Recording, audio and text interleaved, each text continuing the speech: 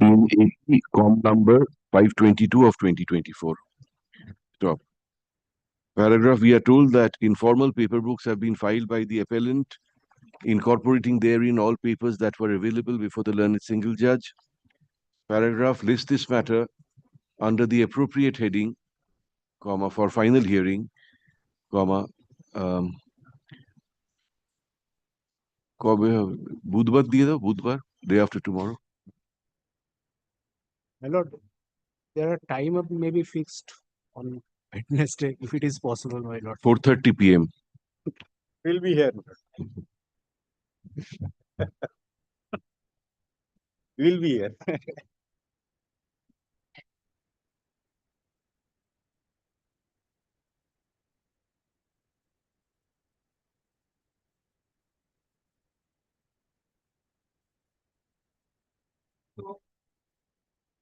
So I'm for the respondent, Your Lordship. The appellant petitioner, my lord. A who is filed by the respondent, I am praying time for filing AR, my lord. Affidavit. What, 37 appeal? So, Your Lordship, is a decree passed by the Honorable Single Judge, ex parte decree. Against that, Your Lordship, they have preferred an appeal without filing any Order 9 Rule 30. Not the ex parte. Now, Your Lordship, they have preferred an appeal after filing a Section 5 application of 551 days delay. Your opposition is with regard to the Section 5. Section 5, Your Lordship. May I file, Your Lordship? Go and file an Order 9 Rule 13. We don't allow these kind of appeals. Is it clear? It's an ex parte decree. So we will dismiss the appeal, withdraw the appeal, go and approach the learned single judge. Why are you keeping this pending like this? There is no stay, they will execute the decree. My lord, kindly give me time for filing reply and then. Affidavit in opposition, you filed today? File, Your Lordship. I have filed, Your Lordship. No, filed today. Yes, Your Lordship. Affidavit in opposition in respect of the application for condonation of delay, comma, filed in court today, comma, be careful with the records.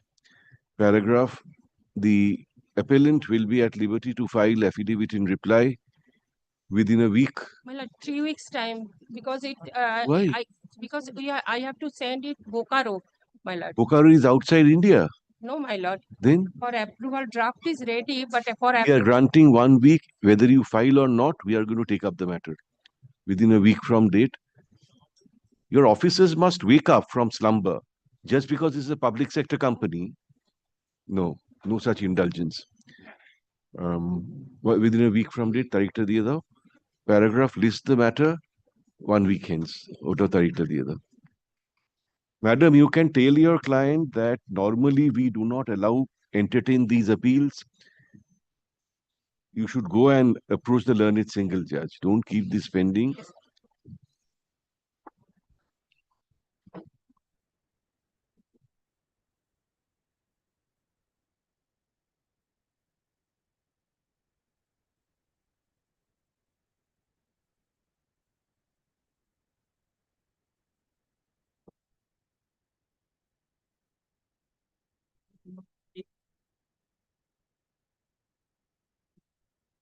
Your Lordship, I appear on behalf of the appellant. On the last occasion, Mr. Dashgupta had taken the point of maintainability with respect to the fact that this would not come under the provisions of Order 43 for it to land appeal. What is the impugned order? Impugned is a revocation of leave under Section 12A granted to me.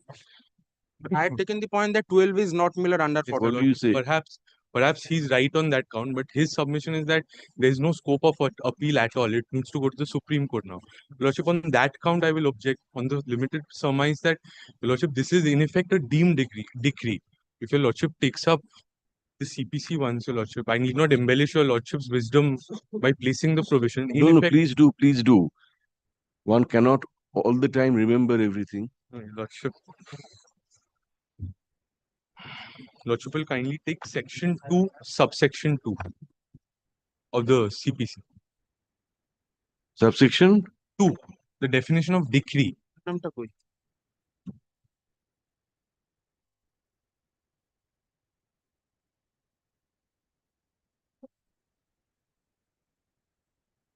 APOT file korojo.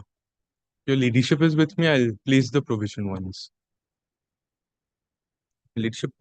Decree means the formal expression of an adjudication which, so far as the court expressing it, conclusively determines the rights of the parties with regard to all or any of the matters in controversy in the suit and may be either preliminary or final. It shall be deemed to include the rejection of a plaint and the determination of any question within. Lordship, over here, in effect, my suit has been dismissed. So it's a final adjudication, in effect, rejecting my. It has been dismissed or your plaint has been returned. Your Lordship, the suit has been dismissed. I'll place the impugned order to your Lordships.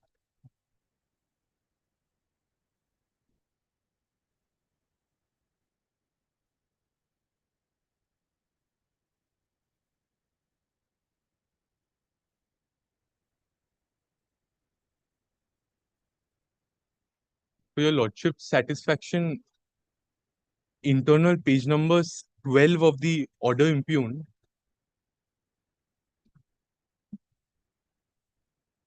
the paragraph number 18, GA2 of 2021 is allowed, which was their application for revocation of the leave granted to me under Section 12A of the Commercial Courts Act.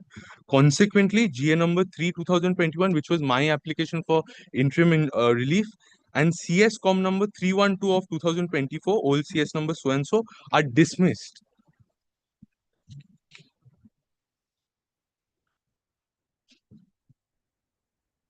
Lordship, this is one of the grounds on which I have assailed the order impugned. Yes, the only thing, Mr. Chakraborty, Order 43, Rule 1 mentions the specific provisions, orders under which are appealable.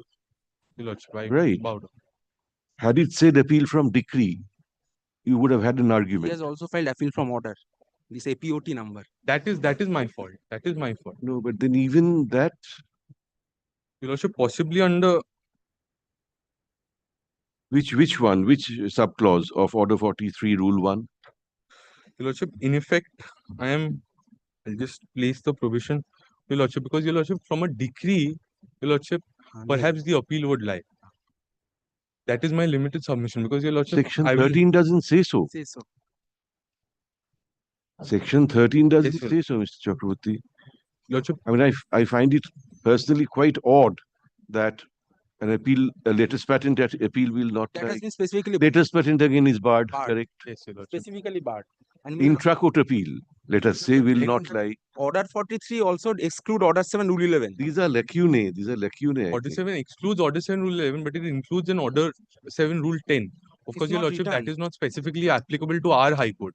Now, Your Lordship, And this is also not Order 7, Rule 10, Okay. because this Your is not a case of. it is in effect dismissing my suit altogether. So, from a rejection, Your Lordship, It does not appear to be appealable, Mr. Go, let the Honorable Supreme Court clarify. Your Lordship, that would. No, because we show us, satisfy us then. Your Lordship, I'll just place the provision, Your Lordship, because in effect it will not particularly help me, because I do concede to the fact that I am out of the limited, the conspectus under which the appeal can Then- be preferred. With all the sympathy that we may have for you, but what can we do? Your Lordship, I thank you. Very odd. Dismissal of the suit, no appeal will lie. Intra-court appeal. Lordship, but otherwise, the only other remedy that I might have is to prefer a review application before the learned single judge. We'll allow you to do that. I mean, we don't need our permission. No, I do not. Your Lordship's permission, of It's course. always there. The review will not merge with the appeal. I will always have. No, that was me.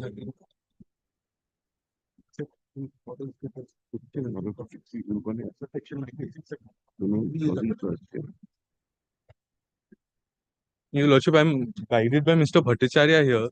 He guides me to the. 13.2 says, as provided in the Act. So if it is an appeal from decree under Section 96, my lord, in my respectful submission, an appeal will lie from a decree. As provided by the Act. Yes, my lord. Your lordship considers 13.2 read with Section 96 of the CPC. 13 of the commercial code software.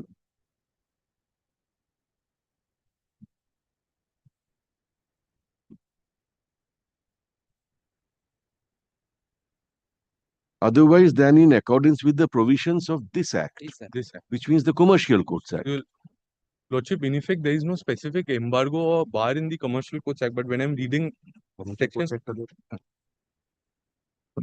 No, the proviso to Section 1, capital A. Commercial Courts Act. আমার against এ বলবে আমি What do you want, a book? No, Your Lordship. I'll just একটু just পরের দিন আসবি আমি তোকে তাহলে দেখে বলে দেবো আমরা আছি। come back. Let him come back. I will try to. You are appearing in the matter. It is No, my, just- we have seen them growing up as kids, my lord. Yes, yes. No. He is arguing, doing very well. It's not Doing that. very well, my lord. I thought maybe Mr. Bhattacharya, we appoint you as the amicus. Come No, back. Your Lordship, No, seriously, because I am personally very unhappy to complex think. question of law otherwise. I am personally very unhappy to think that there is no intra-court appeal from such an order. But then my unhappiness will not do. No, Your Lordship, of course. Mr. Bhattacharya, please take time and come back. Lekho,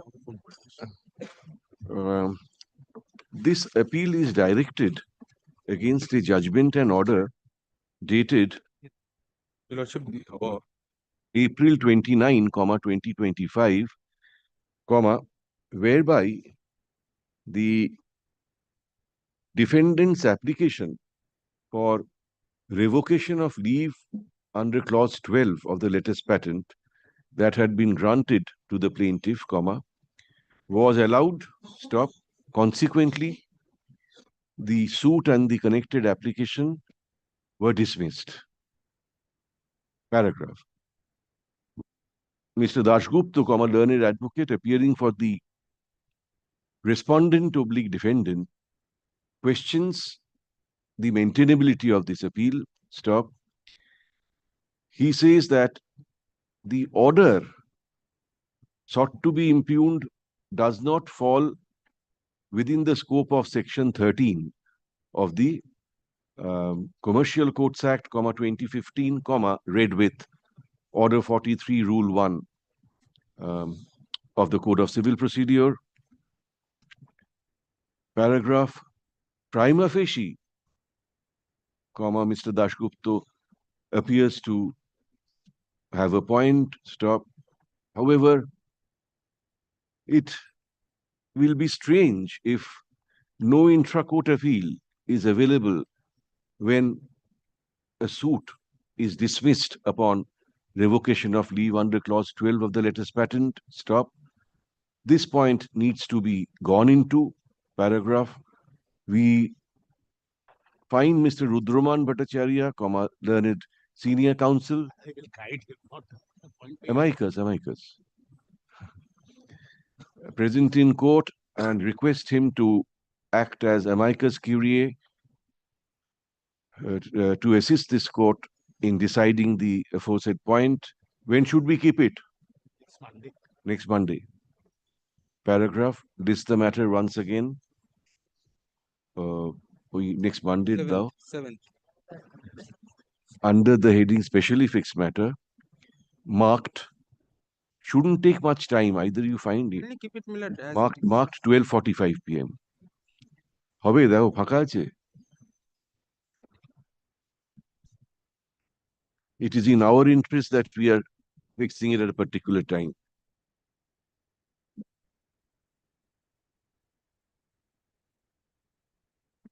grateful to. I was also searching Millard. Our High Court says Millard Order 43 has to be strictly followed. Division benches. As I said, I find it very, very strange that it's such an order. Be happy Millard if Millard. I'm sure you will be.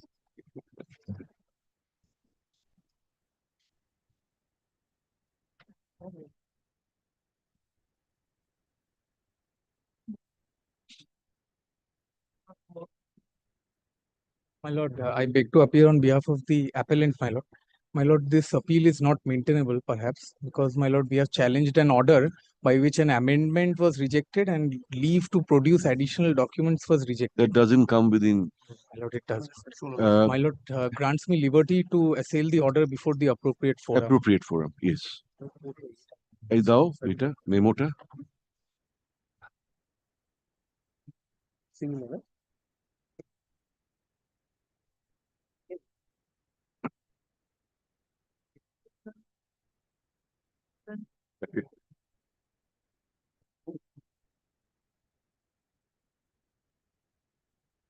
The claim amount is only 16 lakhs. Go to Supreme Court for this. This appeal is directed against an order dismissing the appellant's application for amendment of the plaint and for adducing additional evidence, My lord, additional documents, disclosing additional documents, and for disclosing additional documents. Stop. Paragraph. Learned advocate for the appellant, comma, in his usual fairness says that perhaps this appeal is not maintainable since the order sought to be impugned does not fall within the ambit of Section 13 of the Commercial Courts Act, comma, 2015, comma, read with Order 43, Rule 1 of the Code of Civil Procedure. Paragraph. Learned advocate for the appellant seems to be right. Stop. We appreciate his fairness. Stop. This appeal stands dismissed. Stop. This will not prevent. Is there a connected application? No. No, Lord. This will not prevent the appellant from challenging the order sought to be impugned in this appeal before any other forum in accordance with law. My lord, may I pray for one indulgence, my lord? May I take back the certified copy? Let the certified copy of the impugned order be returned to learned advocate for the appellant upon a true copy of the order, local copy of the order being furnished to be kept with the records. Keep your pleasure.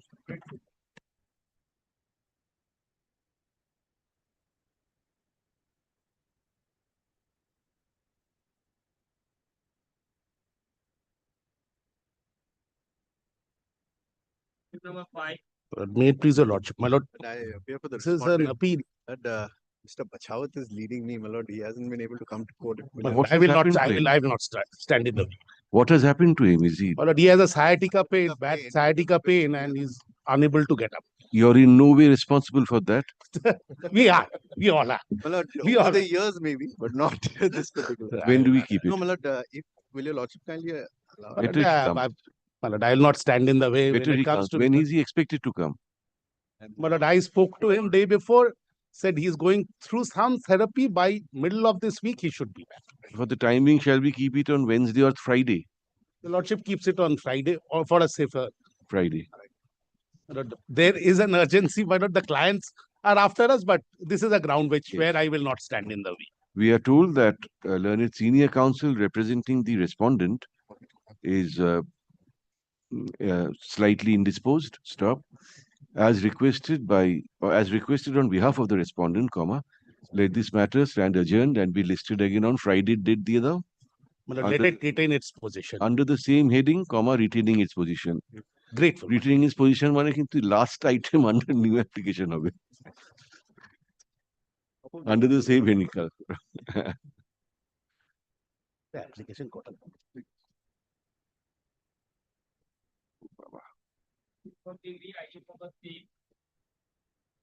I would addressing your lordships.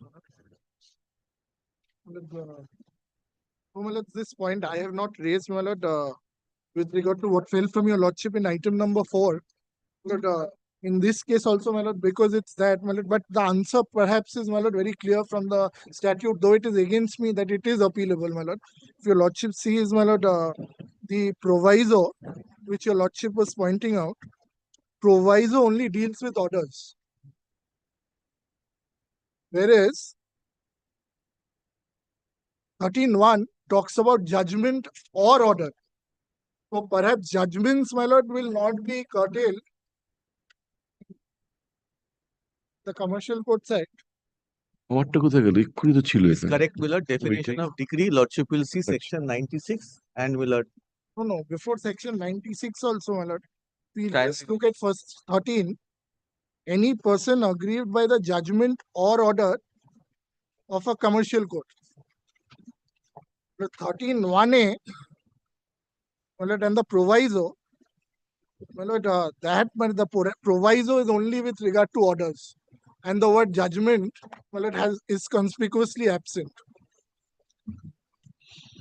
1A proviso is to 1A. My lord, correct. But my lord, 13(1)(a), any person aggrieved by judgment on Mr. Rajudri, you cannot prefer an appeal only against a judgment. A judgment is only correct. the reasoning.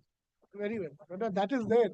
But my lord, if we go strictly, my lord, it will be taken as a decree. I doubt. Anyway, if you want to argue, we have. But I don't want to argue this point. That's why I have not taken this point. Very But well. now I'll get back to my lord the Yes. merits of the. This was argued in this Srishti matter, my lord, paragraph 13, my lord. The 9 and 13, the division bench says, my lord, suit includes a commercial suit, so it will be appeal from a decree. I did not argue because normally we do not take up, because it's, my lord, quite obvious, my lord, there are, my lord, anomalies. The word decree should have been here, my lord, in, my lord, proviso 1, because what was there initially, my lord, because this has come by way of an amendment. Decision. The word decision was there. Now that word decision is omitted by a subsequent amendment. So this creates, my lord, the problem. Very well. Anyways, my lord, so far as our matter is concerned, I am not taking this point. My lord. Yes. Now, my lord, Your the lordship has last to bit, decide. my lord, I had sought, my lord, for production of the plaint, because what was very important is, my lord, the order dated 20th September, by which the leave was actually sought to be granted. My lord, that was not placed before your lordship, nor is there any order to that effect uploaded, my lord. Leave under 12A. 12A. Ishche. So, my lord, the plaint has an endorsement. Let us see. Very good. Aage dinin order ta dao to.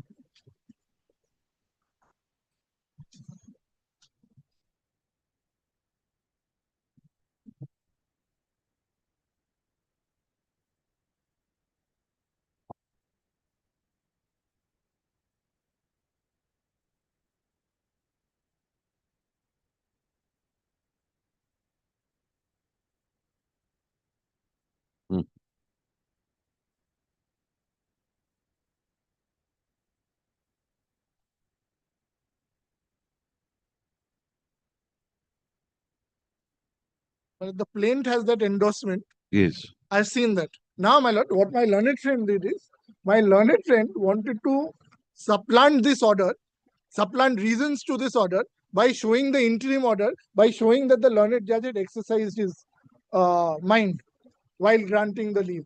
My lord, perhaps that cannot be done. My lord, this is an order passed on a separate date, 20th September.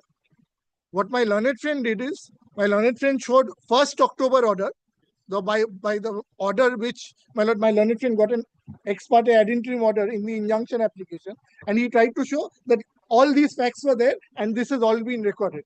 Perhaps, my lord, that cannot be done. Because the order speaks for itself, my lord, 20th September order is very clear.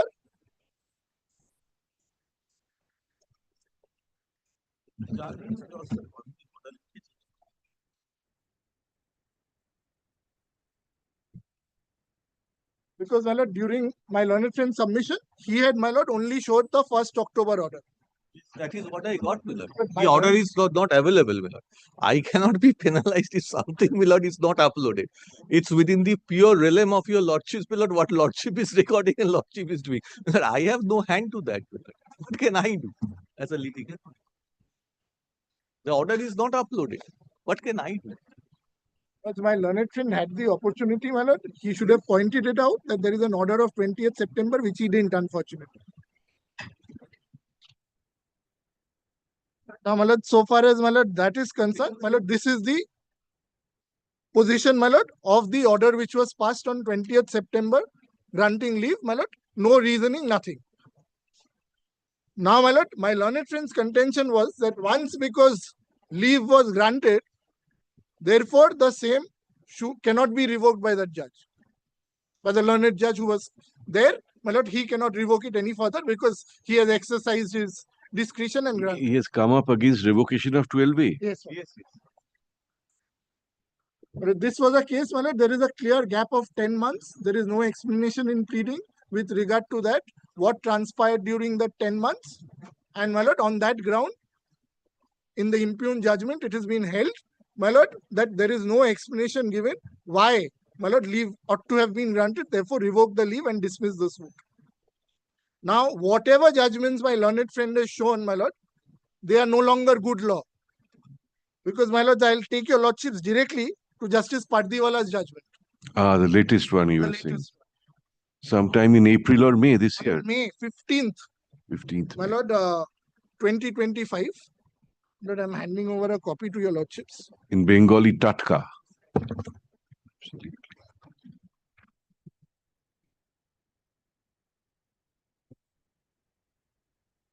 In fact, your lordship knows, my lord, I'm just making this, my lord, I'm not citing any authority for this proposition. My lord, this judgment has been passed, obviously, my lord, after pronouncement by the learned trial court.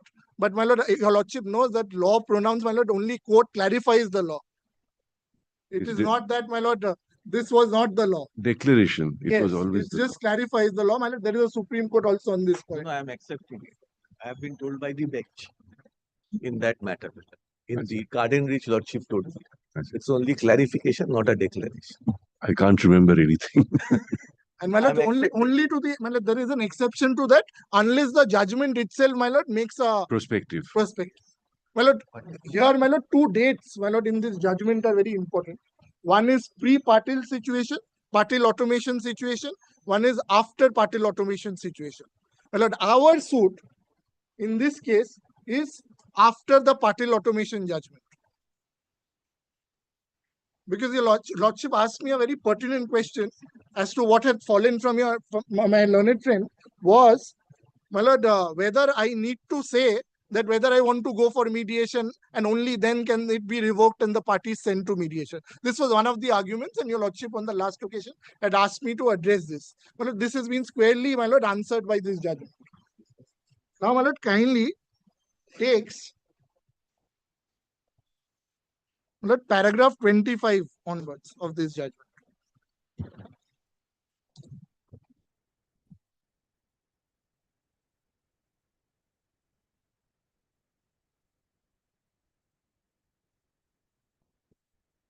Therefore, my lord, in view, my submission is in view of, my lord, this judgment and this pronouncement, my lord, Shrishti infrastructure perhaps does not lay down the correct law. And, my lord, I shall show that also why I am saying so. My lord, having heard the learned counsel, paragraph 25, appearing for the parties, having gone through the materials on record, two questions fall for a consideration.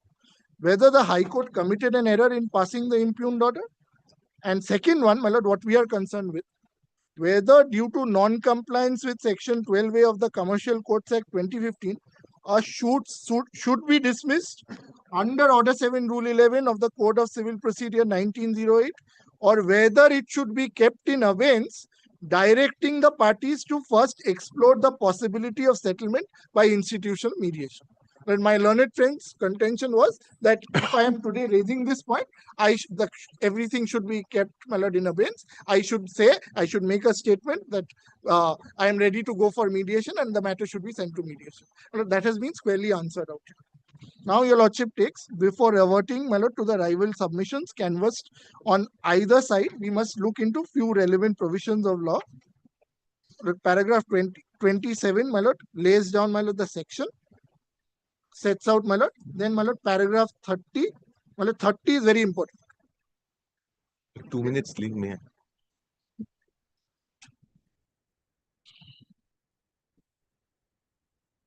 2 minutes leave. Yes. Go. Paragraph 30, it is apposite that we notice the statement and objects and reasons of the amending act. Well, what is very important is 12A in 2015 was not there. It was introduced by way of an amendment in 2018. Well, kindly sees the statements, objects and reasons. The Commercial Courts, Commercial Division and Commercial Appellate Division of High Courts Act 2015 was enacted for the Constitution and Commercial Courts, Commercial Division and Commercial Appellate Division in the High Courts for adjudicating commercial disputes of specified value and for the matters connected therewith or incidental thereto. The global economic environment has since become increasingly competitive, and to attract business at international level, India needs to further improve its ranking in the World Bank Doing Business report, which inter alia considers dispute resolution environment in the country as one of the parameters for doing business. Further, the tremendous economic development has ushered in enormous commercial activities in the country, including foreign direct investments, public-private partnerships, etc., which has prompted initiating legislative measures for speedy settlement of commercial disputes, widen the scope of the courts to deal with commercial disputes, and facilitate ease of doing business. Needless to say that early resolution of commercial disputes of even lesser value creates a positive image amongst the investors about the strong and responsive Indian legal system. It is therefore proposed to amend the Commercial Courts, Commercial Divisions and Commercials Appellate Division of High Courts Act. Then the amendment comes in. As Parliament was not in session, and immediate action was required to be taken to make necessary amendments in the Commercial Courts, Commercial Division and Commercial Appellate Division, High Courts 2015 to further improve India's ranking in the Doing Business report. The President promulgated the Commercial Courts, Commercial Division and Commercial Appellate Division High Courts Amendment Ordinance 2018 on 3rd May 2018. Then, my lord, it is proposed. My lord, what was proposed, my lord, your lordship can skip the first 4 proposals, my lord, small Roman 5. To provide for compulsory mediation before institution of a suit where no urgent relief is contemplated for this purpose. To introduce the pre-institution mediation and settlement mechanism, and to enable the central government to authorize the authorities constituted under the Legal Service Authorities Act 1987 for this purpose. The bill seeks to achieve the above objectives. So in 18, my lord, this proposal came in, and that's how it, my lord, this 12A was introduced, my lord, on 3rd July 2018. Now, my lords, we'll directly come to paragraph 32. Lord, I'm just skipping the preceding portion. A perusal of section 12A indicates that the period during which the parties remain occupied with the pre-institution mediation shall not be computed for the purposes of limitation under the Liquidation Act. Further, if the parties to the commercial dispute arrive at a settlement, the same shall be reduced into writing and shall be signed by the parties to the dispute and the mediator. The settlement arrived shall have the same status and effect as if it is an arbitral award on agreed terms under section 34 of the Arbitration and Conciliation Act 1996. This is another remarkable feature of the mediation regime ushered in by the amending act, which by deeming the mediated settlement at par with an arbitral award provides strong legal backing to the mediation process and ensures that the enforceability of the same is met with a fewer hurdles, thereby increasing the attractiveness of mediation as an alternative to litigation. Thereafter, my lord, kindly sees 33. The aim and object of 12A is to ensure that before a commercial dispute is filed before the court. So, my lord, before even it is filed before the court, the alternative means of dissolution are adopted so that only genuine cases come before the courts. The said procedure has been introduced to decongest the regular courts. Then kindly sees 12A is mandatory in nature. We shall now look into the decision of this court in Patil Automation. In Patil Automation, Supra, this court declared section 12A of the 2015 Act to be mandatory in nature. It further held that pre-litigation mediation is necessary unless the suit contemplates an urgent interim relief. The decision obviated the prevailing confusion as regards the mandatory nature of section 12A of the 2015 Act, as well as the legal consequence of non-compliance, which was necessary in light of divergent views adopted by a number of high courts. A few relevant observations from the decisions are reproduced herein below. Now, then provisions of Order 7, Rule 11 has been considered, my lord, and judgments have been relied on, which say, my lord, Order 7, Rule 11 can even be exercised suo motu by the court. My lord, those judgments have also been relied on. And thereafter, my lord, now comes, my lord, paragraph 35. My lord, right above 35, my lord, relies on the Supreme Court judgment, which says, my lord, that Order 7, Rule 11 can even be exercised suo motu. My lord, 35 is very important. The court summed up its reasoning from paragraph 99 onwards as follows. The Act did not originally contain Section 12A. It is by an amendment in the year 2018 that Section 12A was inserted. The statement of objects and reasons are explicit that Section 12A was contemplated as compulsory. The object of the Act and the amending Act of 2018 unerringly point to at least partly foisting compulsory mediation on a plaintiff who does not contemplate urgent interim relief. The provision has been contemplated only with reference to plaintiffs who do not contemplate urgent interim relief. The legislature has taken care to expressly exclude the period undergone during the mediation for reckoning limitation under the Limitation Act. The object is clear. 99.2, my lord. It is undeniable reality that courts in India are reeling under an extraordinary docket explosion. Mediation as an alternative dispute mechanism has been identified as a workable solution in commercial matters. In other words, cases under the Act lend themselves to be resolved through mediation. Now, my lords, to what my learned friend argued, that I have an inherent right to file a suit, my lord, that is answered here. Nobody has an absolute right to file a civil suit. A civil suit can be barred absolutely, or the bar may operate unless certain conditions are fulfilled.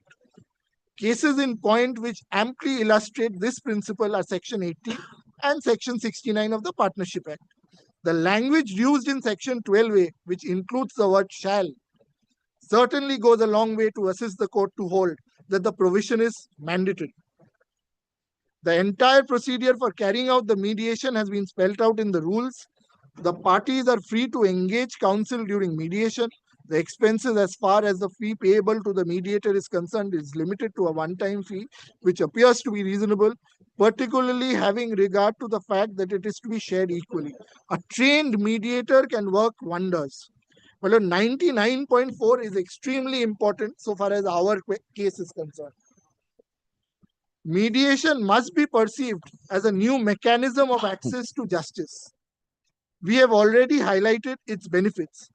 Any reluctance on the part of the court to give Section 12A a mandatory interpretation would result in defeating the object and intention of the Parliament. The fact that mediation can become a non-starter cannot be a reason to hold that the provision is not mandatory. But pausing here for a moment, my learned friend has argued that we have initiated a rectification proceeding way back in January. So in this case, parties are contesting, therefore mediation is not possible. Well, that has been completely, my lord, taken care of. It may be even a non-starter.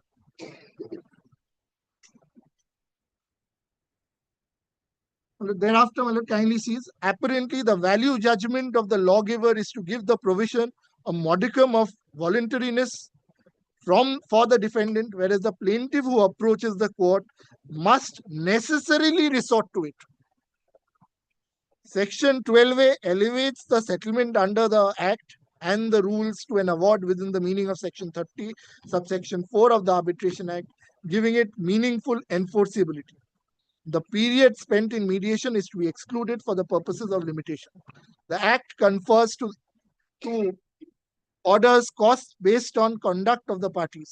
On 36, thereafter, my lord, touching upon the aspect of what the expression does not contemplate urgent interim relief, appearing in Section 12A of the 2015 Act entails the judgment observed that unlike Section 82 of the Code of Civil Procedure, which allows the filing of a suit after seeking leave of the court, Section 12A contains no such stipulation.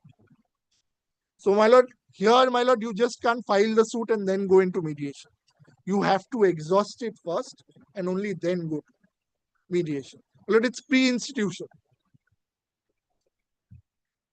Thereafter, my lord, kindly sees, the court also observed that whether the absence of such stipulation under 12A could be misused by litigants to bypass the mandate of pre-litigation mediation was an aspect which may be looked into by the legislature. The observations reads as follows. Then, my lord, para 100 of the judgment is quoted, my lord. Then, my lord, 113.1, my lord, which is para 37. The court ultimately disposed of the matters in the following manner. We declare that section 12A of the Act is mandatory and hold that any suit instituted violating the mandate of 12A must be visited with rejection of plaint under Order 7, Rule 11. This power can be exercised even suo motu by the court as explained earlier in the judgment. We, however, make this declaration effective from 20th August 2022 so that stakeholders concerned become sufficiently informed. Well, in our case, the suit is post 20th August 2022. So, my lord, whatever my learned friend has argued or submitted with the greatest of respect, they were all pertain to, my lord, suit which has been instituted prior to, my lord, 20th August 2022. My lord, the departure, my lord, has been made very clear subsequently also, my lord. I shall come to those portions. But, my lord, that I have to say right now that I have to go for mediation, my lord, that is, my lord, no longer a requirement. If a party today files a suit, my lord, he makes certain amendments on 12A, my lord, and the court, my lord, finally sees that the 12A, my lord, is, my lord, not maintainable. Or, my lord, the grounds have not been made out.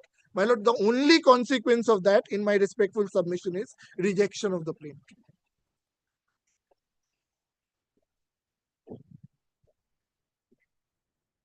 Now, my lord, kindly sees even, my lord, 113.3. Finally, if the plaint is filed in violating section 12A after the jurisdiction High Court has declared 12A mandatory, also the plaintiff will not be entitled to any relief. Then, my lord, paragraph 39. The position of law is well settled that the plaint may be rejected under Order 7, Rule 11 of the Code of Civil Procedure if any of the conditions specified therein are fulfilled. The decision in parte automation recognized this principle and stipulated that beginning 20th August 2022, any suit instituted under the 2015 Act without complying with Section 12A must meet with the fate of rejection of plaint under Order 7, Rule 11. It is also pertinent to observe that under Order 7, Rule 11, no time period within which the plaint may be rejected has been stipulated. The power to reject a plaint thus can be exercised at any stage of the suit. This court in Madanuri Sri Ramachandra Murthy versus Syed Jalal, reported in 2017-13 SCC 174, observed that the power to reject a plaint is exercisable by the court at any stage of the suit. The relevant observations read as under, but then that is quoted, my lord. I'm just skipping that. My lord, now coming to paragraph 41, straight away. At this juncture, we would like to point out that the trial court in the instant case, while refusing to allow the application of the appellant under Order 7, Rule 11, observed that the application having been filed at a belated stage of more than a year after filing of the written statement was liable to be rejected. However, the decision in parte automation does not leave any scope for a similar approach to be adopted by courts anymore in cases where Section 12A has not been duly complied with.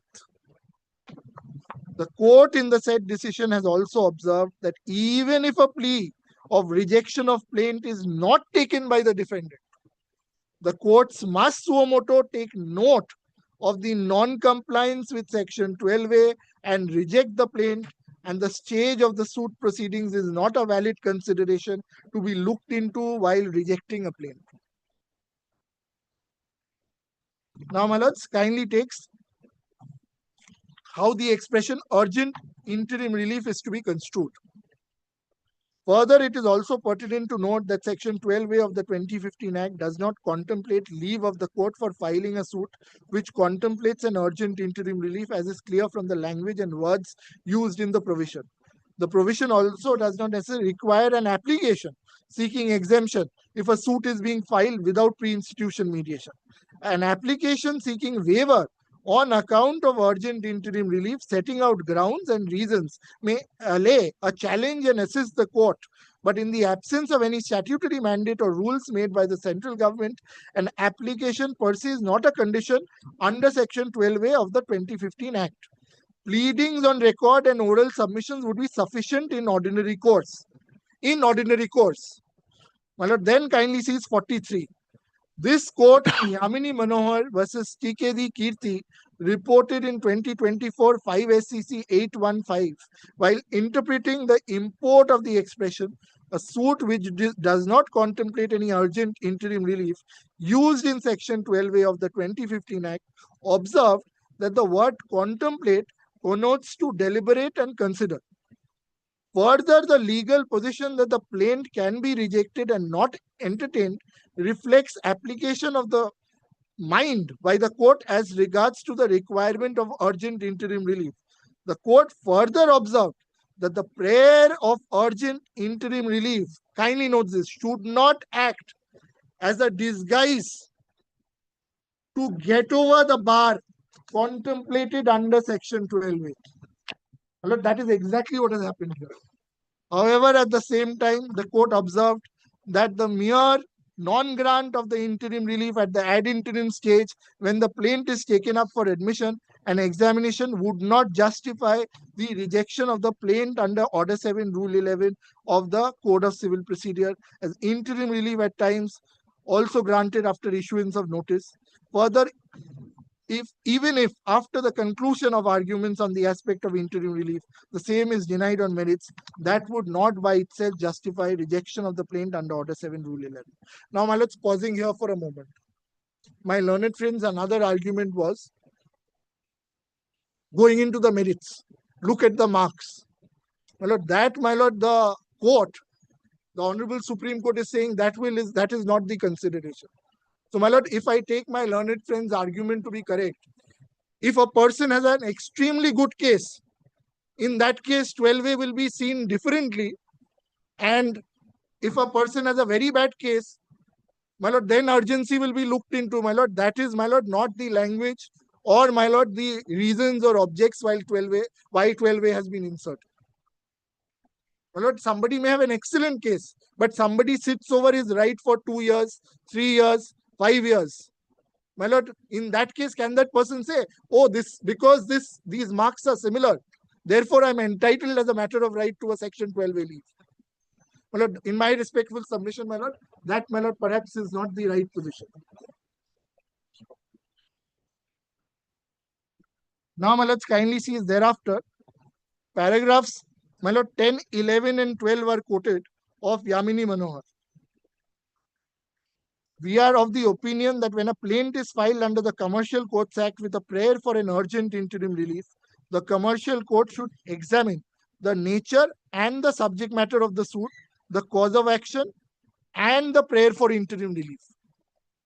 Now, my lord, this is only to see whether there is any urgency required or not. What is the urgency? Can it not wait the period of mediation laid down by the statute? My lord, which is in this case, my lord, 3 months, and to a maximum of another 2 months, 5 months. So whether a plaintiff can wait for a period of 3 months or not, my lord, before asking for that interim relief. Now, my lord, kindly see thereafter. The prayer for urgent relief should not be a disguise or mask to wriggle out of and get over Section 12A of the Commercial Courts Act. The facts and circumstances of the case have to be considered holistically from the standpoint of the plaintiff. Non-grant of interim relief at the ad interim stage when the plaint is taken up for registration, admission, and examination will not justify dismissal of the commercial suit under Order 7, Rule 11 of the court at times. Interim relief is granted after issuance of notice, nor can the suit be dismissed under Order 7, Rule 11 because the interim relief post the arguments is denied on merits and on examination of the 3 principles, namely prima facie case, irreparable harm and injury, and balance of convenience. So, my lord, these are not the criteria for 12. The fact that the court issued notice and or granted interim stay may indicate that the court is inclined to entertain the plaint. Now, my lord, paragraph 11.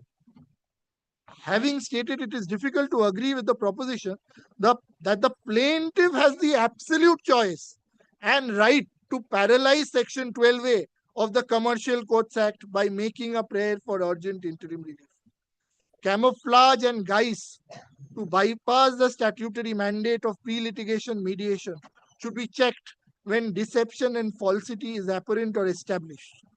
The proposition that the commercial courts do have a role, albeit a limited one, should be accepted. Otherwise, it would be up to the plaintiff alone to decide whether to resort to the procedure under Section 12A of the Commercial Courts Act. But pausing here for a moment. In this case, my lord, January, my lord, 2024, they say they have knowledge. I have flooded the market. These are the averments. My lord, they wait till September. No averments whatsoever. Between this 10-month hiatus is completely unexplained. Now, my lords, now the question comes is, my lord, whether there ought to have been a pleading with regard to that. Why did they not do anything for this period of 10 months? My lord, that is the urgency. They have to justify that. But, my lord, the plaintiff is conspicuously silent on that aspect. And, my lord, the impugned order is also held. And, my lord, an argument, the only argument which was made is, my lord, this is an intellectual property suit, recurring cause of action. Every act of infringement gives rise to a fresh cause of action. So, my lord, if I take that to be correct, my lord, then, my lord, in no intellectual property suit, my lord, 12A will ever be a bar. 12A becomes a matter of course. My lord, and the court exactly, my lord, the Honorable Supreme Court says otherwise, my lord. Now, my lord, kindly sees paragraph 12. The word contemplate any urgent interim relief in Section 12A(1) of the Commercial Courts Act with reference to the suit should be read as conferring power on the court to be satisfied. So, my lord, satisfaction of the court is required. My lord, it's very similar to, my lord, the clause 12 leave, which is taken, my lord. Initially, it is granted, my lord, if a party comes up tomorrow with an application, my lord, and says, my lord, clause 12 has been wrongly granted.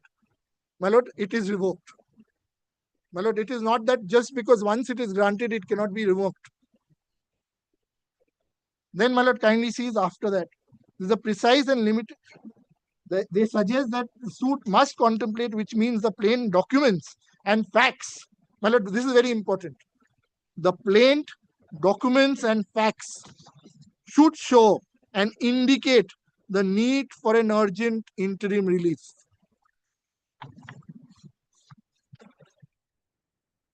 This is the precise and limited exercise that the commercial courts will undertake, the contours of which have been explained in the earlier paragraphs. This will be sufficient to keep in check and ensure that the legislative object intent behind enactment of 12A of the Commercial Courts Act is not defeated. Then, my lord, 44. My lord, now coming back to the current judgment. Thus, it becomes clear from a perusal of the aforesaid decision that the test under Section 12A is not whether the prayer for urgent interim relief actually comes to be allowed or not. So, my lord, merits not relevant, but whether on an examination of the nature and the subject matter of the suit and the cause of action, the prayer for urgent interim relief by the plaintiff could be said to be contemplable when the matter is seen from the standpoint of the plaintiff. Further, what is also to be kept in mind by the courts is that the urgent interim relief must not be merely an unfounded excuse by the plaintiff to bypass the mandatory requirement of Section 12A of the 2015 Act. Now, if your lordship directly, I'll take your lordships not to the other portion, but the concluding portion, my lord. Now, my lord, kindly comes to paragraph 62. My lord, where the law has been summarized. In light of the aforesaid discussion, we summarize our findings as under. The decision of this court in Patil Automation lays down the correct position of law as regards Section 12A of the 2015 Act by holding it to be mandatory in nature. Now, kindly see, as held, in paragraph 104 of the decision in Patil Automation, the declaration of mandatory nature of 12A of the 20 relates back to the date of the amending act. See, as held in paragraph 113.1 of the decision in Patil Automation, any suit which is instituted under the 2015 Act without complying with section 12A is liable to be rejected under Order 7, Rule 11. However, this declaration applies prospectively to suits instituted on or after 20th August 2022. Then, my lords, kindly sees the other point which my learned friend had raised, my lord. That is also, my lord, taken care of. My lord, J, in suits instituted without complying with section 12A of the Act 2015, 12A of the 2015 Act prior to 20th August 2022, which are pending adjudication before the trial court, the court shall keep the suit in abeyance and refer the parties to time-bound mediation in accordance with 12A of the 2015 Act if an objection is raised by the defendant by filing an application under Order 7, Rule 11, or in cases where any of the parties expresses an intent to resolve the dispute by mediation. So, my lord, pre-2022, pre-Patil Automation, different law, which my learned friend argued, that is, my lord, pre-Patil Automation. Post, my lord, there can be only one thing which can happen, which is, my lord, rejection of plaint if 12A has not been satisfied. My lord, now this is, my lord, the current position. So, my lord, Justice Mukherjee's judgment division bench, my lord, I'll show that also. But more importantly now, if your lordship takes, my lord, I had handed over a compilation, my lord, the other day, which we had filed.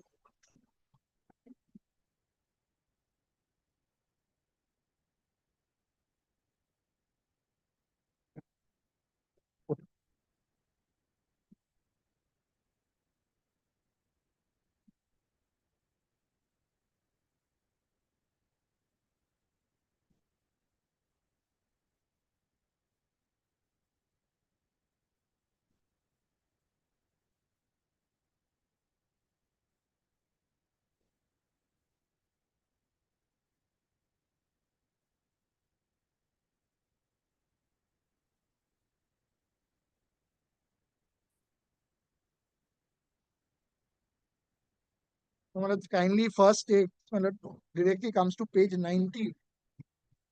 The single judge.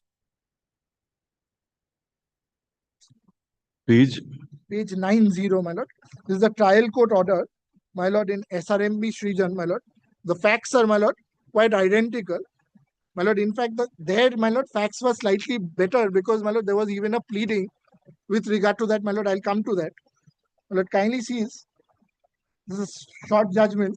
The plaint which is appearing in the list for presentation inter alia relates to infringement of trademark and passing off. In para 14 of the plaint, it has been alleged that in the month of May 2021, the plaintiff came across identical products being sold by the defendant, infringing the plaintiff's mark and passing off its goods and services as the same were of the plaintiff.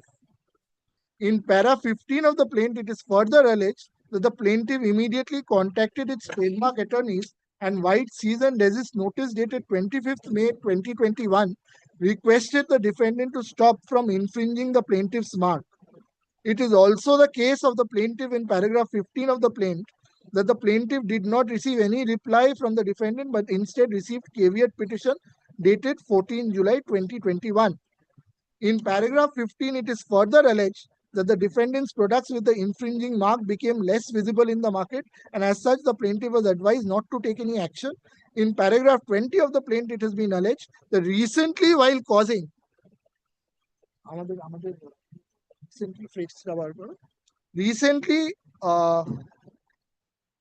while causing regular market survey, the plaintiff's agents came across the TMT bars sold by the defendant infringing the plaintiff's mark. The plaintiff again issued a cease and desist notice on 26th April 2023 and has thereafter filed the plaint in the computer section of this court on 26th July 2023. So, my lord, initially 2021 knowledge, Then, my lord, they give some sort of an explanation and they issue a second notice on 26 July saying recently they've come to know. On a conjoint reading of the averments in the plaint as aforesaid, it is clear that the right to sue for the first time accrued in favor of the plaintiff in May 2021. The plaintiff had immediately taken legal steps by issuing cease and desist notice. The plaintiff had immediately, the defendant did not reply but sent a caveat instead. The next allegation is that the product of the defendant was less visible in the market after that. It is not the case of the plaintiff that the defendant had stopped altogether in manufacturing and or selling the products infringing the mark of the plaintiff. The plaintiff's case is that on being advised, the plaintiff did not take any steps. The plaintiff therefore consciously did not pursue any legal remedy when its cause of action to initiate proceedings arose in May 2021 or within a recent time therefrom. The plaintiff's further case is that recently it has come across the infringing TMT bars of the defendant. The suit is sought to be instituted on this subsequent cause of action, if any, when the infringement of the plaintiff's right continued from May 21. The term recently has, however, specified in the later part of the plaint to be May 2023. 2 years therefore passed in between. It is well settled that the right to sue when the same accrues for the first time does not get deferred, as held in 2016-13 SCC page 1. A plaintiff is free to file a suit based on successive cause of action, but its right to sue does not get deferred from the time it arose for the first time, even though the plaintiff submits while presenting the plaint that the infringement of the plaintiff's mark by the defendant is a continuous cause of action. Then also on basis of the averments as made in the plaintiff's right to sue, which for the first time accrued in May 2021 or immediately thereafter, does not get deferred. In order to seek dispensation of the mandatory provisions of Section 12A of the Commercial Courts Act 2050, the plaintiff at the stage of presentation of the plaint from its averments has to prima facie demonstrate contemplation of an urgent interim relief. The contemplation, if any, of the plaintiff had or ought to have arisen when the plaintiff in May 21 found its mark to be infringed. The plaintiff, even after issuing a cease and desist, did not pursue its remedy, though the defendant did not stop its production and sell, as its products were visible but less. The institution of a suit is an original proceeding, and contemplation of urgent relief has to be when its right to sue first accrues, which is dependent on its first cause of action. The plaintiff was therefore required to approach the court within a reasonable time from the first cease and desist notice issued on 25th May 2021. It is not the case of the plaintiff as discussed above. After receiving the cease and desist notice dated 25th May 2021, the defendant stopped selling or manufacturing its product by infringing the plaintiff's mark. The right to sue therefore did not accrue either independently or for the first time in May 2023. My lord, thereafter, my lord, on this basis, my lord, dispensation was refused, my lord, and the plaint was rejected. Now, my lord, kindly turns over to page 94, which is the division bench order. An appeal was preferred from us.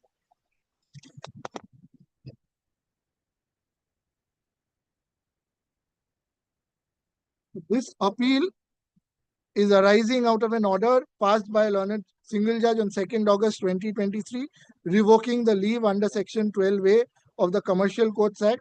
The reason for revoking the leave, here also, my lord, one honorable judge had granted the leave, another judge had revoked, and my lord, from there was an appeal.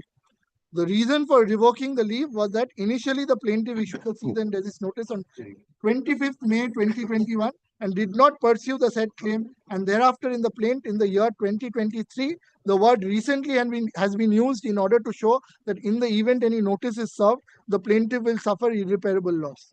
In the first place, the plaintiff could have shown urgency in May 2021 and claimed dispensation of Section 12A if it were a clear case of infringement and the plaintiff is the registered owner of the mark. Usually in a suit for infringement, ex parte order is passed on the principle that prejudice may be caused to the plaintiff in the event of any notice being served.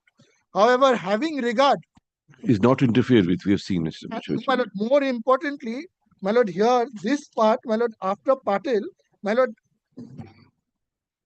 there is no pleading that after the earlier season desist notice, the defendant has withdrawn the alleged infringed material. Well, last 3 lines. But subsequently, what transpired is absent.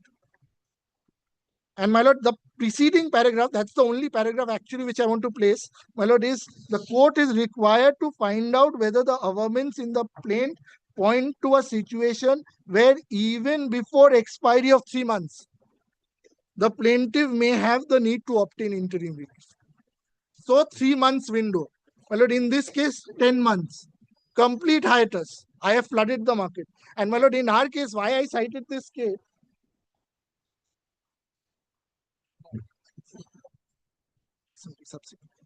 So my lord, in this case also, my lord, it was not interfered with.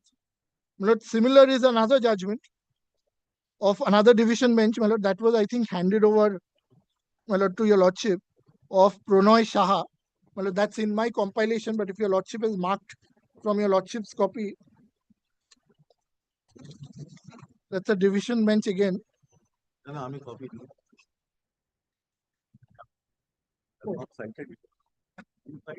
You had referred to it. My lord, kindly see. I have not cited. Very well, my lord. It's a Page 104, my lord. Page 104 of my compilation, my lord.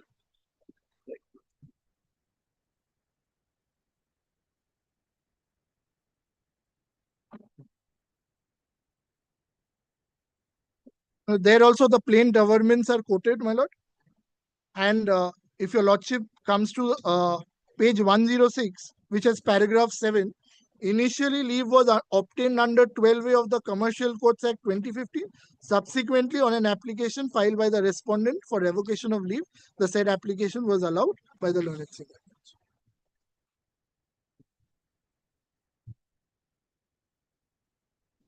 The relevant portions, my lord, is quoted, my lord, paragraphs 10 and 11, which is at page 108.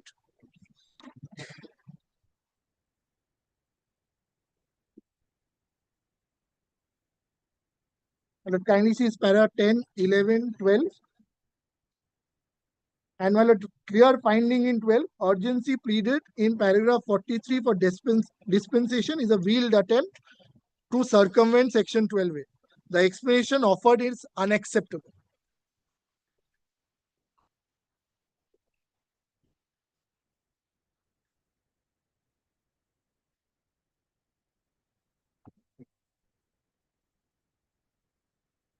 Yes. So, my lord, here also, my lord, not interfered with. Now, my lords, I'll take your lordships directly to the plaint now. My lord, the plaint starts at page 368, volume 3.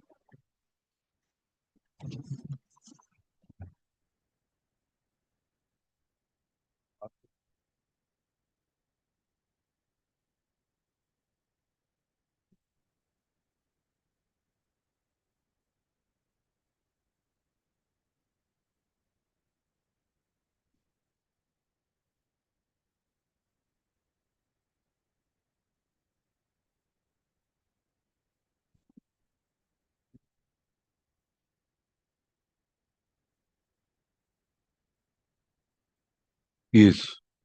My lords, kindly directly comes to, I'll take your lordship, I'll start from paragraph 28, my lord, of the plaint. Your lordship will get paragraph 28 on in page, my lord, 380, 82, my lord, 381 in fact, 381 bottom it starts.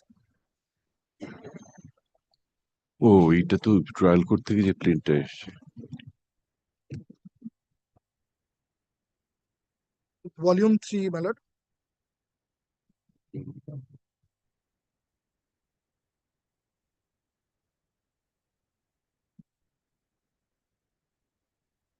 Yes.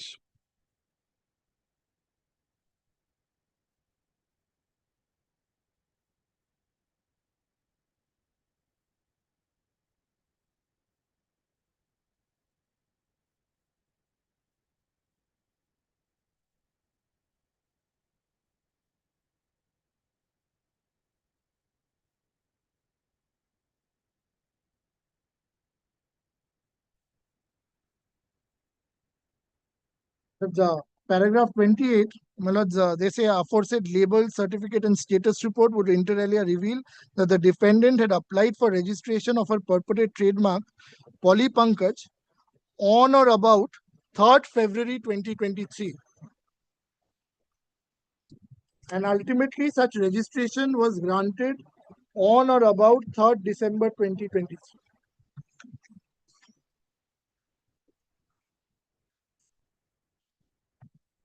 This is paragraph 28. Apropos this, your lordship takes page 420. I think it's in the same volume.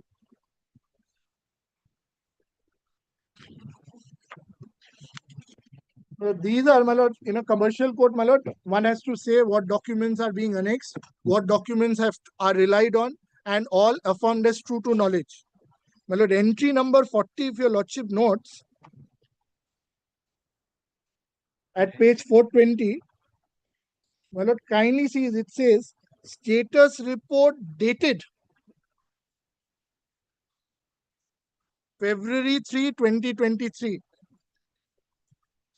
Lordship will read full, my lord, what is written. February 3, 2093 or something. 2903. Not 2023. The 9, while submitting, my learned friend said 9 was an obvious mistake. Obvious. Well, I did not say. I said the date was an obvious mistake. This is the problem. I said date is an obvious mistake because its registration is 23rd February 2020. Submit again. No, I am saying you don't put words in my mouth. Don't do that. So, my lord, it says status report dated, my lord, whatever date is given. Now, my lord, if 3rd February 2023, my lord, if they would have visited the website of the trademark registry, they would have got a status report saying I have already applied for the trademark. And my lord, this paragraph has been affirmed in the plaint as true to his knowledge, not information derived from records. So if it's true to his knowledge, my lord, then it would obviously go back to 3rd February 2023. My lord, kindly sees, my lord, the jurat portion, my lord, every plaint, every document has, my lord, an affidavit and a jurat portion, so that, my lord, there is some accountability, some responsibility to what has been stated. And here, my lord, it says, my lord, that it is true to his knowledge, so far as this paragraph is concerned. So, my lord, even if I go by his paragraph 28 averment, then also, my lord, it is true to his knowledge. Now, my lord, 3rd February 2023 is true to his knowledge. Then he says, 3rd December 2023, I have got a registration also in my favor. Now, we paragraph first time. Now, my lord, kindly takes paragraph 25. My lord, it's all, my lord, everything is happening. It's the detailed register. That is 98. Now, my lords, I'll directly take your lordship to the cause of action paragraph. 93. Now, my lord, kindly takes paragraph 93.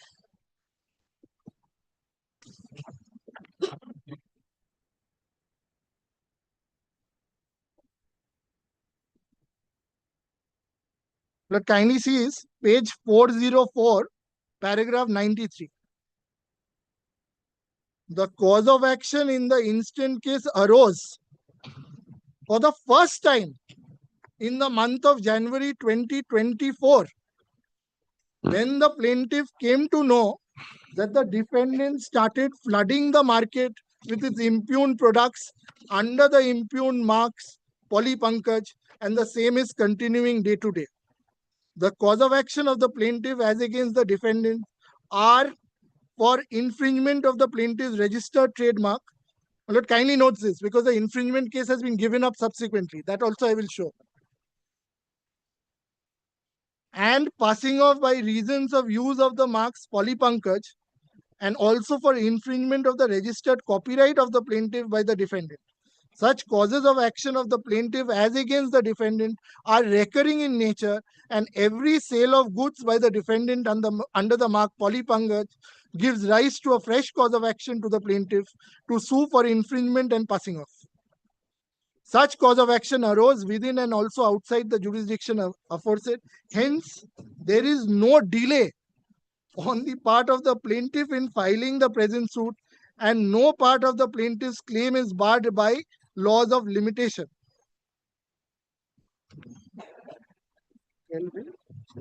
12A is para Para 98. 98. Now, if your lordship now sees 98, the instant suit is for infringement and passing off, which contemplates urgent relief to protect the interests of the plaintiff. The Trademarks Act 1999 makes it abundantly clear that it is the option of the plaintiff to seek urgent interim reliefs. So it is solely at his discretion. He can seek whenever he wants to. The defendant has obtained registration of the mark Polypankaj in imitating the same color combination artistic work which has been adopted by the plaintiff, and the mark appears to have been registered on 3rd December 2023. There it was first time, now he goes back to 3rd December 2023. The plaintiff has duly filed an application for rectification on 4th January 2024. The parties are already litigating over its right in respect of the registrability of the defendant's mark Polypankaj before the trademark registry. So roughly how long you'll take, Mr. Rajatri? I'll take perhaps another half an hour. Come back after recess then. Very well. Continue.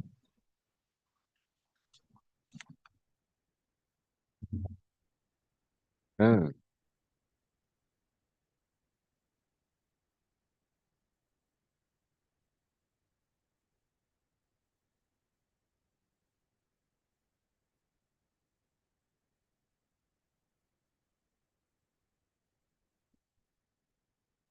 After recess কোনো fixed কিছু নেই তো?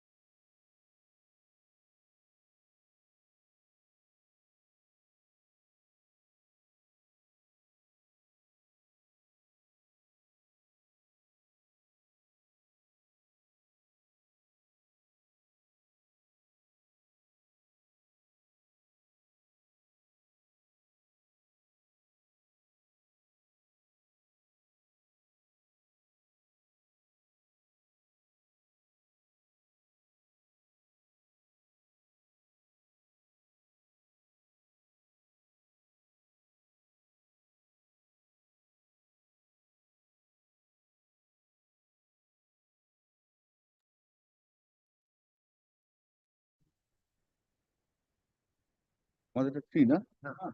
Our matter is item 3 file. TRL CRL CP 7.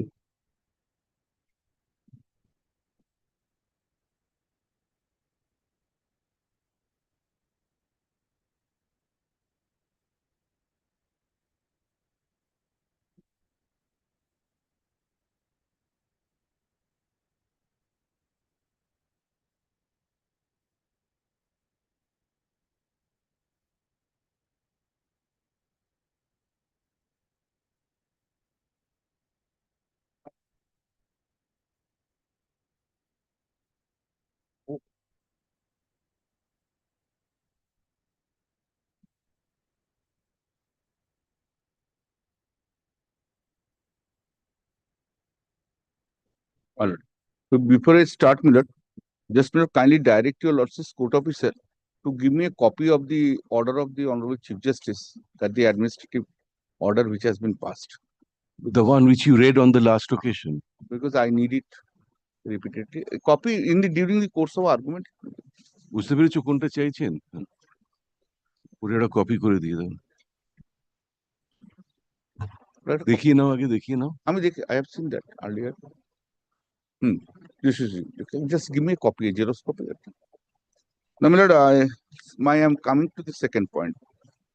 My lord, kindly take the affidavit filed by one Tisha Guho, which is the source of information of the Honorable Chief Justice as it appears to me, and which your lordships have also considered.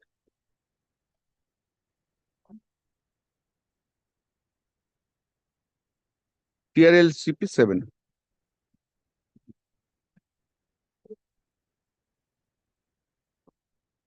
এই কিছুই তো খুঁজে পাচ্ছি না।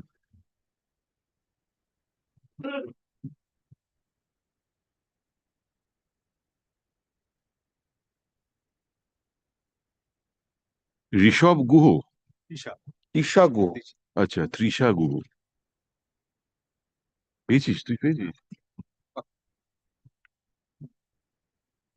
তৃষা গুহ, একটু পরিষ্কার copy হবে না? একটু পরিষ্কার কপি দেখো না হয় কিনা, নাল দিও। 28th April 2025 affirmation. Affirmed on 28th of April 2025. কবে affirmation হয়েছে? 28th April. Yes. 28th April.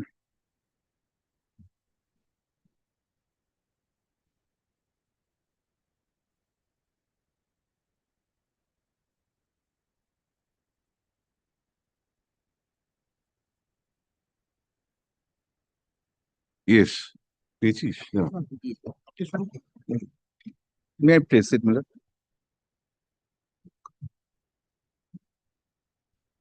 May I place? এটা একটা ফাইলের পেছন দিকে পেলাম।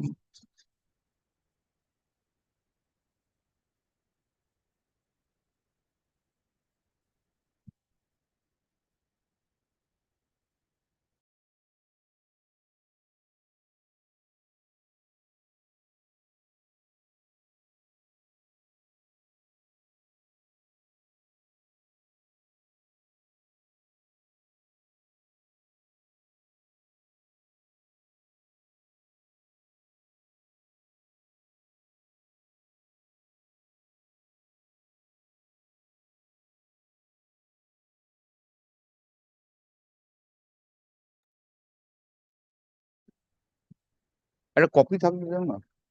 কপি এক্সট্রা কপি আছে? We will get you. আমাদের কাছে একটা এক্সট্রা কপি দাও না। হ্যাঁ,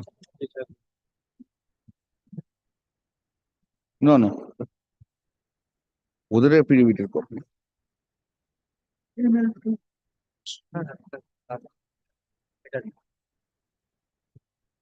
আছে, দেখে নিবি তো check up.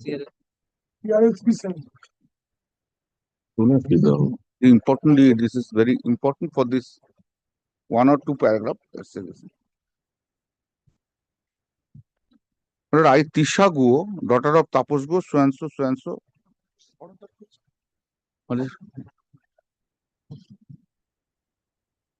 I, Tisha Guo, so and so, so and so, with by occupation law student, residing at so and so, do hereby solemnly state and declare as follows. That I am so and so. Come to paragraph 2. That I am a law intern under Firdos Samim and Gopa Biswas. Both are advocate, usually practice at Calcutta High Court and having chamber at 10 Kiran Shankar Rai Road, opposite side, Civil Court, so and so, Calcutta. I have witnessed a serious, contemptuous and disturbing incident in and around High Court, Calcutta and its surrounding areas. Therefore, I am giving this information and I being an informant making this affidavit for the necessary and appropriate actions and or steps against the said persons. Right. Therefore, she was informing an information, and that was a basis of initiating or whatever it may be said that contempt. My point is, the Honorable Chief Justice had no independent information, but information was based on this.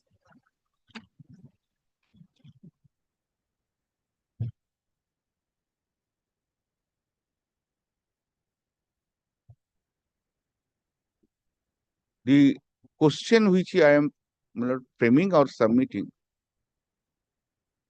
if the Honorable Chief Justice has no independent information and initiates contempt proceeding on the basis of the information in the shape of affidavit of petition has been given to the Honorable Chief Justice, can it be a suo motu contempt proceeding?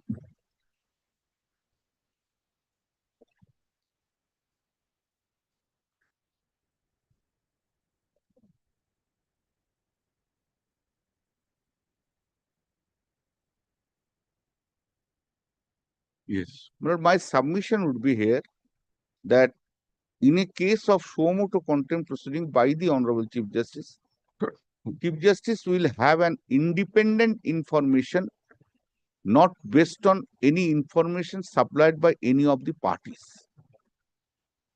And your Lordships in your Lordships order have indicated these are the petitioners. And they are contesting the matter.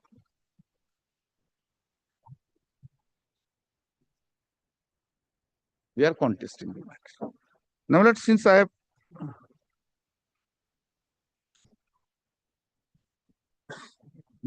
I am reading this affidavit, let me read this. That on 24th April 2025 at around 4 p.m., a group of individuals started causing unrest in and around High Court, Calcutta, and in front of 6 old posters blocking the main road and entrance of the High Court, Calcutta, so and so. Thereafter, mob went to a large number of persons started using filthy languages against Honorable Justice Vishwajit Basu, and by showing Honorable Justice Vishwajit Basu's photograph, they targeted Honorable Justice by using filthy language and create en bloc. Thereafter, even targeted advocate also. My submission would be, so far the honorable judges are concerned, if it has been done, of course, it's a contempt. But so far the advocates are concerned, it's not a contempt. There may be a criminality may be there. That's a different thing. That's a different thing.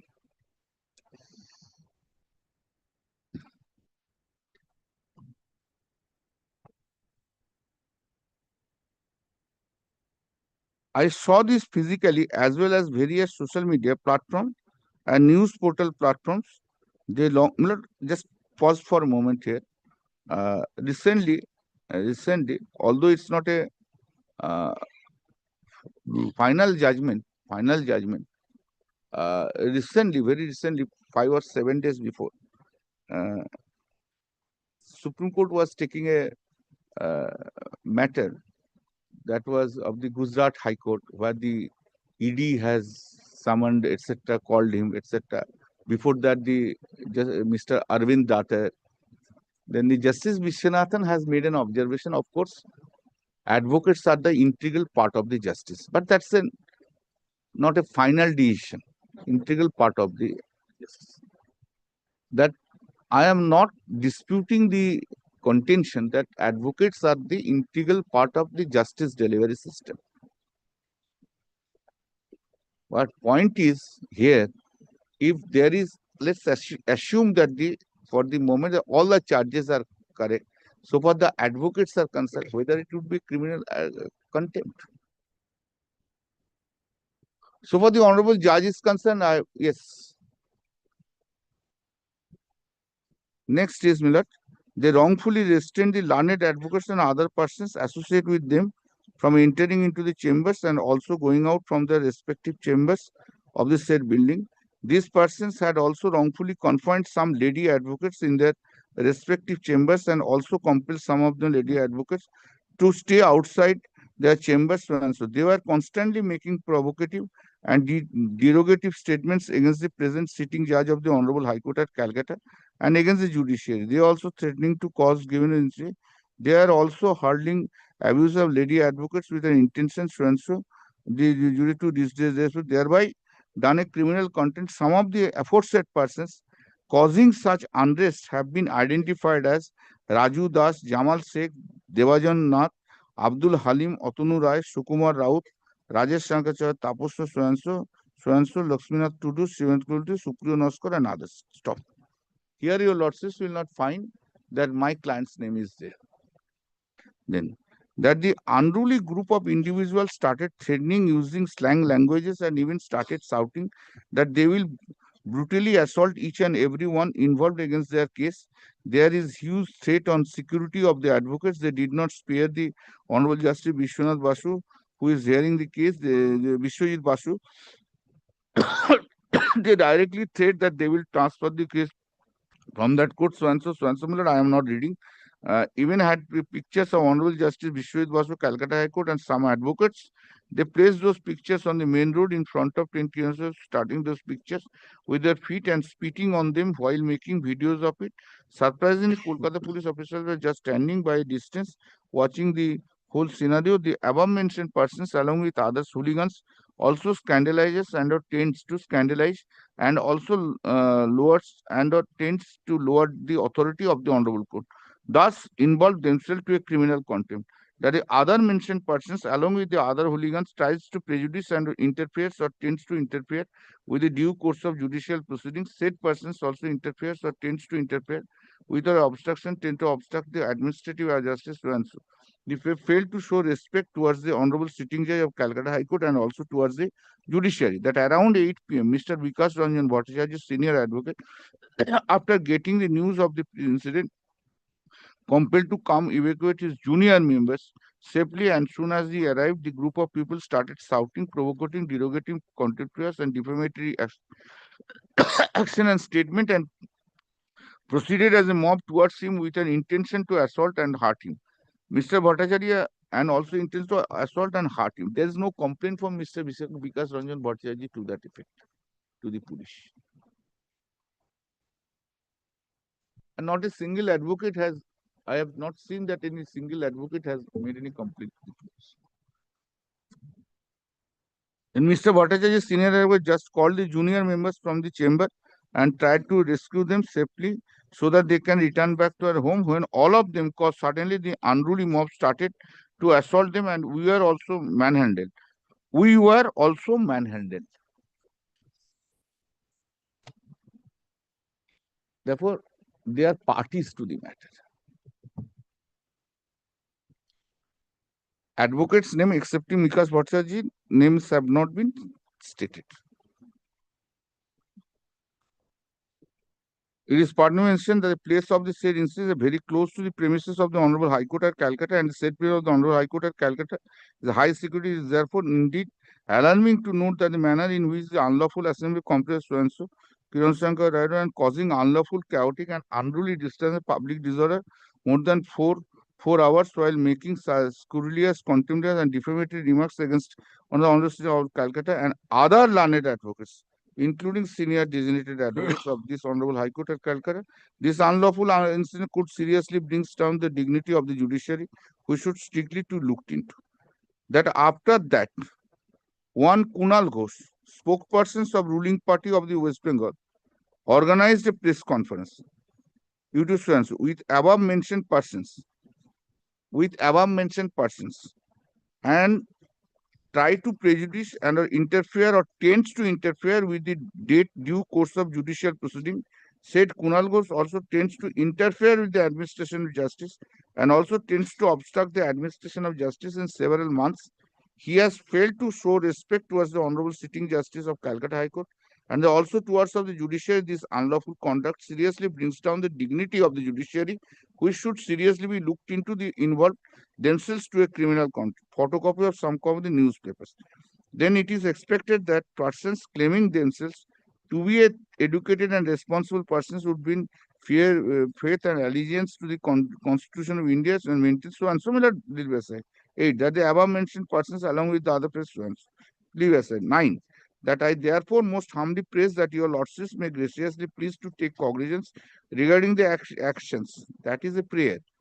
And statements made by the above named persons, including Kunal Ghosh, so and so, towards an initiate suo motu contempt proceedings, so and so. Now, therefore, if we just see the incidents, they have not said at the time of the occurrence of the incident, Kunal Ghosh was present.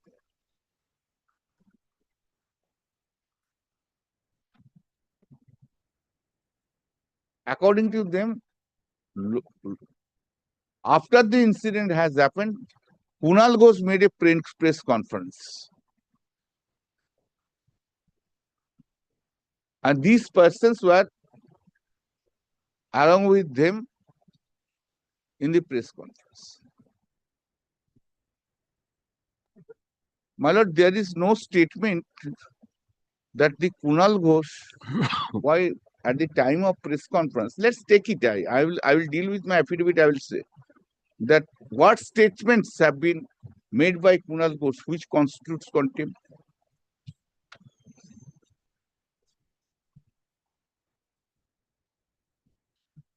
Kunal Ghosh was not present at the time of incident. Kunal Ghosh did not pass any remark against the justice. Neither whatever has been said that the Kunal Ghosh was involved there. Whether holding a press conference along with the, let's take it for the timing argument's sake, that they have the contempt, they have committed a contempt. Whether if I hold a press conference about anything, not hitting the judiciary,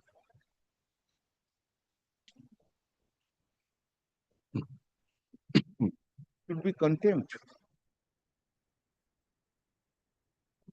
Criminal contempt.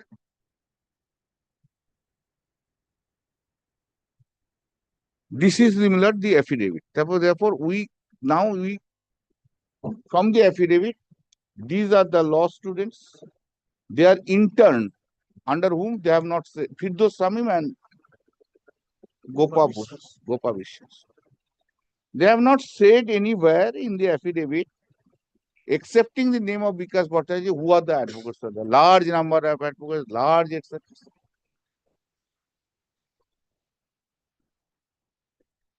There is not a single document which can show that the incident was reported to the police.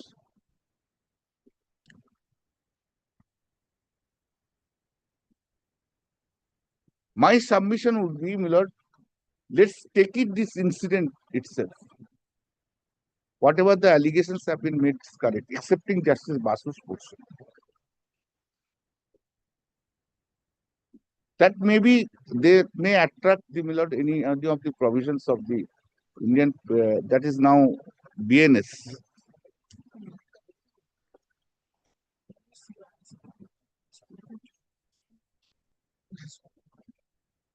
Now, in this matter, my lord, with no complaint is there. There may be other matters. I am not appearing in other matters, but I am saying in this matters there is no complaint. No.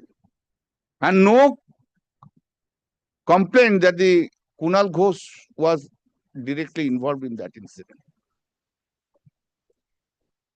Now, my lord, next is, my lord, I kindly come to page 9.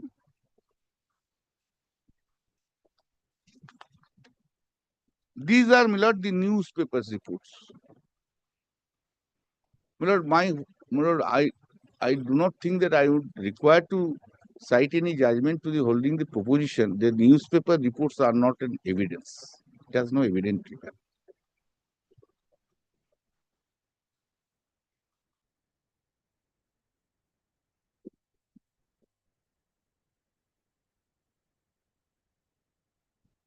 If they take, even I will say submit that if they want to rely upon them, they should have called for them the writers, authors, and the editors as witness, so that I would have got the chance to cross-examine them. What is written and what is not written. There is no prayer.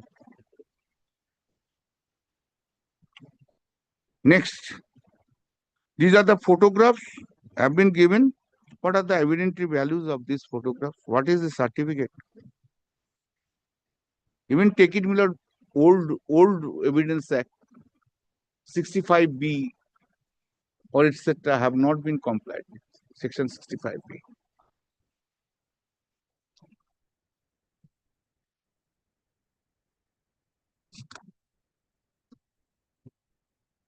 My lord, my submission would be before a lordship in short, it's a quasi-criminal trial.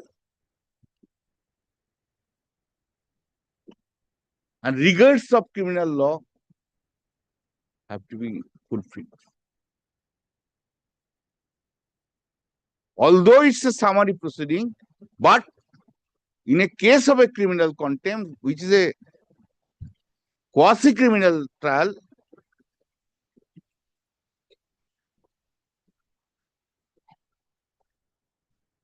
it cannot be. If they rely upon, they have to bring witnesses. They have not brought it.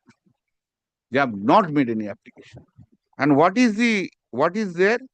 Let's read it. Even assuming that's not.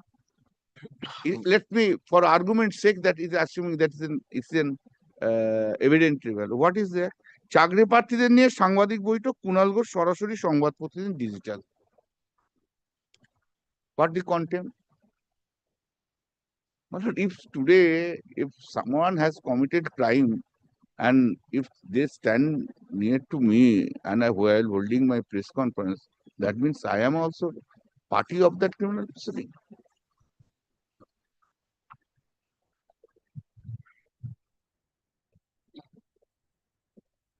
Now, my lord, these are the pictures. Here in these pictures, even is not very legible. Nothing cannot be identified. And Kunal Ghosh picture is there. It is not there.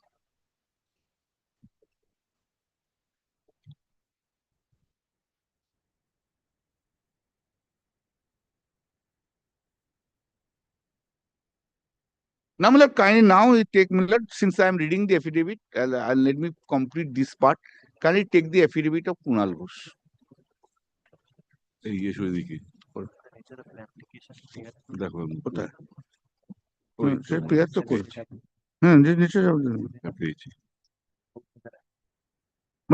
My another submission, kindly note that, my lord, although it's an affidavit, there is a prayer, it is the nature of an application.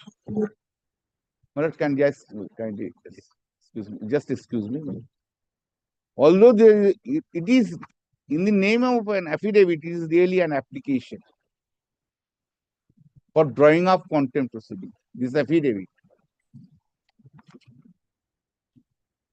And all throughout, my lords have, before we came into the picture in the orders itself, your lordships have described them as petitioners and us as a contemptors. Now, Miller, kindly take, Miller, the affidavit of Kunal Ghosh's affidavit.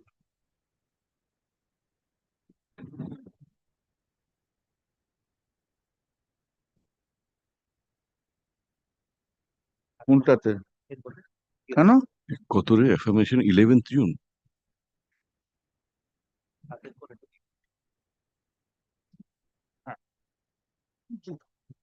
11 June. My lord, can I read, my lord? Can I please? I am the alleged contemnor number 8 in the instant contempt petition. I am fully aware of the facts and circumstances of the instant case. I am competent to sign and affirm this one.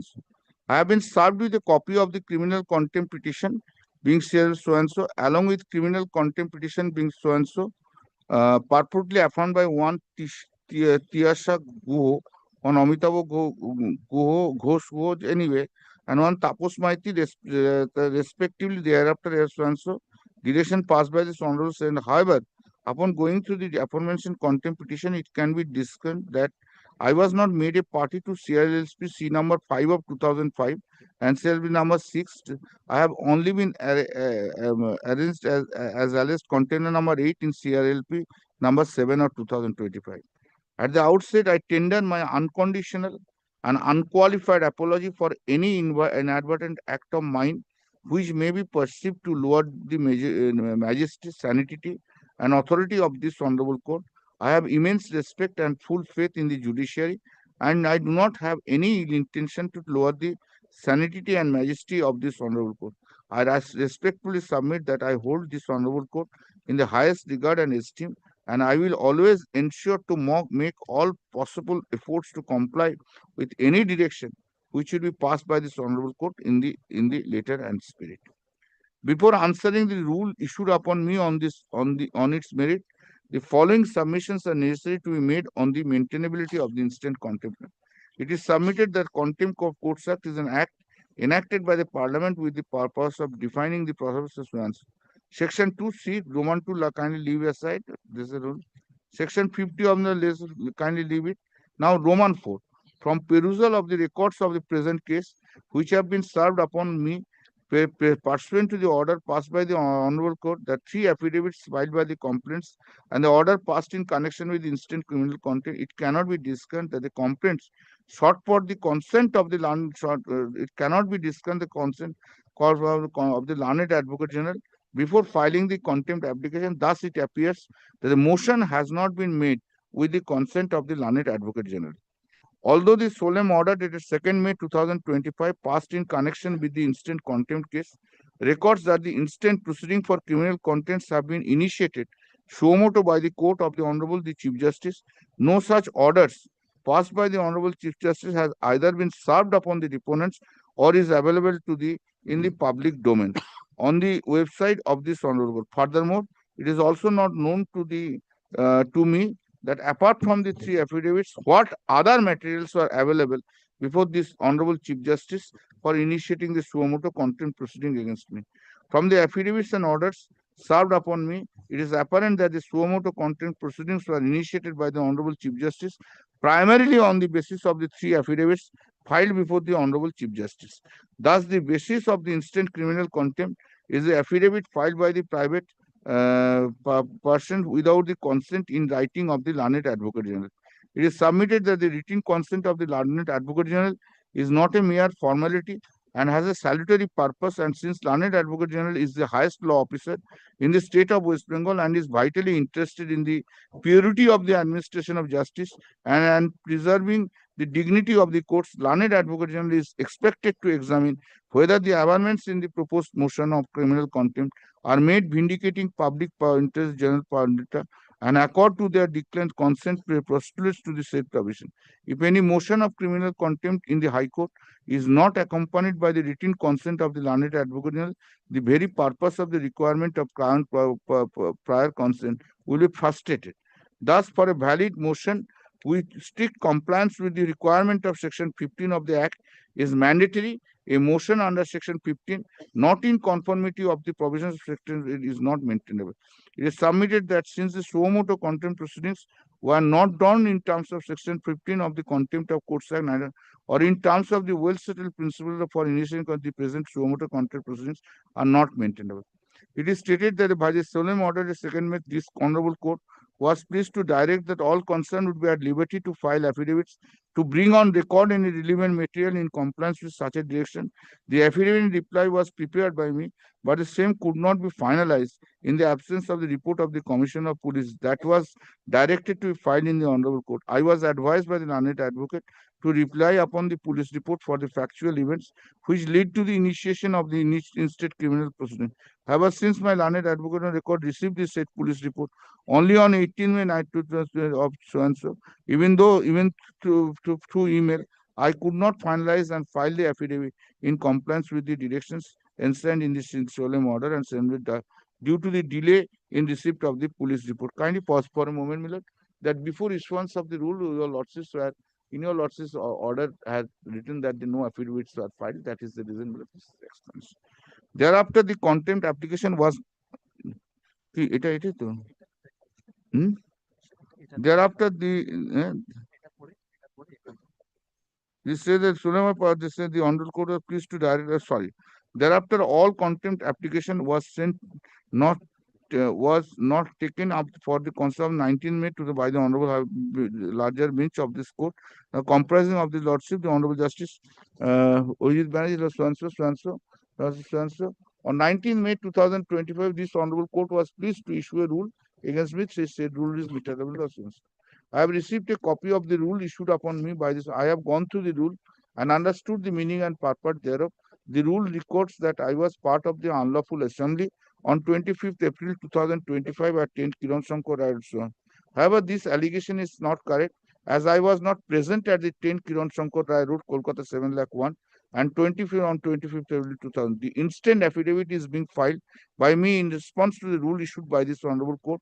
I humbly seek the leave of this Honorable Court to file additional affidavit in this regard, if so required or directed by this Honorable Court during the course of hearing of the instant matter. Before dealing with the parawise allegation and averments made and or contained in the affidavit filed by the complainant in connection with the instant criminal, I say as follows. At the outset, it is stated that I was not present in the 10 Kiran Shankar Road or in the vicinity of the Honorable High Court at Calcutta on 25th April 2025. I have no relation whatsoever with the protest at 10 Kiran Shankar Road on 25th April 2025. This report filed by the Commissioner of Police confirms this statement of mine. Thus, the impeding me in the petition is unwarranted, as I had no and I have never instigated anyone. Sorry, I had no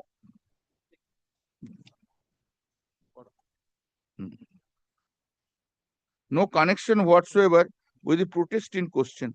I have been implicated in the instant contempt proceeding for oblique motives.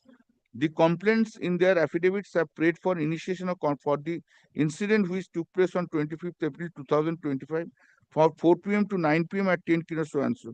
The cause title of the affidavit prays for initiation of contempt proceeding for obstruction of justice, interview of advocates, scandal of the court, and interview with the so and so was not. It is reiterated that I was not present with the other alleged contemners on the said date and time and date so and so. I am a law-abiding citizen of the country, and I harbor deepest respect towards the judiciary of our country. I have never made any willful attempt or malign or scandalous the judiciary of the country.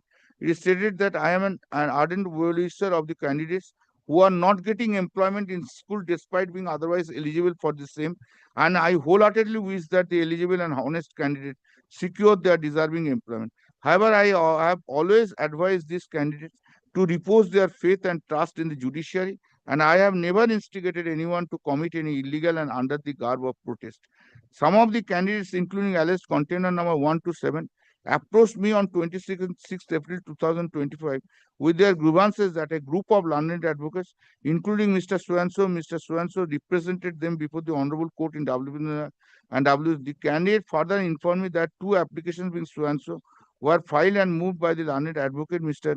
Firdos Sami, for addition of some of the candidates who are supporting the prayers of the aforesaid 2 representatives.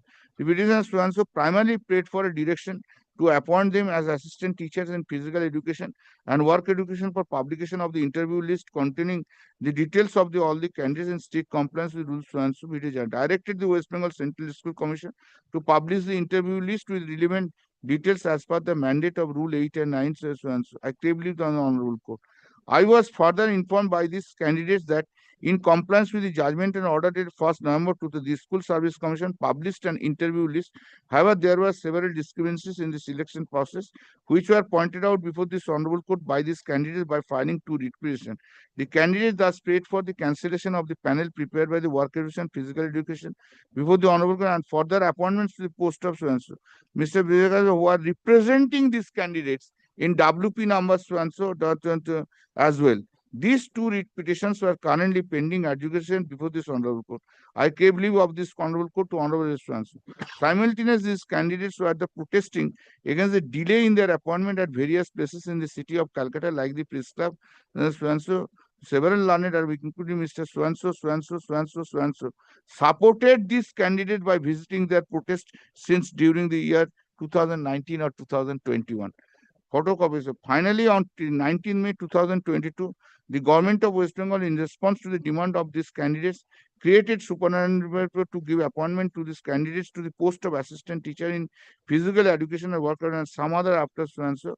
But this candidate visited the office of Mr. Firdaus Samil Lanavar to express their gratitude, and such an event was shared by Mr. Firdaus Samil Lanavar on this Facebook account for his friends. I was further informed by these candidates that after the creation of the superintendent, these candidates were called for counseling and they were recommended by the West Bengal School Service Commission for appointment to the post. In the meantime, some of the unsuccessful candidates by challenged the creation of to the shock and dismay of these recommended candidates. The petitioner number so were being represented by Mr. Vigadan so who represented this recommended candidate in several petitions so where the principal pair was to give appointment to this candidate to the post of assistant teachers in physical education and work education and received his professional fees for representing this recommended candidate, is now representing some other candidates who wanted to stall the appointments of these candidates to the pass of work as teacher, physical, so and so, so and so, so and is thus arguing against the interest of this recommendation. Therefore, pause for a moment. For these persons, these councils were appearing earlier for getting an appointment. And when the supernumerary posts were created, these advocates challenge that. They are, as an advocate, challenge that. This has been informed. Advocates once have taken matter to argue for getting an appointment. Get it or do not get it. That is different thing. But when a supernumerary post has been created to give appointment to these persons, that batch of advocates, group of advocates will challenge and stall it. Was it? This is the incident. Why hue and cry? This is the reasons. This is the reasons. Basic reasons. They may have committed contempt so far. I am not for anybody excepting Kunal Ghosh. If a professional ethics, professional etiquettes are breached, whether the clients will be annoyed or not. Once you are appearing, matters are pending, may succeed, may not succeed. And wholly trusting the advocates. This is also a point to be considered. These are the facts to be considered. No, that's my personal matter, I know.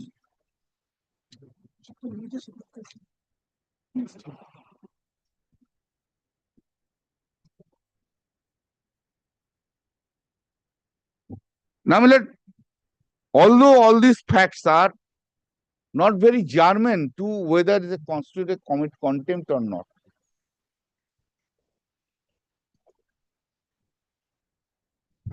Contempt only very short campus. But why I have written? Since I have been informed. I have been made party in the contempt proceeding.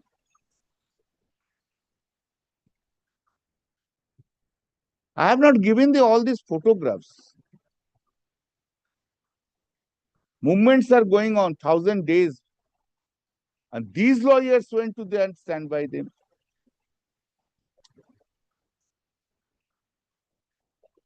Next, this recommended candidates also informed me that on 25th, an application being so and so was filed by some persons who were supporting the prayers of petitioners.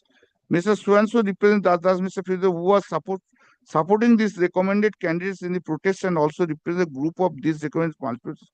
Seeking, upon learning about these facts and the shifting stand of some of the learned of the Honorable Court on the issue of appointment of this recommended the teachers so and so, I was and work education and seeing proofs in support of the allegations of this recommended, I was taken aback.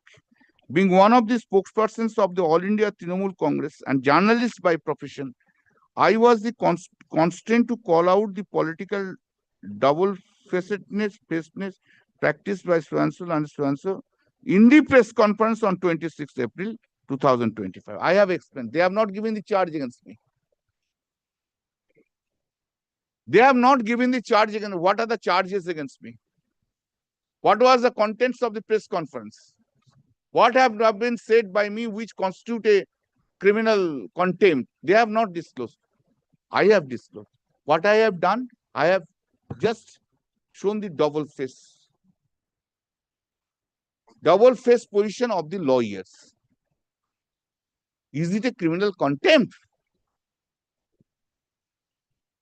I didn't say anything about Justice Basu. I didn't say against anything about the judiciary. I have said only about the conduct of the lawyers. Once the lawyers were taking a matter on behalf of someone which are pending, and lawyers have taken it back and challenging the order when things are being accommodated. We are being accommodated. Whether we will be accommodated or not, that's a different thing. Order is legal or illegal, different thing. Do I have a right to criticize the lawyers or not? If it is a fair criticism, one has to accept. It is not a fair criticism, you go for other things. And within my right, I have criticized the lawyers.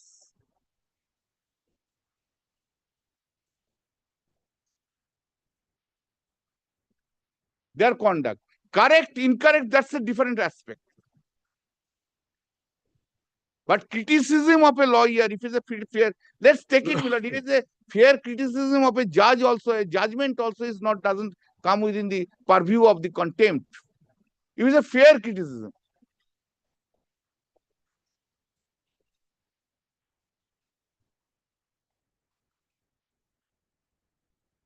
In a press conference, I have made a fair criticism. It's a contempt. I am on merit also. I have not the preliminary points which are there, plus also merit. Together I am arguing 2 and 3 points. Then, Millard, I did not intend or try to defame or lower the sanity of the judicial system in the said process. Any way, word, statement made by me in such a that tends to scandalize the sanity of this court was unintentional and deeply regret making such a statement. If anything is there, they have not pointed out. Not pointed out anything. I state that my statements about receiving legal fees from the protesting candidates for fighting their legal battle and then opposing this candidate now when the West Bengal Central Service has not issued recommendation letter, one from the grievances which are expressed by the recommended candidate themselves, and not my personal knowledge, which I have clearly stated in the videos that the complaints are relying on their affidavits. Even on 25th April, when I came to know about, kindly see today, I being a senior lawyer, this is truly comes to a senior's life regularly.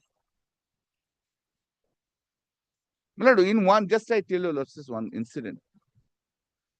I was briefed in a matter before the Supreme Court on behalf of the state. I was reading holding the conference. Then I was telling them that these facts are something, it is known to me, it is known to me, it is known to me, it is known to me. Well, no, sir, you have not appeared in this matter. And a very nice, I was going through the field. I have read entire thing. I have not seen all relevant orders. Then I found it that in one of the order, which was moved on the very first day, matter was that my name was in the appearance. And that took 12 or 15 years back. Thereafter, I have never appeared. I said, no, I cannot do it.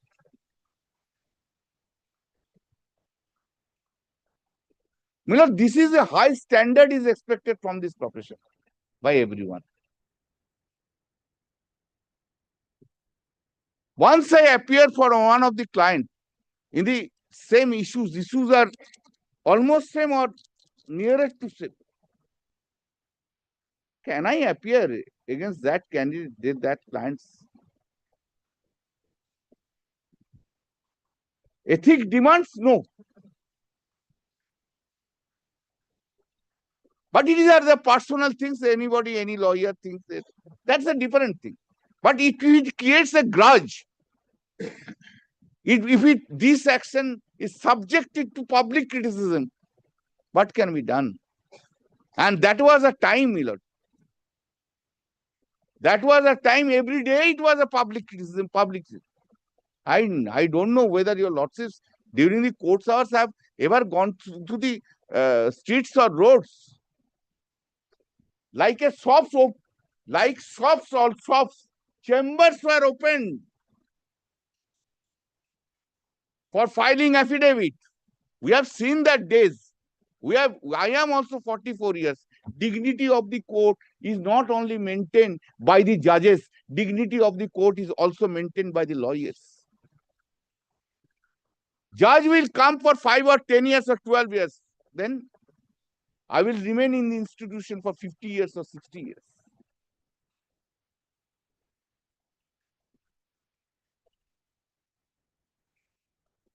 I am confining very short. Otherwise, I have to speak so many things which are not on record that I am not going to say. We are humiliated everywhere. My unfortunate part is this, I have to say before Chief Justice Dattu. I have to say before Chief Justice Dattu, I am having more thicker skin than you. Justice Dattu said, why, Mr. Wandua, why you are saying? Because I am criticized here being a politician, and in the parliament I am being criticized being a part of the judiciary. That is the reason.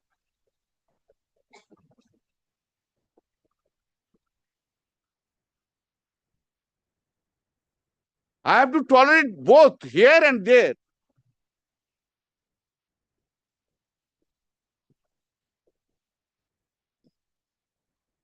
Next, my lord, kindly see.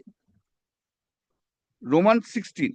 Even on 25th April 2025, when I came to know about the gathering and protest outside the premises of the Honorable High Court at Calcutta, I, as a well-wisher of these protesting candidates, had asked them through WhatsApp not to violate the law of the land while holding their protest and advised them not to take any illegal or wrong steps to vent out their anger and frustration. I will show you, my lord, this WhatsApp message. ওখানটা কোথায় গেল টিভিতে ছিলাম আমি না টিভিতে interview দিচ্ছিলাম হ্যাঁ কোথায় 819 বলা আছে আপনি নেক্সট করতে করতে 819 আছে এখানেও yes মানে kindly see 19 very important 19 it was reiterated that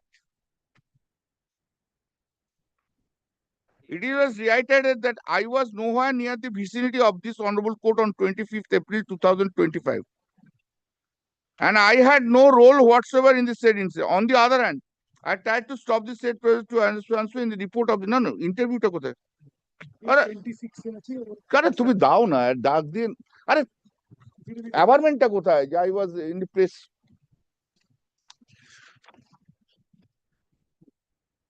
8 কোথায় 8 to page number 9. Page number 9. My lord, kindly comes back. So sorry, my lord. Kindly excuse me. It's page 9. It is there at page 9, Mr. Page 9. Roman 2. The comprehensive evidence is just in the it is related that I was not present with the other alleged contemners on the said date, time in the vicinity of the Honorable High Court. I was recording an interview in the News 18 studio, which is situated at New Town, Kolkata.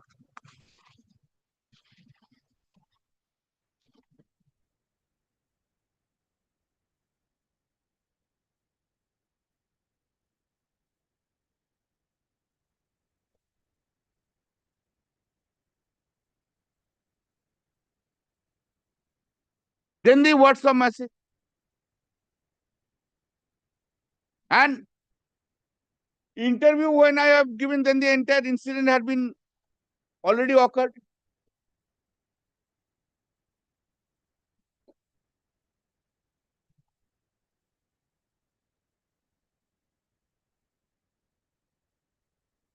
I am reading. I will read it. I will read it. And Annexure C, page what? 26. Mother, kindly come to page 26.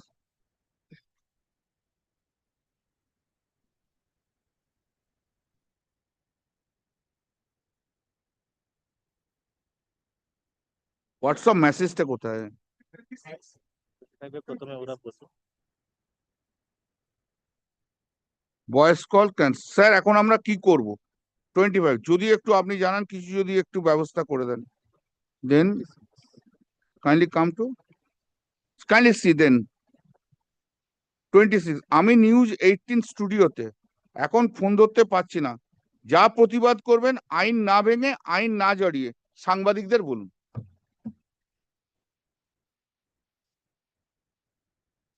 They called me. I said, no, I can't pick up your call. এখন phone ধরতে পাচ্ছি না যা প্রতিবাদ করবেন আইন না ভেঙে আইনে না জড়িয়ে তবে ডোন্ট ব্রিচ সাংবাদিকদের বলুন যা বলা ইউ টেক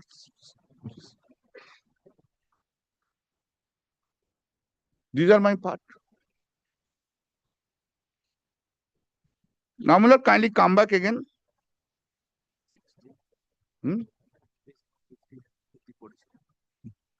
kindly page আর কি ফ্যাক্ট বলার আছে কি নাহলে আননেসারি আমি পড়বো না এই তো ফ্যাক্ট বলার political person they attack the ruling okay আমাকে উত্তর দিতে হয় 16 থেকে yes these lawyers I can understand Miller these lawyers are arguing a matter before the court and going back few of the lawyers after doing the matters making political speech against my party. So what shall I do being a spokesman of the party? Shall I not give answer? Either you become a lawyer. Is it the contempt proceeding to protect the lawyer or to protect politician come lawyer?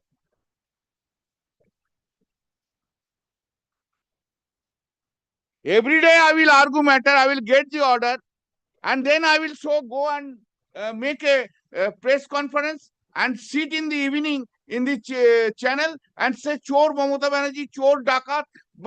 Being a political person, shall I accept? Is it the lawyer's job?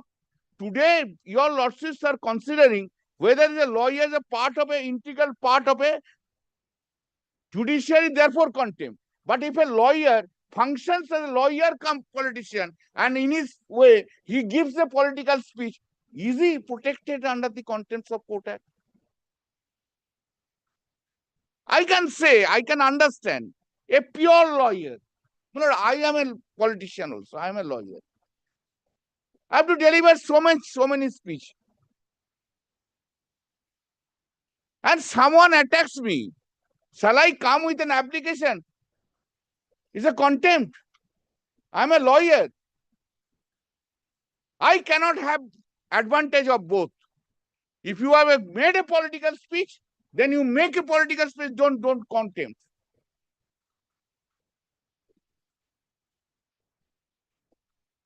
Excepting Mr. Bhattacharjee, other 2 or 3 lawyers are famous for giving everyday political speech, not only political speech, I will show, not only political speech, participating in the debate from 6:30 to 19 o'clock, from one to another to another, like a Lokhi Puja of a Purohit.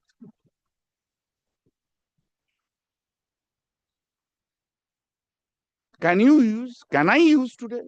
No, my lord, I am a lawyer. Let's take it, my lord, for kindly, I am just giving an example. I will go out and few persons will attack me for giving a political speech yesterday.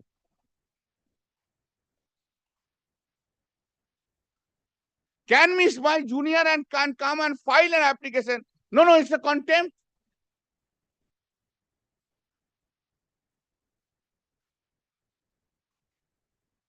I will go.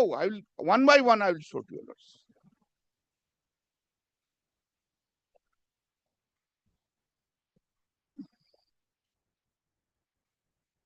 আমি একটু পড়ি আমি কি আসছে আমি কত নম্বর page My lord, kindly do not mind, kindly excuse me if I say so. With a folded hands I am saying. Do not take me exception.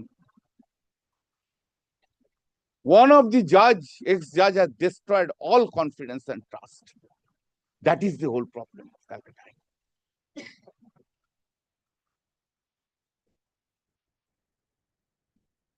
That is the whole problem of ours.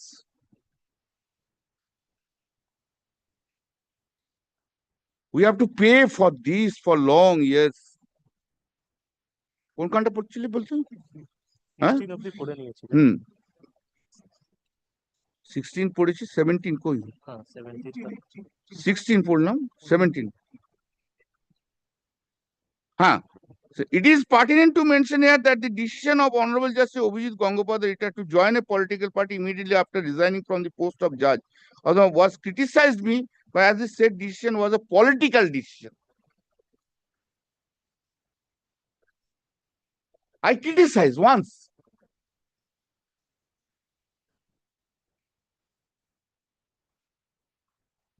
ছোকরাটাকে তুলে নিয়ে এসো কান ধরে.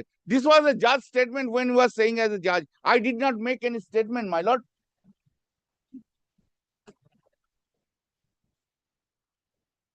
I was attacked on different occasions by Justice Gangopadhyay when sitting as a judge. কান ধরে তুলে নিয়ে এসো. I have not reacted. Language of a judge.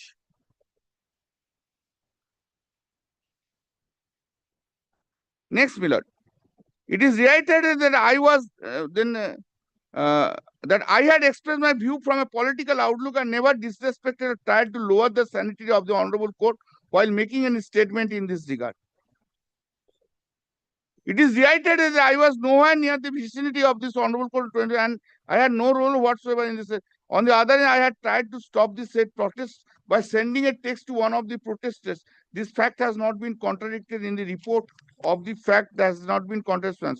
It is pertinent to mention herein that the aforementioned advocates are also political personalities, and these learned advocates have given statements against the ruling dispensation of the state of West Bengal, against the Honorable Chief Minister of West Bengal, on umpteen occasions to which, being a spokesperson of all Trinamool Congress, I was required to answer to link up some of the political statements made by Mr. Vikas Bhattacharya and Mr. Firdaus Samir so are mentioned here.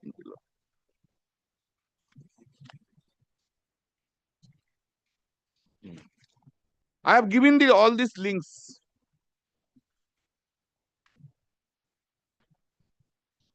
It is reiterated that I deny the charge level express. These are কি এগুলো আর কি পড়বো জজ সাহেব time নষ্ট করবো কেন 20 paragraph Roman 20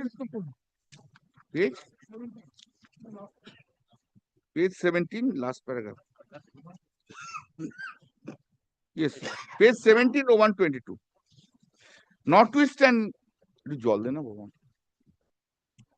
Notwithstanding the statements made in the aforementioned paragraphs, I am tendering my unconditional and unqualified apology for any inadvertent act which may be perceived to lower the majesty, sanity, and authority of this honorable court. I have immense respect and full faith in the judiciary and do not have ill intention to lower the sanity and majesty of this honorable court. I respectfully submit that I hold this honorable court in the highest regard and esteem, and I will always ensure to make all possible efforts to comply with any direction which should be passed by this honorable court in its later discussion. And others, my lord, just denial and etc. I am not reading just all which I have said it. I haven't said this. My lord, your lordships to boast না একটু please. Please, আমাকে point গুলো formulate করার disturb করিস না আমাকে. My lord, your lordships now are facing a completely different facts. We have gone through the facts of the contempt petition, different. Leave us. I am not talking about Justice Basu.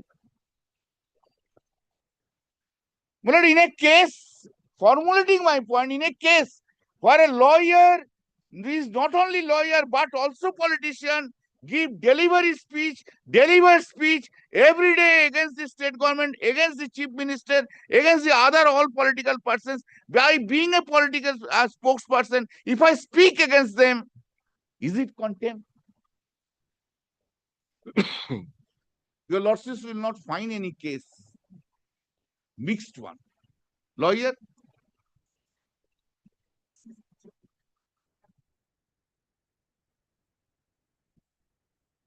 Here contempt, their privilege.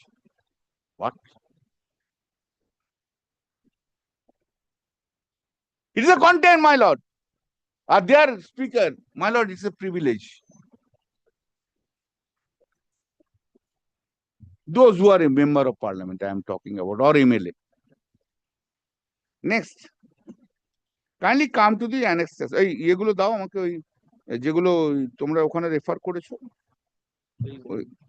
এই মেলগুলো যেগুলো see the picture, page 22.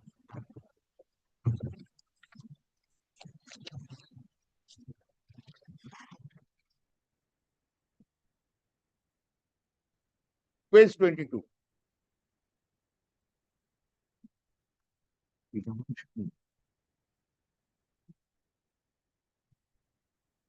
See, my lord, the picture. Mr. Vikas Bhattacharya was sitting with that agitators.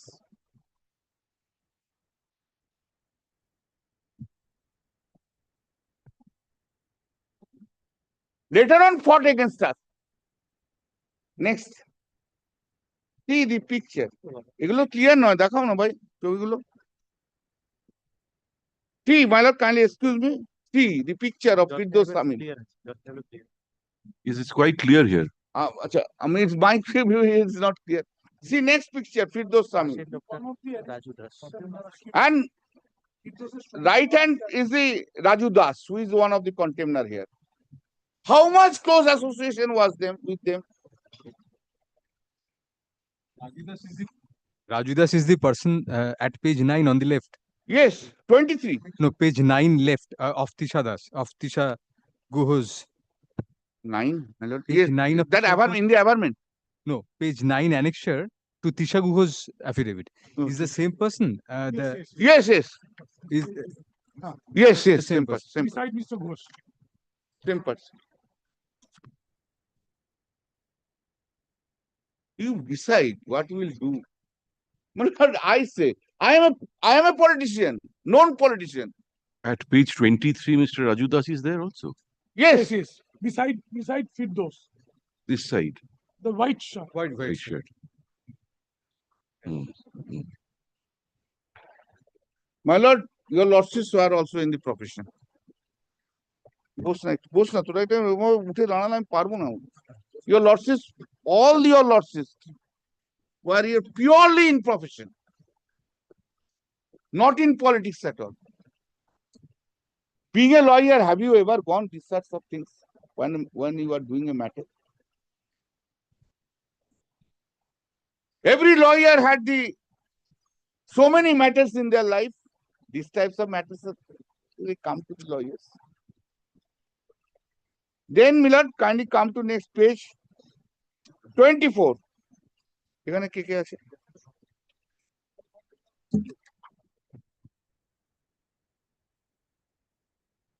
Yes.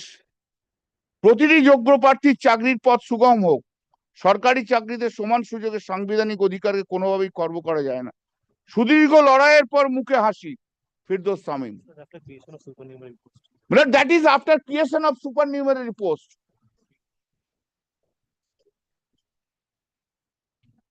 After creation of the supernumerary post, when they are supposed to get the appointment, মুখে জয়ের হাসি.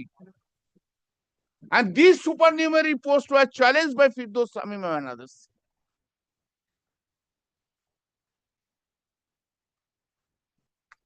What would be the reaction of a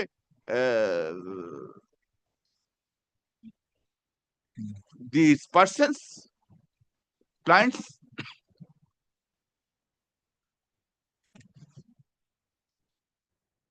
Well, I tell you, this is one incident. Kindly excuse me, just since I am arguing, I was remembering, of course, so many incidents of my life. Yes, you tell us about that incident and that is it for today. Okay. Tell us when will you come back? Tell me, Millard. Next Monday? Next Monday? SSC তো প্রথমের দিকে হবে। Fixed হলে কি হবে? 12:30টার মধ্যে তো আগে ওটা তো উপরের দিকে হয়ে যাবে। আজকে তো নিচের দিকে ছিল। কালকে আজকে তো এটার জন্য ওটা অ্যাডজর্নমেন্ট করলাম।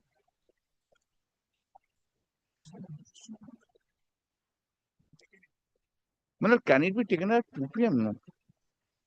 Or 3 p.m. মুশকিল হয়ে যাবে করলে। 3 p.m. 3:30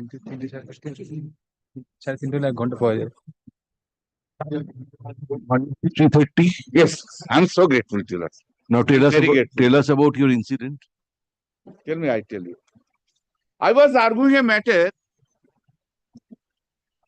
before Chief Justice P.D. Desai and Justice Ajit Sengupta.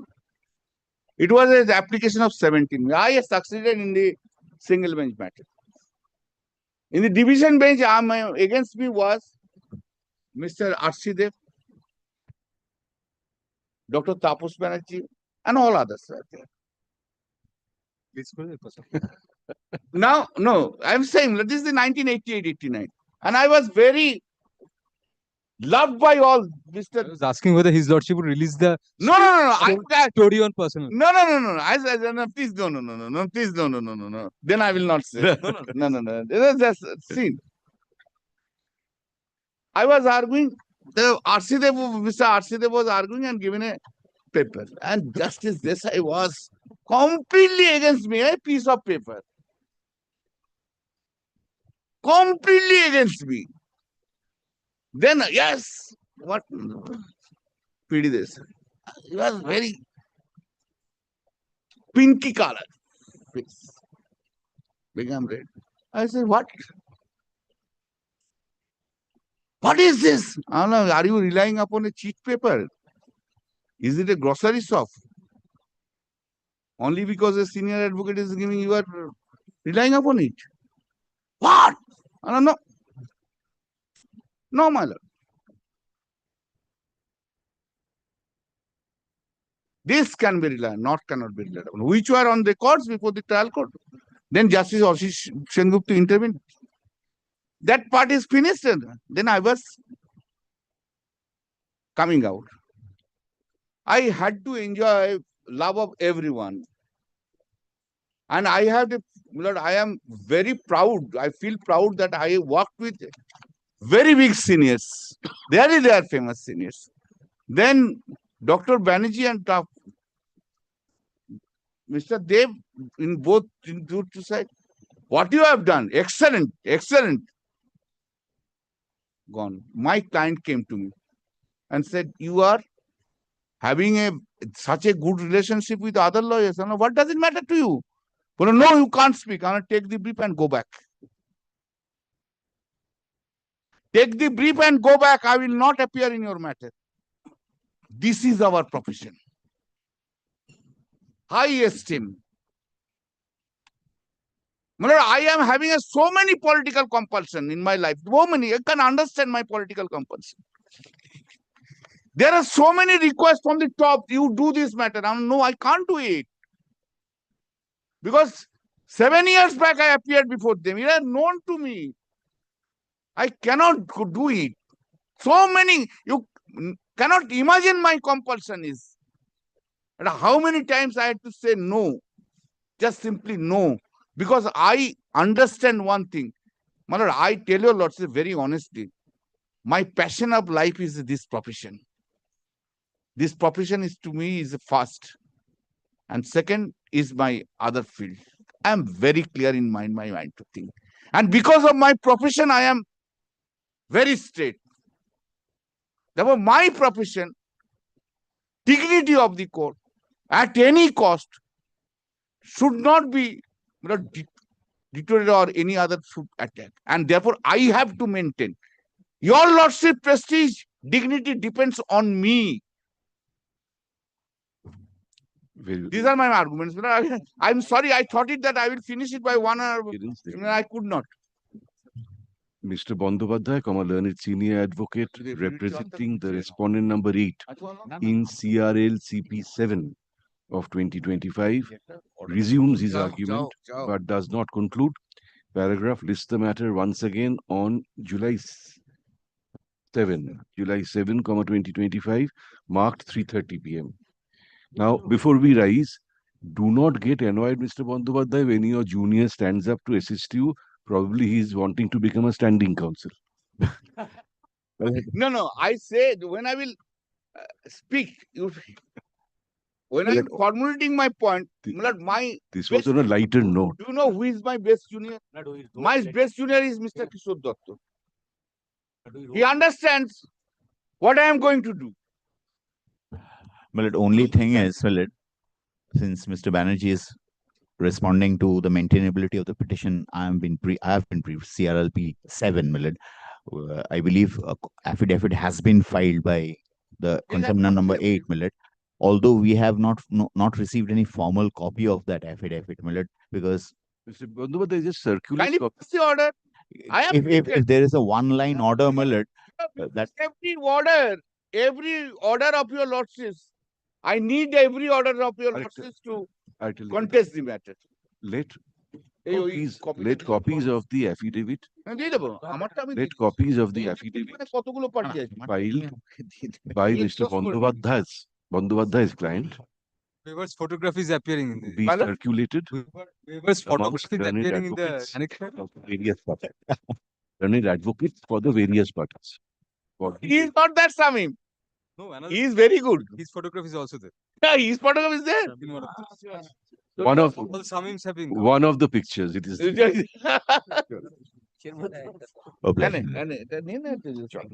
Deeply obliged.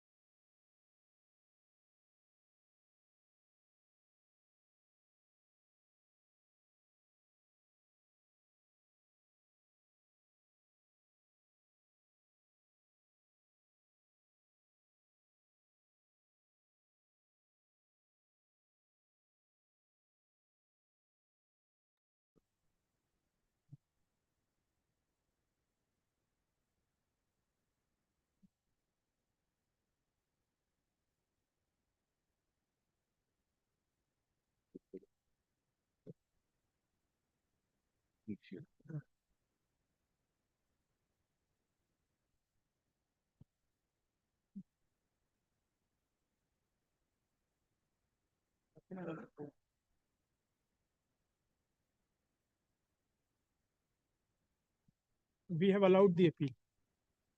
We have allowed the appeal, set aside the order, resurrected the plaint, and restored the suit to file of the commercial court.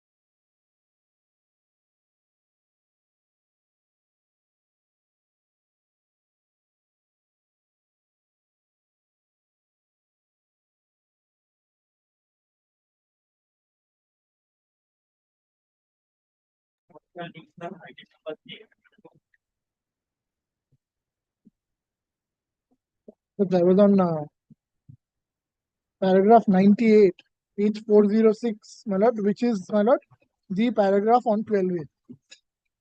So kindly takes paragraph 96, 98 once. But if I may place paragraph 98.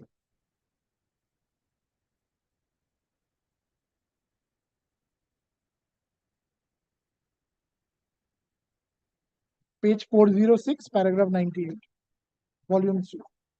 The instant suit is for infringement and passing off, which contemplates urgent relief to protect the interest of the plaintiffs.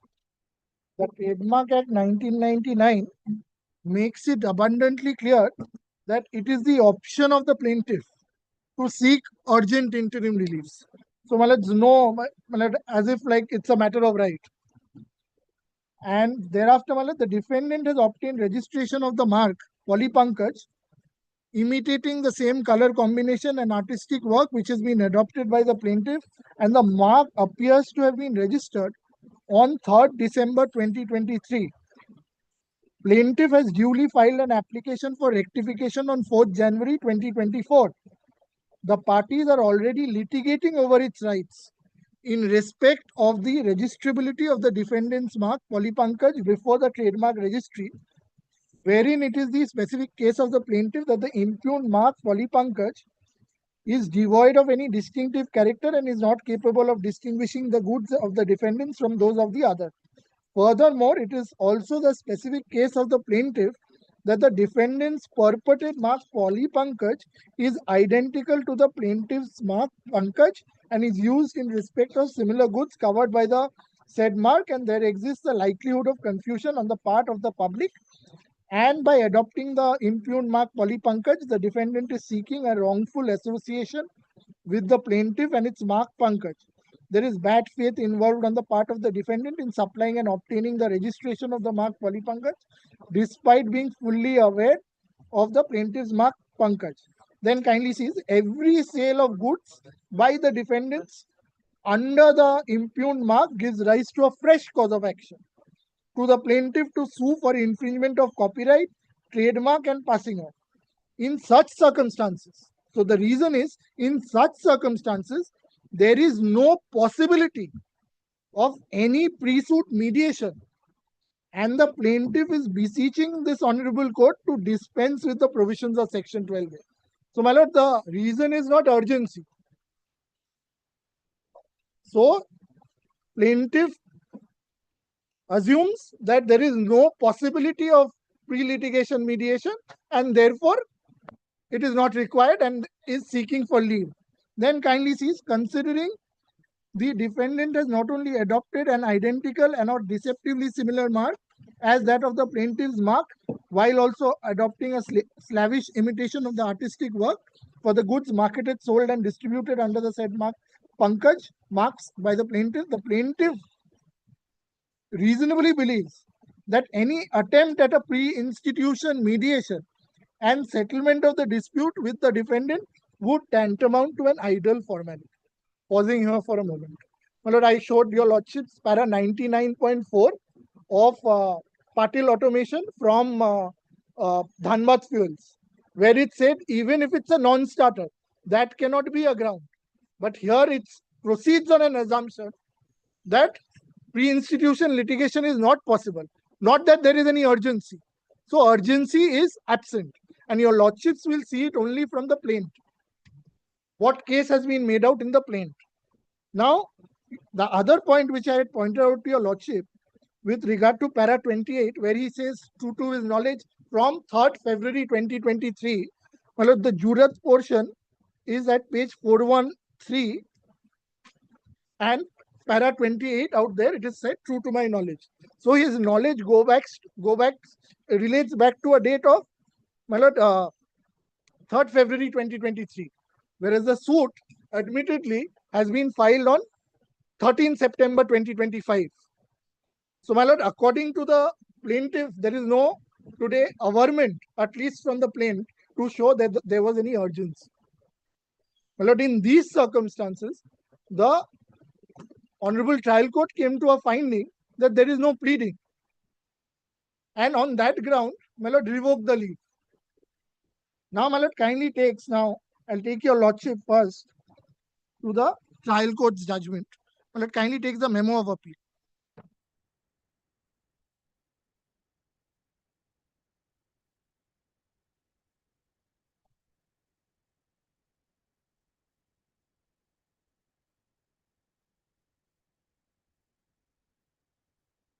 We have read it, Mr. Roy Choudhury. I'm not placing the memo. I'm just taking your lordships to the impugned.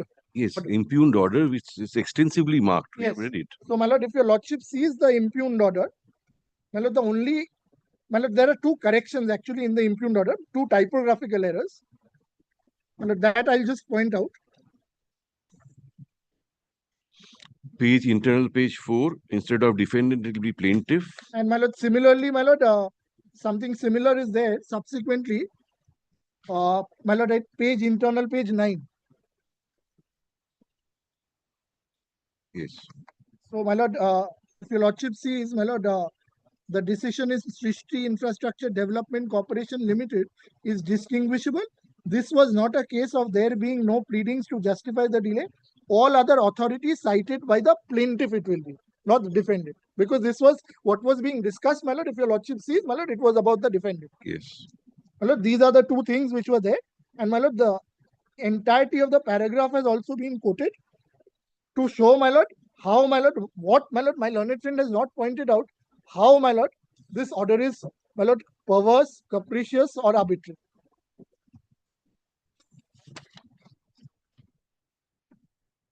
Because, my lord, a discretion has been exercised after going through, my lord, the pleadings and averments of the plaintiff in question. Admittedly, my lord, the plaintiff does not say,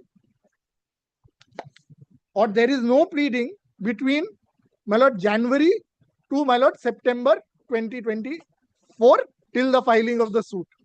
So, my lord, that is a period of 10 months. And the Commercial Courts Act, my lord, 12A, my lord, talks about a period of 3 months and, my lord, maximum 2 months. My lord, this being the position, my lord, this is what was found, my lord. And obviously, because of certain averments which were there, because, my lord, lot has been said, my lord, the judge, the learned judge has written, my lord, cut, copy, paste, etc. My lord, these things were said. So, my lord, because there, my lord, these several averments in different paragraphs, it's a repetition. Therefore, my lord, that is why this has been said. This has been repetition, my lord, in various paragraphs with regard to knowledge.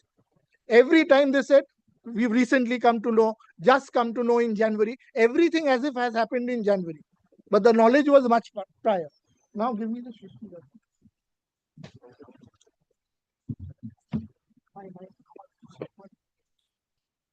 Mr. Roy Choudhury, in the face of Justice Pardiwala's judgment. My lord, I know, my lord, just because it has been cited, my lord, I just want to show, my lord, if your lordship thinks, my lord, it's very well, my lord. And my lord, so far as my lord, even the Telangana High Court, my lord, we have our High Court division bench judgments, my lord. Two of them I've cited of a coordinate bench, my lord, which says, my lord, in such cases, my lord, especially my lord, the SRNB matter and this matter, my lord, the facts are quite similar. And my lord, one important portion, my lord, which was skipped, my lord, even from the Telangana judgment, while placing was paragraph 32. My lord, there in fact there was a pleading while placing, my lord, this portion was skipped. My lord, I have marked. My lord, here para 32 of that Telangana judgment, it says, my lord, the plaintiff also alleges the importance of the Kharif harvesting season for marketing of products with the trademarks in the southern states, Gujarat and Madhya Pradesh. Para 32.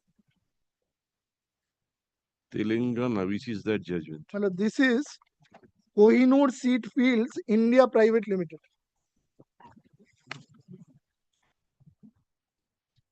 Unreported. No, my lord. I think a Manupatra copy was handed over. I have given the SCC. Or my lord, a SCC, I don't know what copy. My lord, Manupatra copy has been handed over.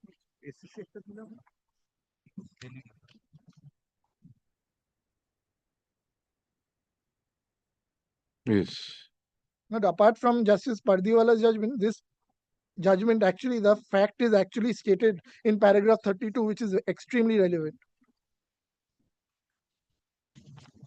But para 32, the plaintiff also alleges the importance of the Kharif harvesting season for marketing of products with the trademarks in the southern states, Gujarat and Madhya Pradesh. Therefore, stopping a rival from misappropriating the trademark before the onset of the Kharif season would also entail that the suit contemplates a sensitive time frame for urgent. So, my lord, in that, my lord, there actually was some reasoning given. And now, my lord, to, my lord, sum this up, if I have to sum up, my lord, the most important thing, my lord, one thing which is clear from Justice Pardiwala's judgment is, it is no longer, my lord, the plaintiff's sole discretion to decide, my lord, whether it contemplates urgent relief or not. My lord, court obviously, court has to, my lord, be satisfied to the urgency involved. If, my lord, the court finds in a particular plaint after perusal of the plaint that the pleading with regard to urgency is lacking, my lord, the only consequence of a suit post partial automation is rejection of plaint, which has been done in the instant case. Rejection or return? My lord, rejection. Rejection. My lord, kindly sees, my Yes, lord, Order 7, Rule 11. Rejection. if your lordship sees, my lord, if I may just once show, my lord, the concluding portion. Is the language is must visit with the rejection of plaint. Yes. So even, my lord, partial automation also says so. So, my lord, if that be the position, my lord, today, my lord, I am not in a pre-22 situation where I have to say that I want to go for mediation and only then the matter has to be looked from that conspectus. My lord, this is a suit post that period. And my lord, the pleading which is there in 98, paragraph 98, in my respectful submission, does not meet the requirement of section 12A. If that be so, my lord, that has to, my lord, in that case, my lord, has to be rejected. There is no other option. Look, these are my respectful submissions. And my lord, grounds I'm not placing, my lord, grounds, whatever my learned friend has taken, I have shown it already to your lordships. Yes. May I distinguish? Yes, yes. You conclude today. You have filed your notes, no? No, my Well, the notes I have not filed. No, not necessary. We are not. If you want to file, you can file. We are not asking for notes. Very well. Let me, Millard, get Millard, Dhanbad Fuels Millard first. Thereafter, I go to the other judgment. If your lordship takes the Dhanbad Fuel judgment, Millard, there is no dispute whether 12A is mandatory. No dispute, Millard. I have also not said, Millard, it's Millard directory, not mandatory. But in a given situation, court can, without compelling the parties to go to Millard mediation, in a given case, can give him a dispensation order or Millard a fiat, whatever lordship, whatever form lordship looks at it, to file a suit. Where if the court feels on the pleadings, Millard, there is a urgent relief or a suit is in the nature of injunction, etc., etc. Now, my lord, the first question which arises, my lord, is a case of Dhanbad Fuels. What was Dhanbad Fuels, my lord, deciding? My lord, I take it, my lord, lordship will give me little more time on Dhan. Rest, my lord, I'll be try to be as short as possible. If your lordship takes, my lord, Dhanbad Fuels internal page 2. Lordship has Dhanbad Fuels.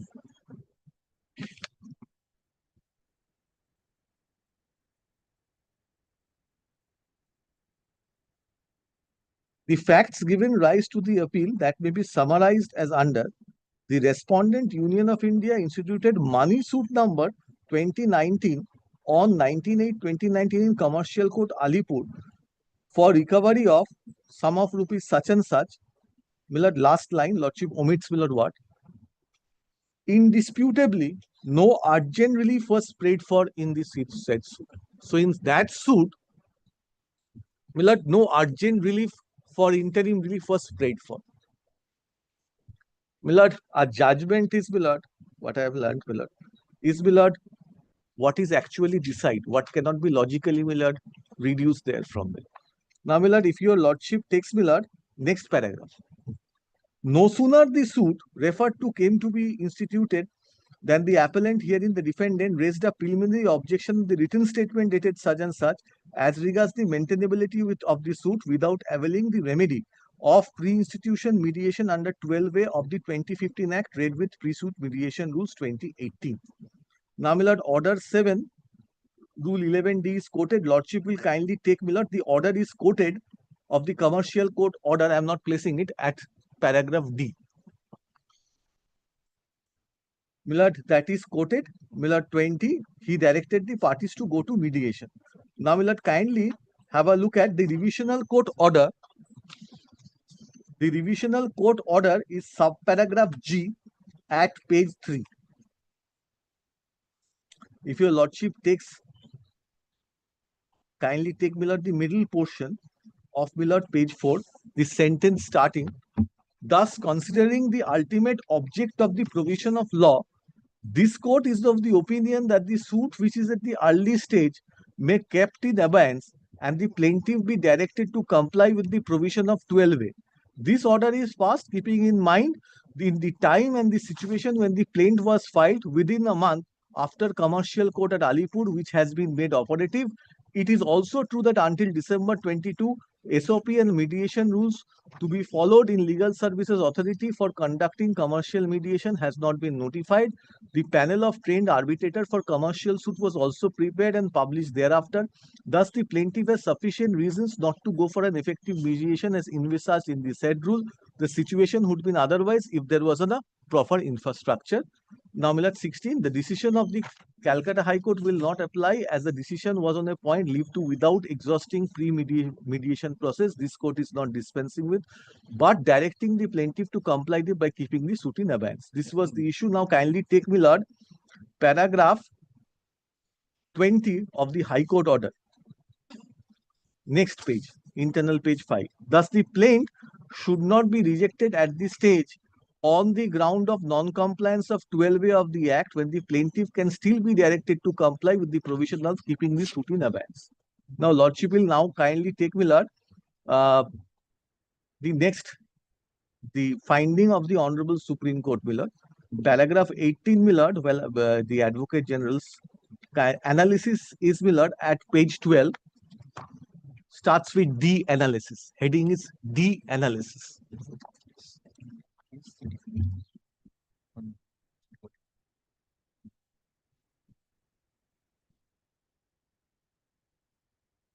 Last has Lordship found out? The analysis, having regard to the learned counsel for the parties and having gone through the materials or record, two questions for our consideration. Millard, B issue.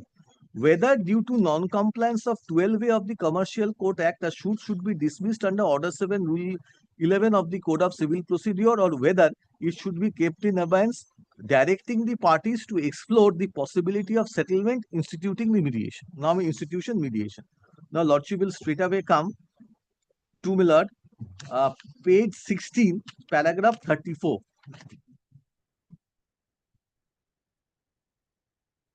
This is analysis of party. So it's basically following Millard party. Now kindly take. We shall now look into the decision of this court in party automation. In party automation, this court declared 12A of the Act to be mandatory in nature. It further held that pre-litigation mediation is necessary, unless the suit contemplates an urgent reliefs. The decision obviated the prevailing confusion as regards the mandatory nature of 12A of the Commercial Court Act as a legal consequence of non-compliances, which was necessary in the light adopted by the number of high courts. Now, Lordship will straight away come to paragraph number 35 at page 18, 19.1 and 19.3 of Millard, party is Millard reproduced. It's Millard internal page 18, quotation of party at paragraph 35. The Act did not ordinarily contain 12A. It was the amended year 2018 insertion of 12A was inserted. The statements and objects are explicit in the section was completed as compulsory. The object of the Act and the amending Act of 2018 annually point out at least the party foisting compulsory mediation on a plaintiff who does not contemplate urgent relief. So this is what Millard, it says contemplating, this is the object of the Act and the amendment unerringly point out at least party foisting compulsory mediation on a plaintiff who does not contemplate urgent relief. So contemplation is on the plaintiff. That is Millard my endeavor to show. Millard, these are all there. Starting from Millard, party automation. 12A is mandatory. Millard, I had argued, yes, I don't say it's directory, it's mandatory. But in a given case, the court can permit the plaintiff to file a suit without taking recourse to mediation. In a given case. How, Millard? On a contemplation, this is also, Millard, this judgment quoting party. On a contemplation of the plaintiff who doesn't want to take recourse to this position. This is, Millard, absolutely quoted in no, Millard, uncertain language. It must be quoting much, it's following it or whatever, Millard, is the provision has been contemplated only with reference to the plaintiff. The next line, Millard. The provision has been contemplated with reference to the plaintiff who do not contemplate urgent relief. For urgent relief, one has to do what? One has to file an application for urgent relief. That is, nowadays is not required, but Millard, Dhanbad Fuels is not from the plaintiff. But Millard, what? Millard, for urgency, we move an application. So, Millard, that is exactly, Millard, quotation from the party. The provision has been not only with reference, with reference to the plaintiff who do not contemplate urgent relief. The legislation has taken care to expressly exclude the period undergone mediation. Now, Millard, kindly take, Millard, the next one, 99.3. The language used in 12A, which includes the word shall, certainly goes a wrong way to assist the court to hold the provision as mandatory. Now, Millard, kindly take, Millard, 99.4, the next phase.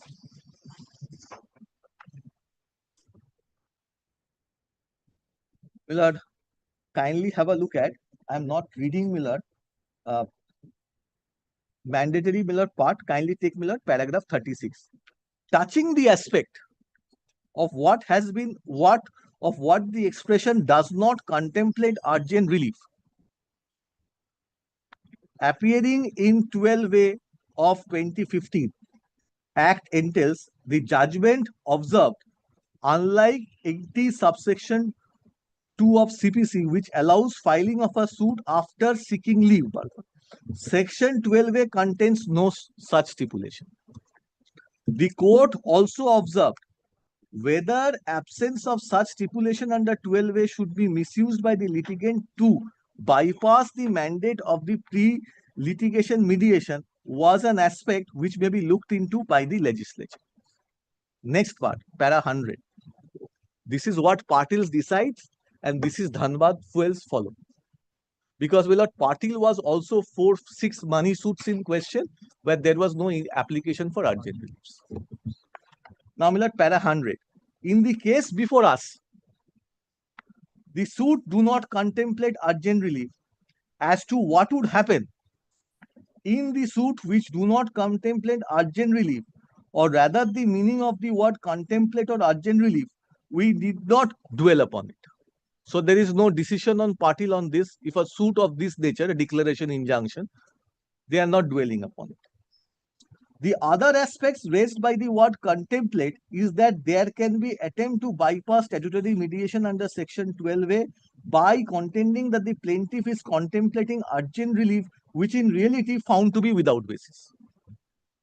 Next, section 82 permits suit to be filed where urgent relief is sought to be to second leave of court.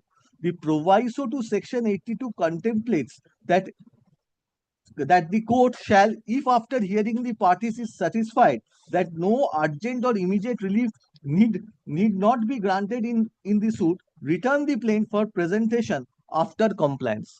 So this is absent in 12A, because 82 subsection 2 I just read out to your lordship what does it actually say. A suit to obtain urgent reliefs against the government, including the government of the state of Jammu and Kashmir or any public officer in respect of any part, act purporting to a body of such public officer, may be instituted with leave of court without serving any notice as required under 81, but the court shall not grant relief whether interim or except giving government or public officer, as the case may be, a reasonable opportunity of showing the cause in respect of the suit, provided that the court shall, if it is satisfied after hearing the parties, no urgent relief need be granted to the plaintiff, return the plaintiff for presentation to it complying with the provision of section 1. So this returning part was is not there. So you hear the party, you revoke the leave. Because on hearing, I find there is no urgency. Now kindly have a look at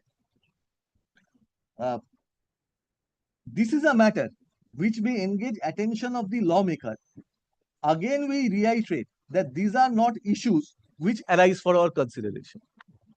In fact, in the fact of the case, admittedly, there is no urgent relief contemplated in the plaintiff in question. What do I need to say, my lord? I need, my lord, urgent relief. It's my contemplation. This is exactly, my lord. Now, my lord, 37. It's a declaration of law. We declare that section 12 of the Act is mandatory and hold that any suit instituted violate the mandate of section 12A must be visited with rejection under Order 7, Rule 11. This power can be exercised suo motu by the court as explained earlier by the judgment. So this is not a case here, my lord, where the court has suo motu, my lord, revoked it. Court has revoked it on the application of my learned. We, however, make declaration effective from such and such. Now, my lord, paragraph 39, lordship takes. This is now, my lord, what they are saying. The position of law is well settled that the plaint may be rejected under Order 7, Rule 11 of the Code of Civil Procedure if the conditions specified therein are fulfilled. The decision of party automation recognize the principle and the stipulation that beginning on 28/22/22, any suit instituted under the 2015 Act without complying 12A must meet the fate of rejection of the plaint under Order 7, Rule 11. This was exactly the phrase lordship said, my lord.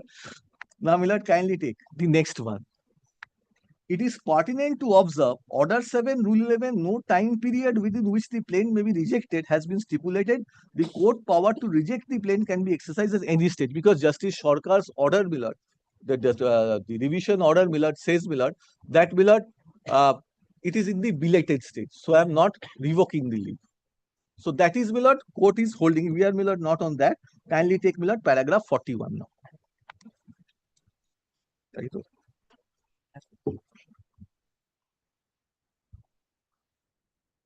Has lordship, paragraph 41, page number 22. At this juncture, we would like to point out that trial court in the instant case, while refusing to allow the application under Order 7, Rule 11, observed that an application having been filed at the belated stage for more than a year after filing of written statement was liable to be rejected. However, the decision in party automation does not leave any scope for a similar approach to be adopted by courts anymore in the case 12A has not been complied with. So, my lord, it's a 12A non-compliance. That is, you do not take leave under 12. Next, the court in the said decision has observed that even if a plea of rejection is not taken by the defendant, court can suo motu take note of non-compliance of 12A. So, if you don't take leave of 12A and reject the plaint, and the stage of the suit is not a valid consideration to be looked into while rejecting the plaint. Now, kindly take me, Lord. However, we shall discuss more detail. The subsequent paragraphs of the decision of party automation makes the consequence of rejection for non-compliance of the suit prospectively by urgent post 28/2022. Now, Millard, kindly take Millard. This is the factor, Millard. Will be Millard hitting us here. Para 42. Further, it is pertinent to note that 12A of 2015 Act does not contemplate leave of the court in filing the suit, which contemplates an urgent relief, as it's clear from the language of the words used in the provision. This is, Millard, we do not read.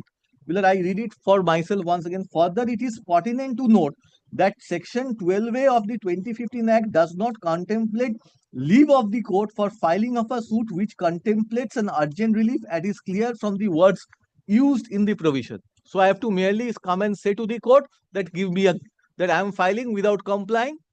According to me, the suit is urgent. I have the prayer for injunction and injunction, perpetual injunction and injunction in aid of it. So this is the first part. Second part, the provision also does not necessarily require an application seeking exemption if a suit is filed with without pre-institutional mediation. An application seeking waiver on account of urgent relief, setting out the grounds reason, may allay a challenge and assist the court, but absence of any statutory mandate or rules by the central government, an application per se is not a condition precedent for 12 of the Act. Pleadings on record and oral submission would be sufficient in the course. So, pleading and my oral submission. Whose oral submission? Plaintiff's oral submission. Like a clause 12 Millard leave situation. Next,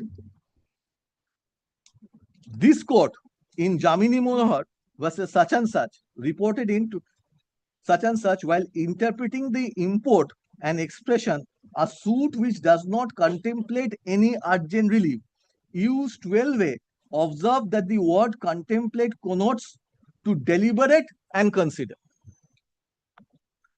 For the legal position that the plaint can be rejected and not entertained reflects the mind of the court as regards requirement of urgent interim relief.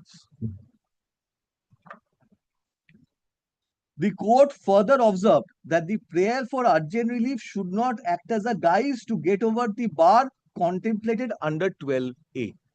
So it not be a mask.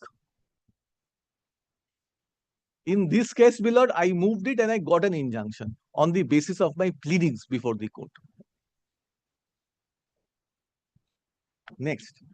However, at the same time, the court observed that mere non-grant of ad interim relief at the ad interim stage when the plaint is taken up for an admission and examination would not justify rejection of the plaint under Order 7, Rule 11 CPC. So even Millard, if there was a failure on my part because I did not get an injunction, one injunction has been vacated and also 12 years allowed, that is not a ground. Even if after the conclusion of the argument of the aspect of interim relief, the same is denied on merit, that would not itself justify the rejection of the plaint under Order 7, Rule 11. Now, these three paragraphs, Millard, I have quoted, I have placed from Millard Jamini Manohar. I am not placing it again. This is quoting with approval, Millard, of Jamini Manohar. And Jamini Manohar, the suit was not dismissed after Millard saying so many words. They say we are laying down the guidelines because it was a trademark suit. It was a suit for interim relief. It was a suit when interim relief was granted. Delhi High Court Division Bench said, Millard, it's an absolute choice of the plaintiff. Court says, no, the limited window is open. That is falsity and deception. That is exact Jamini mono, nothing more, nothing less. Plaintiff cannot be a judge of its own cause in absolute terms. There are restrictions for a case of falsity and deception. That is evident. That is nothing new. It's coming out from Jamini Monohar, from the paragraph of Jamini Monohar itself. Now, Miller, that is paragraph 44, Lordship. This is very important, Miller, paragraph 44. Thus, it becomes clear from perusal of the aforesaid decision that the test under 12A is not whether prayer for urgent interim relief actually comes to be allowed or not, but whether on an examination of the nature. Nature means what? Your Lordship has to see whether it's a money suit, it's a declaration suit, injunction suit, and what is the subject matter of the suit. Trademark, copyright. Then if it is the subject matter of the suit, of course, Miller Lordship has to look into, Miller. If there is a subject matter means what? What is this suit about? What is the plaintiff alleges against the defendant and what the defendant denies in a trademark action. Miller, if Supreme Court says today, you have to see the nature and subject matter of the suit. I am not on merits. Isn't it the court, Miller, duty bound to see what are the suit properties? This is the main copy. This is, Miller, the A product. This is B product. Now, Miller, kindly take, Miller, and the cause of action. Miller, and the cause of action means what? It's a recurring cause of action. It's a not a recurring cause of action. Or, Miller, it's, Miller, what type of cause of action? And the cause of action. So, Miller, three things are stated. It's not a case, Miller, where the Supreme Court says only the subject matter of the suit, or the Supreme Court says, Miller, the nature of the suit. And the cause of action. The prayer for urgent relief by the plaintiff. The prayer for urgent relief by the plaintiff could be said to contemplate when the matter is seen from whom? From the standpoint of the plaintiff. Along with that, you should have an application for interim relief, and these four parameters, that is, Miller, nature, subject matter, cause of action, urgent relief, from standpoint of whom? Not from defendant, from the standpoint of plaintiff. This is the declaration of law.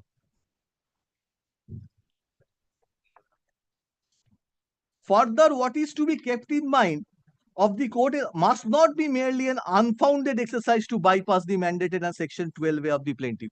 So you have to decide it from the touchstone of the standpoint of the plaintiff, keeping these five subject matters. It was said, Miller, it's a first day cause of action, first arose. That is not the case. Then the cause of action, nature of cause of action, that is what is exactly said by the Supreme Court. It is clarifying Jamini Monohar more. And the limited window of Jamini Monohar, which is paragraph 10 and 11 of Jamini Monohar, deception and falsity. That is the limited window. In this limited window, could a suit of this nature, I take the best arguments, a delay of 10 months, could be dismissed, Miller, when interim relief has been granted. Because this 44 was, this judgment was not there when the judgment was pronounced. So, Miller, on touchstone of paragraph 44, whether my plaint could be dismissed. Miller, now, Miller, there is, kindly have a look, I'm very sorry. Kindly take paragraph 54, Miller.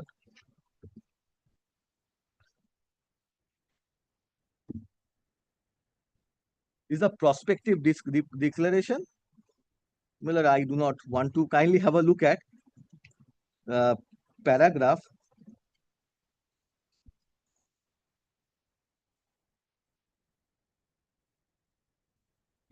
59 is, Miller, for, Miller, pre-partil, post-partil. That is not relevant here. Miller, kindly take, Miller, regarding SOP, conclusion, Act E, para 62, page 29.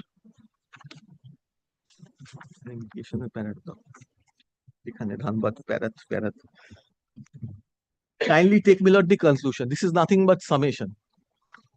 The decision of the court in partil automation supra lays down the correct position of law as regards 12A of the by holding it to be mandatory in nature. Now, Miller, D. A suit which contemplates an urgent relief may not, that's a discretion given to the court, may be filed under section 2015 Act without first resorting to mediation as prescribed under 12A of the 2015 Act. Now, my lord, kindly take my lord E. Unlike section 82, CPC, leave of the court is not required to be obtained before filing of the suit without complying 12A of the Act of 2015. My lord, with deepest of respect, my lord, the learned honorable single judge proceeded, my lord, it's a case of revocation like my lord 82. It's not. It's not a case of section. Now it's clarified, my lord, to the extent, my lord, after party. It's not a case of revocation 82 that you come to court and say, no, he should not get an interim relief, so revoke it. It's not a case. Standpoint of the plaintiff, holistically seen the plaint on, my lord, the 5 ABCD, which is there, my lord, in paragraph 42, including a cause of action, nature of cause of action. Now, my lord, kindly take F.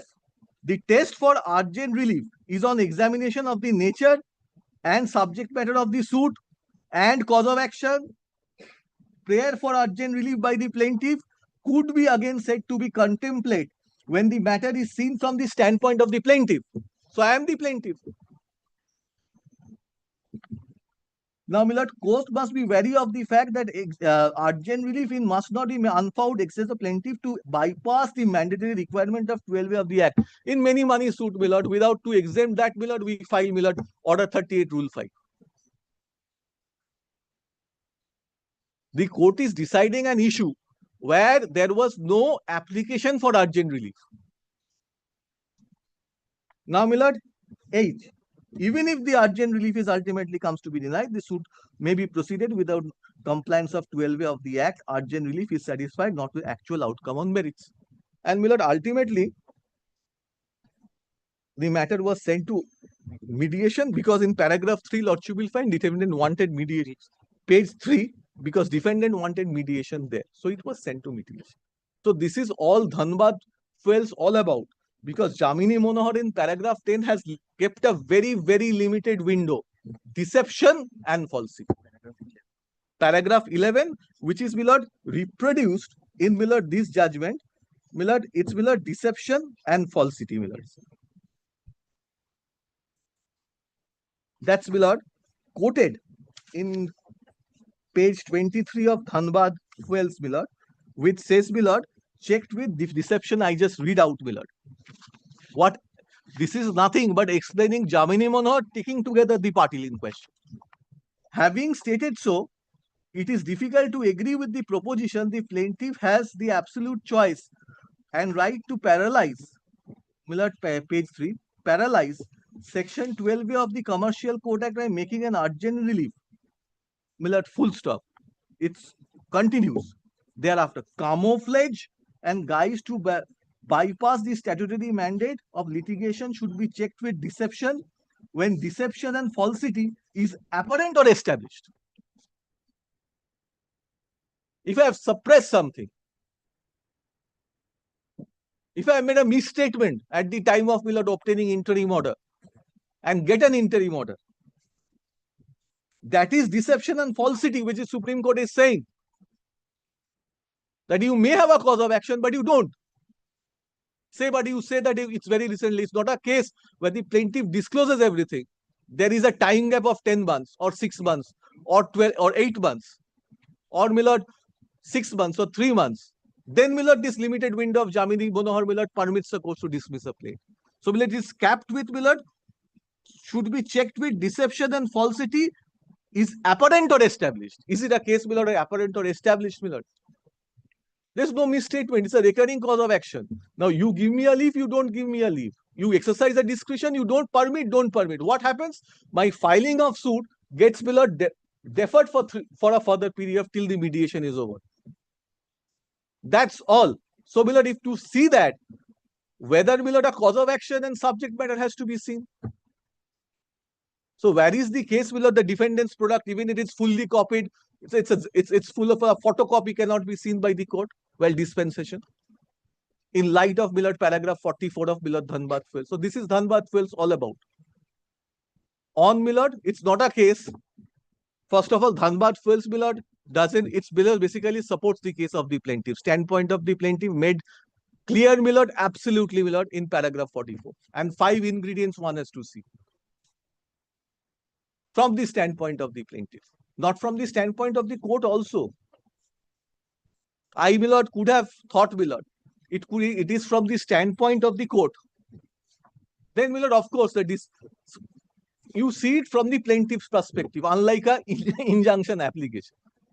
Now, my lord, kindly have a look at the next judgment, which cited by my learned friend Pranay Kumar Das. Kindly have a look at Pranay Kumar Das.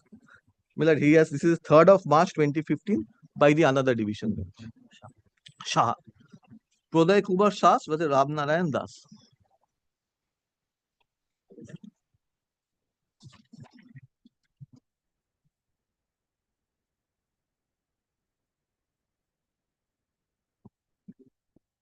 কি বলবো বলে তাড়াতাড়ি শেষ করি অনেক ওটা লাস্টে বলবো একটা এরকম দেখতে একটা দিয়েছিলেন একটা কপি দাও না আমি কম্পাইলেশন পেজ নাম্বারটা বলো তাহলে with us. বলো 104 নম্বর পাতাটা Miller kindly have a look at I am very sorry Miller paragraph 3 is arising out of an agreement for sale. The plaintiff entered into a contract with defendant on 11th April 2019 in respect of supply of certain goods mentioned in the agreement. So price of goods sold and delivered. In respect of certain goods in the agreement, the plaintiff claims to have supplied materials. However, the defendant, without payment of price of goods, illegally terminated the contract on 19 September 2019, and the suit was filed on July 2022. So after 2.5 years, our suit for recovery of price of goods sold and delivered was filed seeking dispensation of 12A. In this context,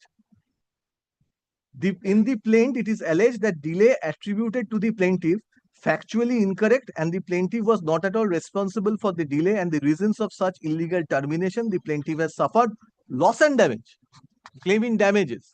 In the suit, 7 heads of claim of 4.17 crores, and aggregate has been claimed. Out of this head sum, 49 crores have been claimed on account of goods sold and delivered. So pure simple money claim. In the plaint, it is stated, paragraph 5, despite all arrangements being made with regard to the performance of the contract, the defendant, without any cogent reasons, withheld rupees 25 lakhs GST thereon. The plaintiff, in lieu of the work done by him, continued to issue invoices to the defendant. Work executed, invoices were issued from the period 2nd September 2019 to 14th September 2019. Now, look at the paragraph.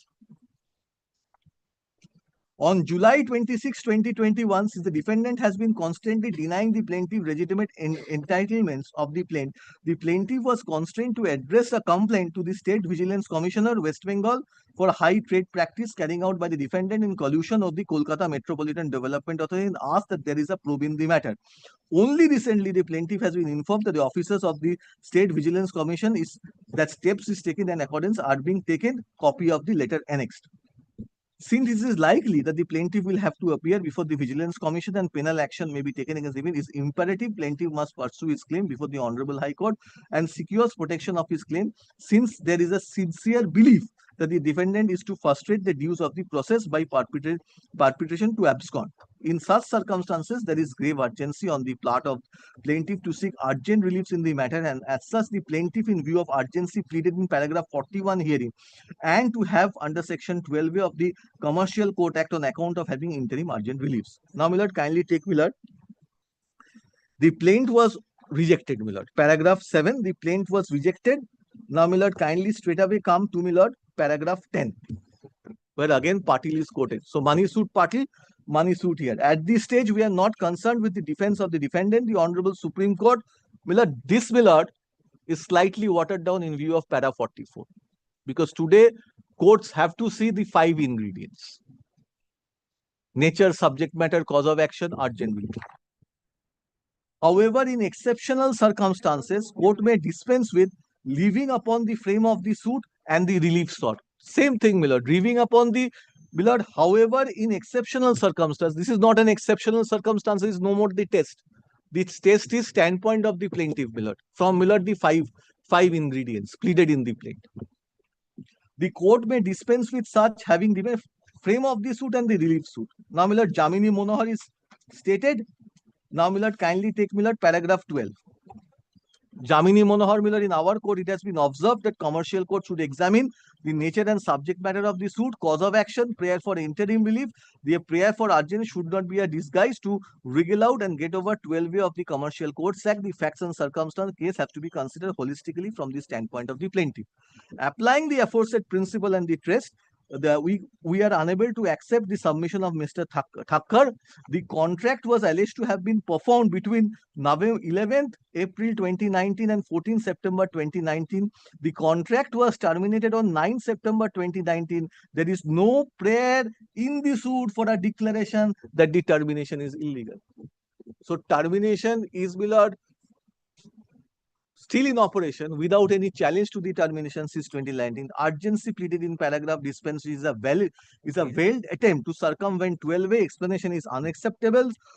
The complaint to State Commission West Bengal with regard to immoral practice carried out by the defendant in collusion of defendant with a demand to such and such on the do not find it to interfere with the order. So this is a revocation case. Now, Milord, the judgment of Justice Mukherjee, no, Justice Mukherjee. I just end, Milord, and saying two sentences in reply with Justice Arindam Mukherjee's single bench, SRS.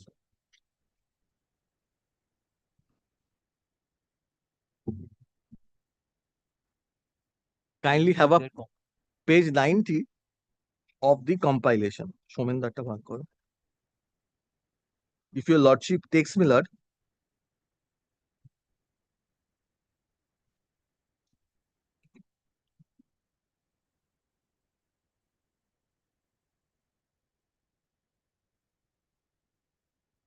there was a delay, Milord, of 2.5 years, Milord, because after giving a cease and desist notice, the defendant sat and Milord did not. And Milord, paragraph 9, Lordship will see, it was an order passed in the initial stage of non-grant of 12. So, Milord, it's not a revocation case, Milord. It's a non-grant in the threshold. That on the urgency, paragraph 9, Lordship takes, Milord, at page, the plaint has only been filed in computer section for which a number has been allotted. Only upon the plaint is being presented and admitted, the plaint formally enters the record of the court leading to the institution of the suit. In the facts of the case and the circumstances, the plaint is directed to be returned to the plaintiff along with the court fees. The plaintiff shall be entitled to institute a self-save cause of action after complying with the pre-suit mediation if otherwise permissible by the law. The plaintiff shall be entitled to use the same court fees in the suit as may be filed by the same defendants after complying with the 12A. There is no arbor using the same court fees, etc. Court fees returned on the first day, and this is, Milord, an appeal, Milord, though it's incorrectly recorded, Milord. It's an look at the date of the order, 2nd August 2023. If your lordship looks at page 94, though it says it's revocation, it's not a case of revocation. It's a case of non-grant and return of court fees. So exercise not used or exercise not used by the court, the discretion not used by the court in the first instance, return court fee, come back with that court fee, fly against the defendant. Very well. So these are my respectful submission, Milord. One thing, just address us on that very briefly. You see, once the learned single judge dispensed with the requirement of 12A pre-suit mediation and granted ex parte interim order, keeping in mind the small window in Yamini Manohar, without fraud or deception, should the learned judge have revoked that dispensation, so to say? Fraud unravels everything, no question. Deception is the same thing. But was there any material concealment or suppression in the plaint which, when brought to the learned judge's notice by the defendant upon being notified and upon appearing, prompted the learned judge to revoke the leave? This is what the only thing that is. So consider and come back on this. Very well. When will you come back? Friday. Friday, my lord. Friday, achhi to? হ্যাঁ, 11 only Millard, because he will the ground Millard, that Millard, February 2023 Millard, that 20293. If your lordship takes paragraph 27 of the plain, since I'm in 25 Millard, it's annexed. The Millard status report is annexed. And so far as that ground is not pleaded or urged in the vacating application. Mr. Devnath Ghosh will tell you very frankly. We are not impressed with the urgency. What happens when ex parte a learned single judge is moved for such leave and for urgent interim relief? Often the learned judge relies heavily on the statements made on behalf of the plaintiff. Material statements often may not be brought to the notice of the learned judge, which in a contested hearing, when the other side is there, is brought to the... I'm sorry. So, but then we will have to proceed on the basis that the learned judge was satisfied of the requirement of urgent interim relief and therefore dispensed with the requirement of That is pre-suit. what is there in the order of the interim relief. I cannot improve on that. If he There is Millard nothing pertaining to the dispensation of section 12. Now, Millard, it's clear, Millard, it's on the option the plaintiff will come and say the code. Now, Millard, to fill up that, Millard, that's the reason I showed. Millard, it's not in my hand, Millard. All we need to know now, to what extent, on Lordship what will see ground the order. the learned judge can revoke a leave which his lordship had granted, presumably being satisfied that such leave should be That granted. presumption is there in the, Whether that's that presumption. satisfaction is there or not, my lord, the order will speak for itself. The order which is endorsed behind the plaint is the only order. My lord, what my learned... Oh, forget about that, because of what Mr. Ghosh says, even if we accept that the justification of dispensing with the requirement would appear from the order dated October 1 or whatever it is. Even taking October 1 That's, order also... that's January. The lordship records it's a January. I did not, I moved it. I Under see what it's January. circumstances the learned judge would be justified in revoking the leave under 12A? Very well. Lekho. But can I come back on Monday? Yes, come back on Monday, better. Mr. Shomurai Chaudhary, learned counsel appearing for the respondent, concluded his argument, resumed his argument and concluded, stop paragraph. Mr. Devnath Ghosh, learned senior counsel representing the appellant, concludes his submission in reply, paragraph. We would like Mr. Roy Chaudhary to address us on a point of law in his submission in rejoinder. Stop. The point is that if a learned judge dispenses the requirement of pre-suit mediation contemplated in section 12 capital A of the Commercial Courts Act, 2015, 15 or 16? 2015. Under what circumstances, if at all, excepting in cases of fraud or deception, falsity and deception, the learned judge would be justified in revoking the order dispensing with the pre-suit mediation. Order dispensing with the requirement of pre-litigation mediation. Paragraph. For this purpose, list this matter once again. Shamne Shombare date diye dao. Under the same heading. উপরের দিকে রাখবে। যখন বললে, yes, Mr. Rai Chaudhary, I say before this, Mr. Rai Chaudhary on this point.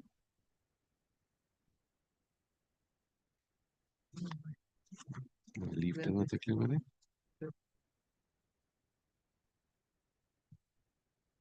Also, my lord, my juniors are insisting I don't. I have completed, lordship told me once.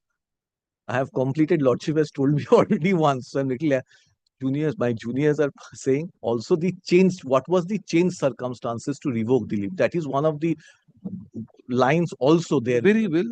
Let us see change. আচ্ছা ঠিক আছে আরেকটা line add করে দাও last ওই listing এর আগে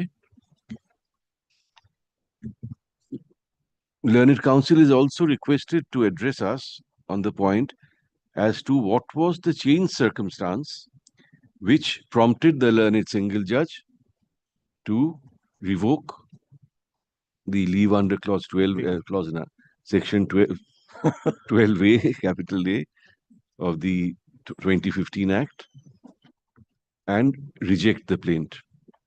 Grateful for your patience. তারপরে লিস্টিং করে দাও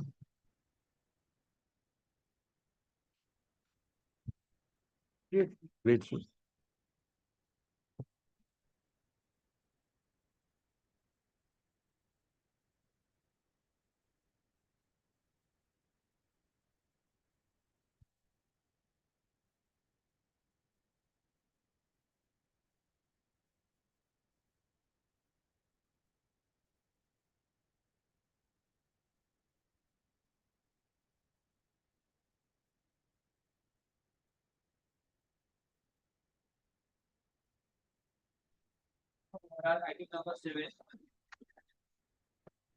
I appeal. The two applications, there was a direction for filing affidavits. I'm led by Mr. This is our appeal, man. What applications? Well, is my application. GA2 is an application filed by us, but my lord's last day's order says, or she will hear out the matter together. All the applications because Three is my application. So they are filing their affidavit in opposition. I'm seeking some time to file my affidavit and reply to that. They are filing their affidavit in they have opposition. served them long by we're filing because it was My lord. I'm led by Mr. Sabyasachi Chaudhary, my lord. Is that very relevant? He's not here, my lord. Kindly gives us some time to file our affidavit and reply. How much time? My lord, by Friday, we'll try to file. By Friday, that is fair. Affidavit in opposition, thou. File করেছে তো। They have given opposition also to GA2. Since they're taking time, we shall give our reply by Friday. They have already filed in GA2, GA3. They have served that. I don't know whether they have filed it, but GA3 is their application. GA3 is theirs, to which I have given to the opposition given. They want to give reply. Affidavit in opposition to in connection with GA2. You have already filed. We have served. I just need to know whether we have filed. I don't have instructions on that, my lord. You will has been served on the appellant by the respondents. Stop. The appellant will be at liberty to file her Anjani Kumar his reply by Friday. Friday date to the Ishamne Friday date to the. But we would like this position to be retained if possible. Paragraph. Affidavit in opposition in connection with GA3 of 2025. ওই GA com দেখে নি ওগুলো commercial সব GA com 3 সবই কম এটা commercial হচ্ছে তো GA com 3 filed in court today be kept with the records. Stop. The respondents will be at liberty to file their reply within ওই Friday date টা দিয়ে দাও. Paragraph. List the appeal and the two applications once again on Monday date thou. 7. This same matter is fixed before the other court. Lordship, kindly keep it the next day. Whichever the Lordship takes up these matters. We take up even on 8th if the appellate side list is exhausted. 8th. 8 তারিখে করো এটা 8 তারিখে করো. Comma retaining its position.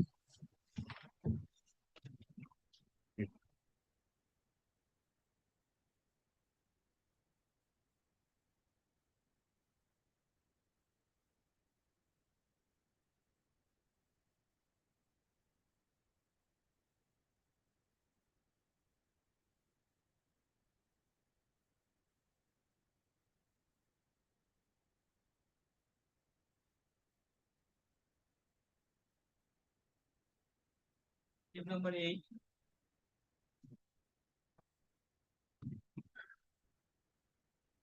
Yeah, possible.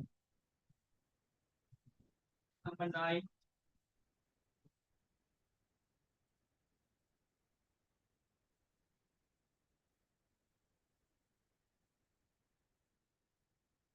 Item 9, my lord, I want to correct myself. My lord, last day, my lord, I submitted that my notes have been filed. My lord, in fact, the notes were not filed on that. My lord. Oh. I have it ready, but they were not filed before your lordship. File?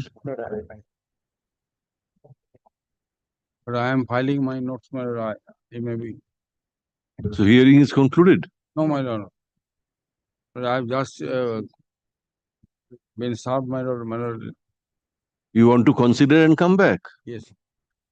Written notes of argument filed on behalf of the appellant be kept with the records. Paragraph. The respondent has also filed its written notes today. Stop. A copy of such notes has been made over to learned advocate for the appellant in court today. Stop. Learned advocate for the appellant seeks time to consider such written note and come back. Paragraph. Next Monday. List the matter once again on July 7.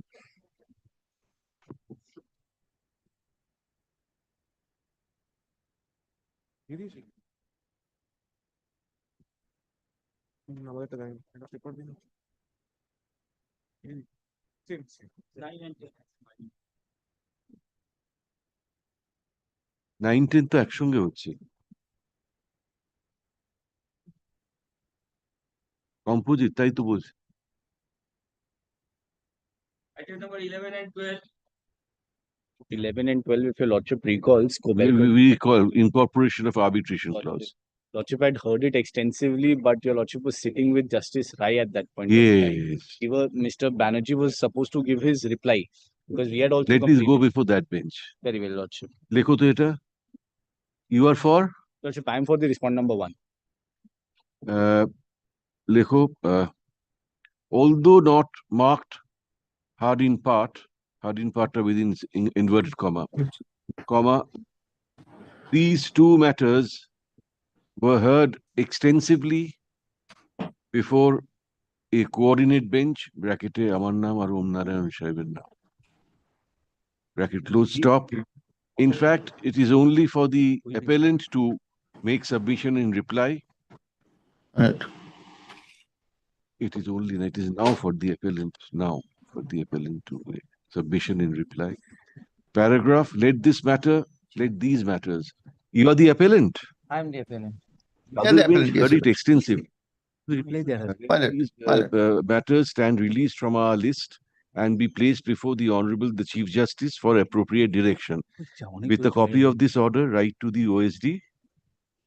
I have to get it again assigned to that bench. To that bench, yes. Yes, And yes. we'll be sitting every week. Don't worry. That bench will sit every week.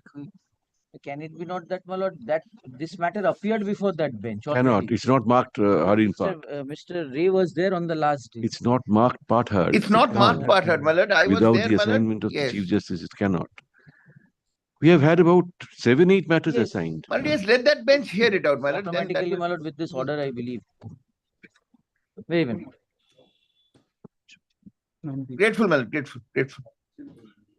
Oh, you can They naকি? leading me in the matter, lordship. Where are you? And I was rushing, but I thought that it's going to be released. That's why I did not go. My lord. Or else I would have been there, my lord. Even my lord had taken up the matter, I would have been there. You look And your thinner. lordship must consider my girth, my lord, and my lord, You look thinner, slimmer on screen. I'm very grateful, my lord. I am saying that to everyone. And I'm taking it as a decree from your lordship, my lord. All right. Very grateful, my lord. My lord, I appear for the respondent, my state's appeal, section 37. Yes, pass over. Item number 40.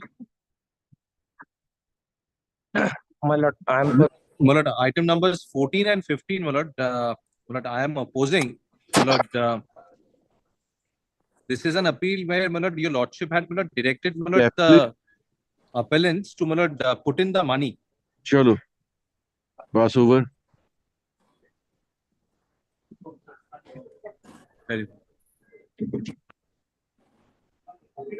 Lord, I am for the appellant. Lord, I am being led by Mr. Ranjan Bachawat.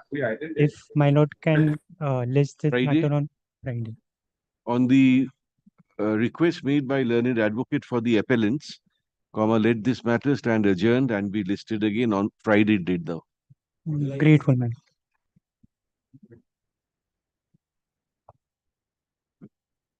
Item number 17 and 18. Your Lordship, I am appearing for the appellant in this matter, Your Lordship. We had filed our paper book last night at about 12 o'clock. The respondent have sent an email in item 1718, Your Lordship, that Yes. few documents are missing. Yes. This paper book was filed 2 months back, 2 to 3 months back. Your Lordship, so I'll file an additional paper book. Liberty may be granted, at least 3 weeks time may be granted for this. Learned advocate for the 1718 action. Learned advocate for the Union of India says that although the paper book was filed by the appellant about 2 months ago, very late yesterday, the respondent has pointed out that certain relevant papers have not been included in the paper book. Learned advocate prays for leave to file a supplementary paper book to incorporate, to bring on record such documents. Such leave is granted. Paragraph, let supplementary paper book be filed within. Your Lordship, 3 weeks time may be granted. 3 weeks from date ta diye dao. Paragraph, list the matter on the following working day. Tarikh ta diye dao. Your Lordship, Sincerely obliged. item number 18, Your Lordship, it is a cross appeal. Your Lordship grants us leave to file additional grounds of cross appeal, Your Lordship. আরেকটা লিখে নাও ওইটার সঙ্গেই OCOT 1 of 2025 is a cross appeal of Senbo Engineering Limited. On the request made by learned advocate for Senbo, leave is granted to file additional rounds of cross appeal within 3 weeks from date, with advance copy to learned advocate. Lordship, my objection to the same may be recorded that because the matter was ready for hearing and this discrepancy has been pointed out by them only right now, only to file this additional grounds of appeal because this matter was ready for hearing. কি বললাম? Learned advocate for না তো সাচি granted to file additional ground of cross appeal within 3 weeks from date. with advance copy বললাম না to learned advocate for Union of India. Paragraph, list the matter ওই same date. আচ্ছা একবার তো বলেই দিয়েছি list the matter টা লাস্টে দাও. July 18.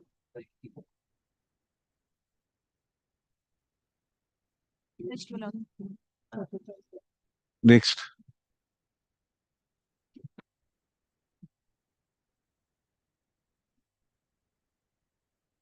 Number 19. I beg to appear for the appellant in this case, my lord. I am led by Mr. Joyanto Mitro, my lord. He could not, my lord, come to court today. So I am When? praying for a not today, my lord, if Not today. Not grateful. today. Next. Item number 20 and 21. 20 and 21, my lord, I am for the appellant, my lord. We have filed the paper books, my lord, in both the matters, but separate paper books have been filed apropos the two appeals.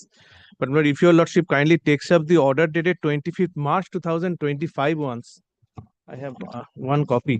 What does it say? Tell us. Yes, that says that the paper books filed in AOCOM 13 shall also be treated as paper book of AOCOM 14 of 2025.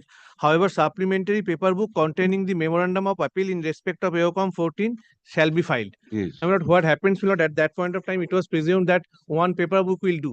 But my lord, the appeal, my lord, emanates from two different Section 34 applications.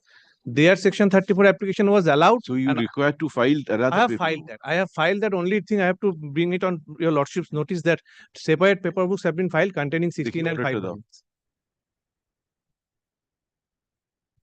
না, আমাদের ফাইলে তো থাকা উচিত এটা।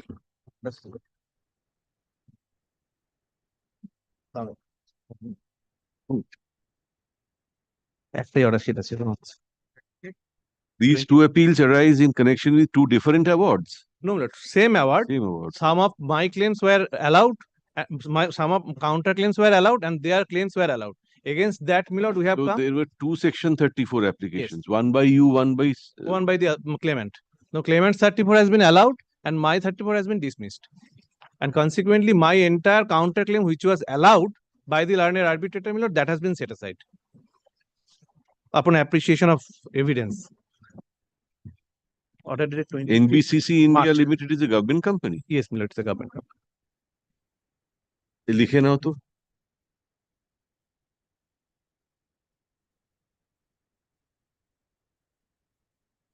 These two appeals arise in connection with the same arbitral award. Stop. The arbitral award was challenged by both the claimant was JG Engineers. Yes, my lord. Both the claimant, bracket দাও, JG Engineers Private Limited, bracket closed, and the appellant, bracket দাও, NBCC India Limited, bracket closed. JG Engineers challenged the award to the extent the same disallowed some of its claims. The same disallowed. Disallowed. Their challenge was against the allowing of counterclaims. Your one. Yes, my. Some of its claims. Stop. NBCC challenged the award to the extent the same allowed the claim of JG Engineers. Stop. The application of JG Engineers was allowed. Yes, my lord. The other claims were also allowed. That was sustained. Allowed. Stop. The application of NBCC was dismissed by the impugned order. Stop. Paragraph referring to an order dated March 25, 2025, learned advocate for the appellant in these two appeals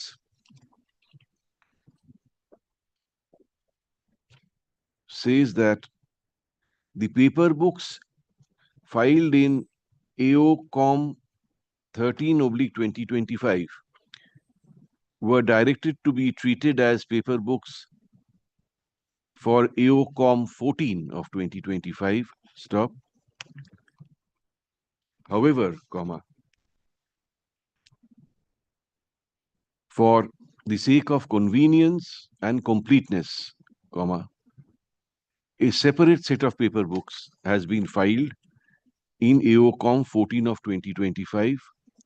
Stop. Let the same be retained with the records. You are for whom? Your lordship, I'm for JG Engineers. JG? Yeah. When will you do it? Your lordship, I need, my lord, at least 15 days time. We have 15 days. 21 volumes are there. 21 volumes. We And will I give was you, not there in Section 34. we will give you 2 years. Get prepared. 21 volumes. Paragraph on the request made on behalf of the appellant, let these appeals stand adjourned and be listed again 3 weeks hence. তারিখটা দিয়ে দাও। বলো। JG Engineers challenge the award to the extent the same disallowed. Its claims. Disallowed some of its হ্যাঁ, claims. হ্যাঁ। Stop. Some of its claims. Claims. হ্যাঁ। NBCC challenged the award to the extent The same allowed some of JG Engineers claim.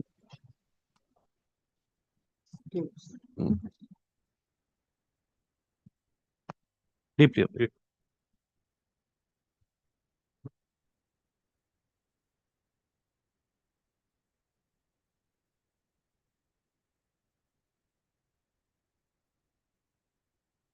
number 22. In terms of your lordship's last direction, we had served the official liquidator. Valior. Yes. Duto copy diye.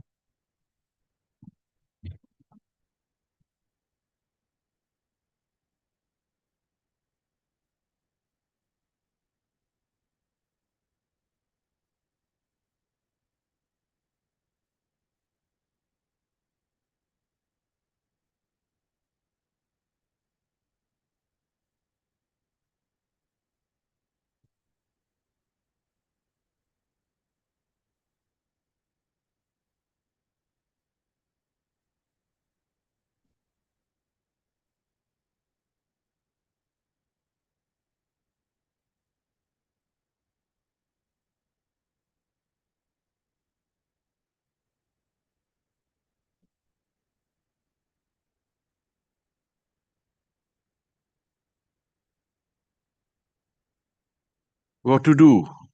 My lord, on the last occasion, my lord, also we had said that even if we had not, my lord, we were not aware that the company had gone under liquidation or that it was wound up.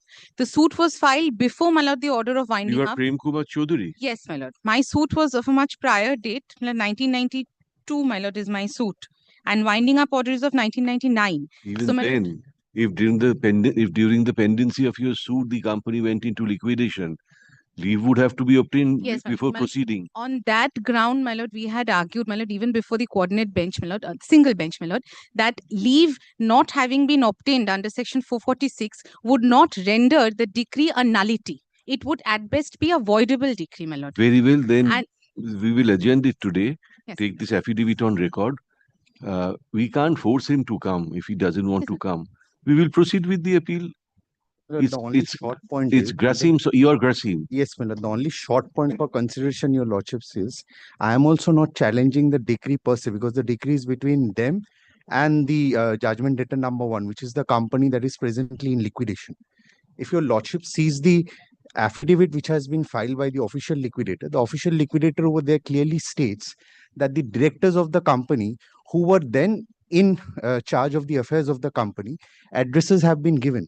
So if my learned friends today essentially want an adjudication of the shares, which they say they are entitled to, then at best they'll have to, if the official liquidator is not coming today, the directors who were at that point of time in charge should have at least been served, or at least they should show something on record which purports that the directors have been served.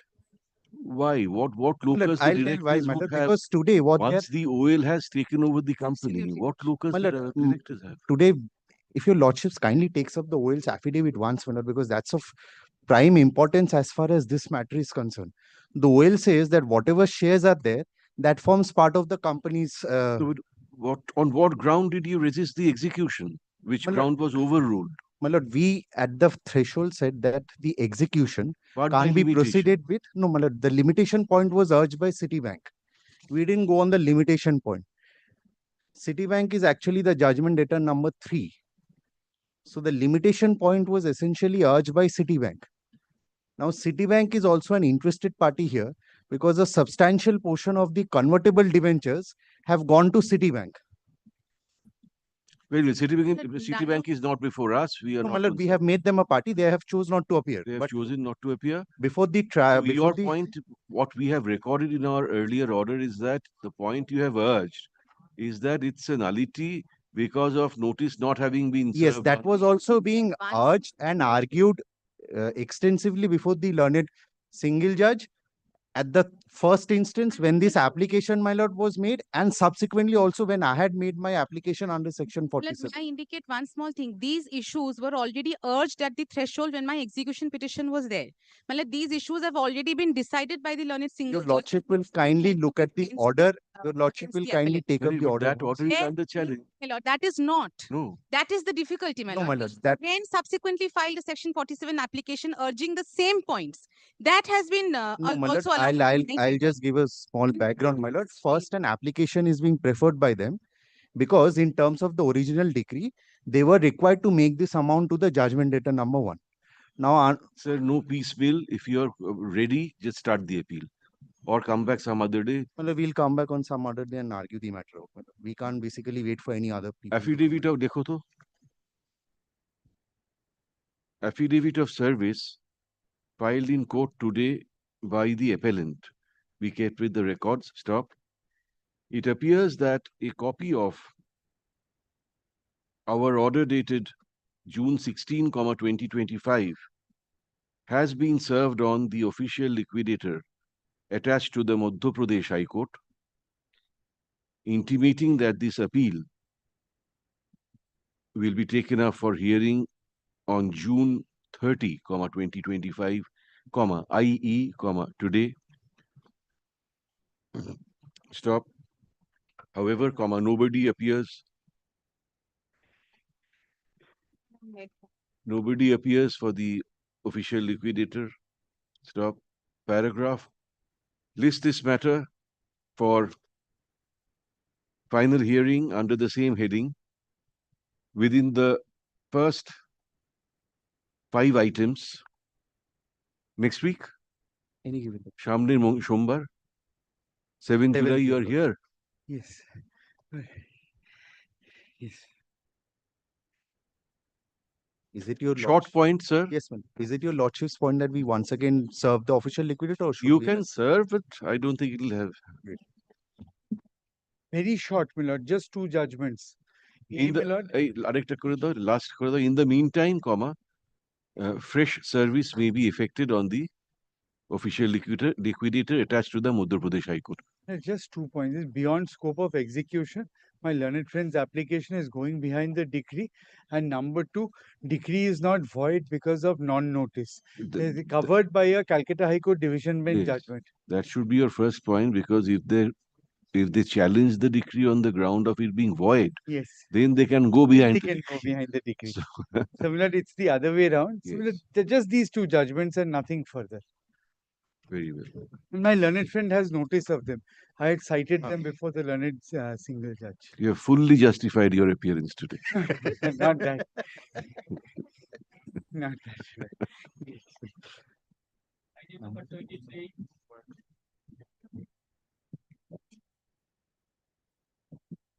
Whose is this? Your appeal? Yes, my lord. Who's for the respondent? Lord, not here, my lord. May it also be there on Monday. my lord. Monday. The respondents are not represented today. Paragraph, Mr. Chaudhuri, learned senior counsel, in his usual fairness, submits, that he does not wish to proceed ex parte. Paragraph, list this matter once again, Shamne Sombar. Stop. Learned advocate on record for the appellant shall communicate this order to learned advocate for the respondents. Lord, we've agreed to 3 adjournments. No, the next day, my lord, we'll Settlement, you're trying to settle, no?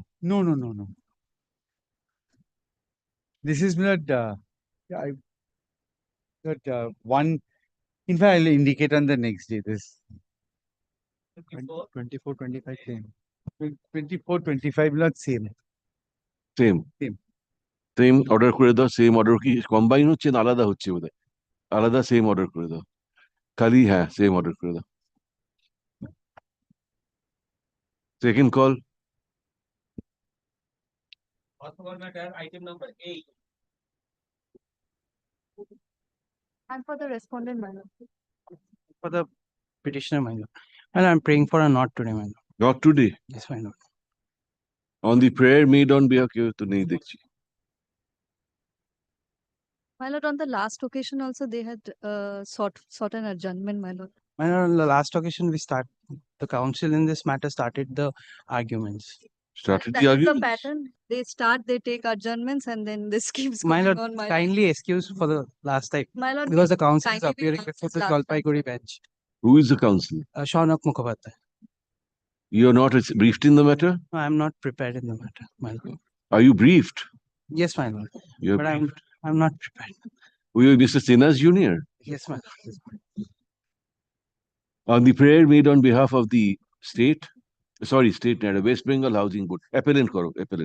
Prayer made on behalf of the appellant, let this matter stand adjourned for the day. Paragraph, learned advocate for the respondent raises a grievance that on earlier occasions also adjournment was sought for by the appellant.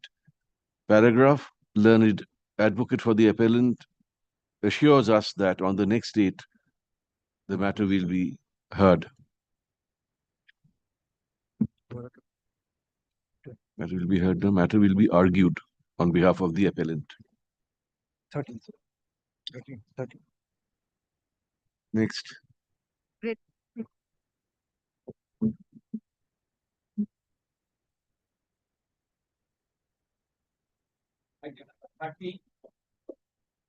My lord, this plot may be by consent, my lord, may be subject to my lord's approval, my lord, may be kept after 16th, my lord, 16th of July. As requested jointly by learned counsel for the parties, comma, let this matter stand adjourned and be listed again on July 18. Grateful to Lordship. Grateful, my lord. Lordship, 14 and 15, Your Lordship. 14, I am the appellant, Your Lordship. I was the defendant number 2 in the suit, Your Lordship. Your Lordship, we'll be filing an application for production of additional documents. I'm told that it will be filed in the course of the day, Your Lordship. This is that decree for 68 lakh or something? Yes, Your Lordship. Yes, my lord, brokerage services, my lord, rendered to my lord Amazon and Queen and Eagle, my lord, the German company. Now the decretal amount has been secured. Yes, Your Lordship. So appeal has to be heard out. File your application. Who stops Yes, you? in the course of the day it will be filed, Your Lordship. I'm told. Or maybe it's just being filed. Filed certain documents, but ultimately they were not relied upon or not tendered in evidence. If they file the same documents, I'll be not strongly opposing them. Oppose that Order 41, Rule 27 will be heard along. Those are not the documents, Your Lordship. That can be my application can be heard out, Your Lordship. You are for?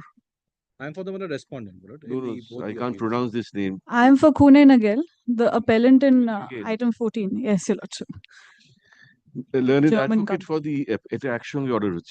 Learned advocate for the appellant in AOCOM 26 of 2024 says that the appellant is in the process of filing an application for leave to disclose additional documents. Stop, the application should be filed today itself. Paragraph, list these matters once again.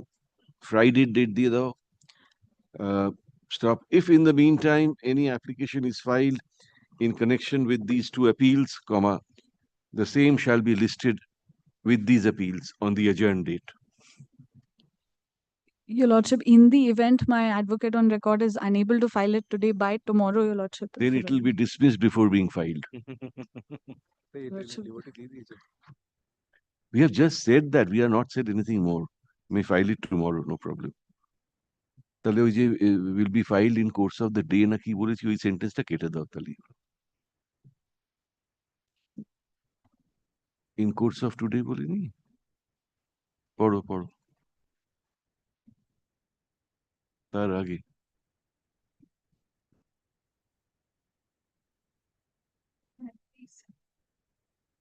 কেটে দাও সেন্টেন্সটা কেটে দাও গোড়ার থেকে পড়ো তো একবার কি লিখেছো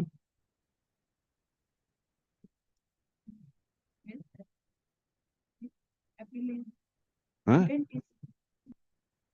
Is in the appellant is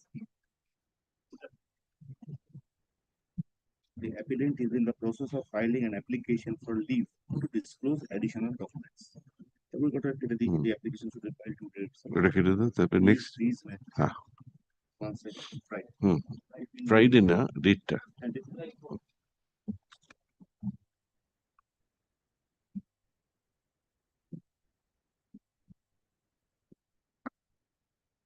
There is one more appeal, item number 15, done by Amazon, challenging the same decree. Yes. That together. Both. It's a combined order.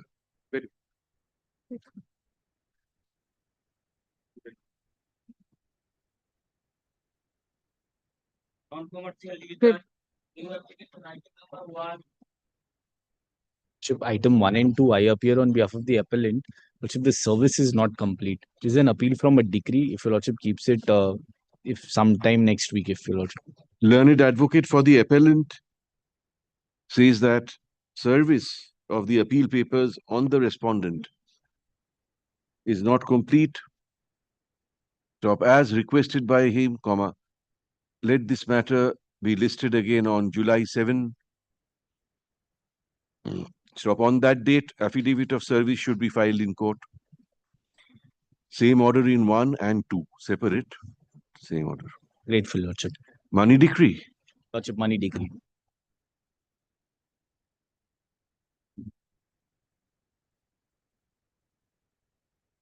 Item number 3. Your Lordship, I'm praying for a small pass over, Your Lordship, Mr. Your Lordship, this I will object to that because last day we were not here. There was a blanket, sort of security was granted to them for a period of 15 days. I'm only Lordship, calling for a pass over, Your Lordship, nothing else. A small pass over, Your Lordship. the manager is here. I appear for the appellate. This matter was taken up by Your Lordship last week, Lord.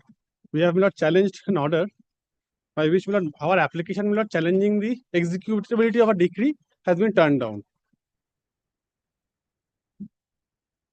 Suit was for partition. There was a preliminary decree declaring 50% share of both the appellant and the respondent. Two brothers, both have 50% share. This is admitted fact. Now there was a compromise. In the compromise, it was agreed that my client, the appellant, shall purchase 50% share of the other brother for a certain fixed consideration within a time. If it is not possible, then it will not carry interest, certain interest at a particular rate. And if I am unable to pay, then status quo shall be maintained. I'll place the clauses. Then status quo shall be maintained. Now, my lord, our contention is, my lord, in view of the subsequent clauses in the compromise decree, my lord, that if I am unable to pay, status quo continues regarding the property. The decree has not been made executable at a particular time. Unless I am able to, my lord, gather the money and pay, it doesn't become. So you can take 20 years to collect money and pay. If that is the clause, cannot be reasonable time period, Mr. Banerjee. Always, even if a performance of a contract, the contract does not say within what time period it has to be performed. It doesn't mean that it will remain alive, the contract, in perpetuity. Reasonable time period. Kindly, I'll show us the clauses. The decree starts from page 21. What does the learned single judge say? Let us read that order first. Page number 15. Page 15. Page 15. Honorable single judge said that it has to be done within a particular time. Since you have failed, it has become executable. You have failed to show that it is not executable. That is the sole point. Our point is that it is not executable. May I place the clauses? Then go to the impugned order. 2 minutes.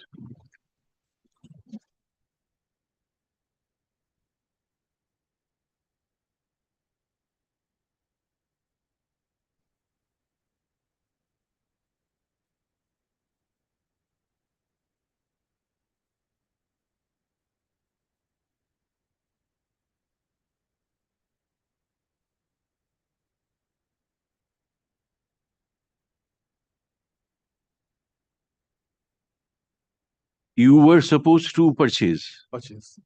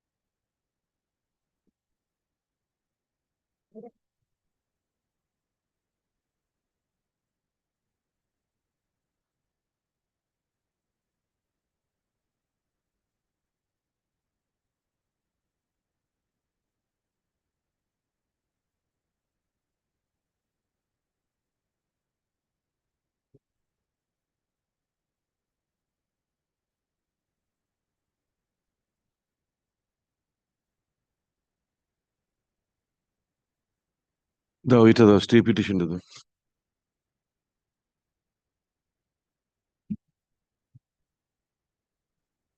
terms of settlement.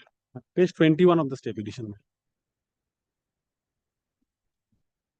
Start from page 21, my lord.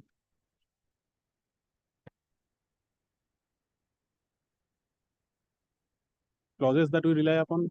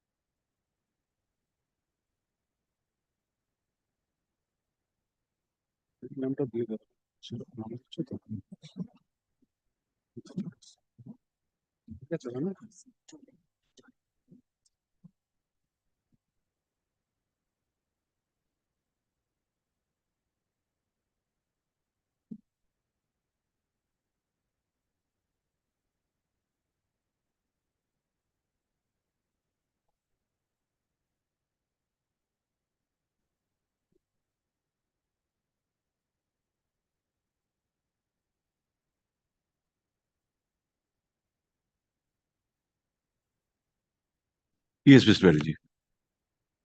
And I am relying on the clauses J and K. The initial clauses which say it has to be sold for a consideration of 39 lakh and odd. If it is not paid, it will carry interest. But J and K, my lord, if the clauses are to be read as a whole, it gives an impression, my lord, that if the payment cannot be made, then I'll have to intimate when I can pay. In that event, they will not register the deed. And if it is not done, then the parties will maintain status quo. If that is read with the initial clauses, my lord, there's no starting point of limitation for the, my lord, execution of the decree. You need not ever pay him. Is that a reasonable interpretation of a decree, of a consent decree? If we accept your construction, then you need not ever pay him. But may I just He place will clauses- be in possession. You say that what prejudice is he suffering? He remains in possession. Clauses J and K may just place. J is in the event the defendant failing to make payment of the said sum of rupees 39,11,871 only on or before 31st August 2017, the said sum only shall carry interest at the rate of 14% per annum on and from 1st September 17 till the date of actual payment. In the event the defendant delays in making payment beyond 31st August 2017, plaintiff shall also not be required to hand over possession to the learned commissioner of partition of the portion of the property under occupation of the plaintiff by 31st August 2017. In the event of delay, plaintiff shall deliver possession of the portion of the suit property under occupation on being notified by the defendant having deposited the said sum of rupees 39,11,871 only with the commissioner of partition. This is one. Next is, parties also agree that so long the said defendant does not conclude the transaction as aforesaid by making payment of the said sum of rupees 39,11,871, parties shall maintain status quo as regards their position in the property. Now, Lord, position is this: today, my lord, this person, appellant, my lord, is unable to make payment, my lord. They have put the decree into execution. Now, my lord, under Article 136 for execution of a decree, my lord, 12 years. That says 12 years from the date the decree becomes enforceable. Initially, it was not from the date of the decree or order, which has been amended from the date it becomes enforceable. In our submission, my lord, in view of clauses J and K, which qualify, my lord, the previous clauses A, B, C, these clauses, my lord, makes the decree, my lord, now we cannot interpret it. Whatever is in the decree, my lord, it has to be read as it is. We cannot go beyond it. So this was the two grounds, that it has not become enforceable and the court cannot read beyond the terms of the decree to interpret it. Now, J and K say, if I am unable, which is not actually the case, they have put it into execution. I am unable to pay. In that case, my lord, he is not required to hand over the possession or execute the decree. That is not the agreement. That is all. This is the position. So we wanted to cite those judgments, my lord. Adjournment was sought for before the Honorable Single Judge. His Lordship said no need to cite judgments or not, but it was turned down. Cite before us? On 136, not one judgment of the No, Calcutta 136, we are aware. 12 years period will From the start date? running from the date of enforceability. Enforceability, not the date of the Now, we don't see any problem in enforceability of this decree. Not J and K read together. Yes, we have read them together. We see no problem at all. Otherwise, this decree will mean nothing. Now, if Consciously having consented to a decree, if we give the interpretation that you are giving, then it will also amount to playing fraud on court. Because the court surely put its seal of approval on these terms of settlement, which matured into a consent decree, on the understanding that the parties are serious about their obligations. And within a reasonable period of time, they'll carry out. The court is not a place where the parties, when litigants can play with the court. So, if you press this appeal, you run the risk of incurring cost. Yes. No, we'll increase the amount. Take instruction. Your client is perhaps behind you. Take instruction. We are waiting. We have told you we are going to dismiss the appeal. The amount at other risk may come back tomorrow, my lord. Finish it off. Make a phone call. Finish it off. We have spent some time. Finish it off. My lord. What is the weather like outside? Is it raining? Raining. Raining, my lord. Not heavily, but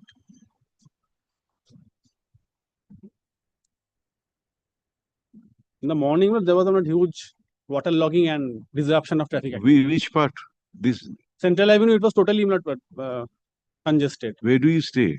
I came from through Shambhajar, and the entire Central Avenue was not congested. It took more than 2 hours for people to come from that area, from Shambhajar to. You know, those lovely days we had during our school days, when one would wake up and see it's raining very heavily, and one would pray to God, let our street get waterlogged so that we don't have to go to school. You know. No. No, why after reaching? We didn't want to go to school. Earlier court days also, there were some instances where there was so much of water logging, we couldn't come, and there was a resolution that. Yes, yes. But things changed when we got admitted to college. The attraction of college was such that no matter how deep the water was, we would still reach college.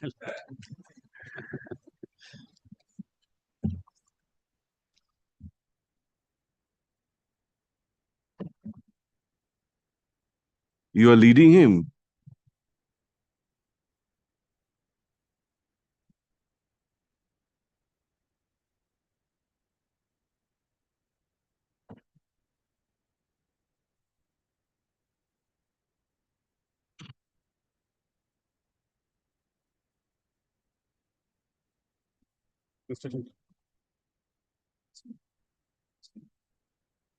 Couldn't reach the client, so your lordship will not Tomorrow. tomorrow. Tomorrow, We are tomorrow the matter is fixed before the learned single judgment. That is the tomorrow before appellate side. Just tell the judge we are going to dispose of the matter tomorrow. Before appellate side, huh? Much of it. We only want to give you an opportunity because it's a dispute between brothers.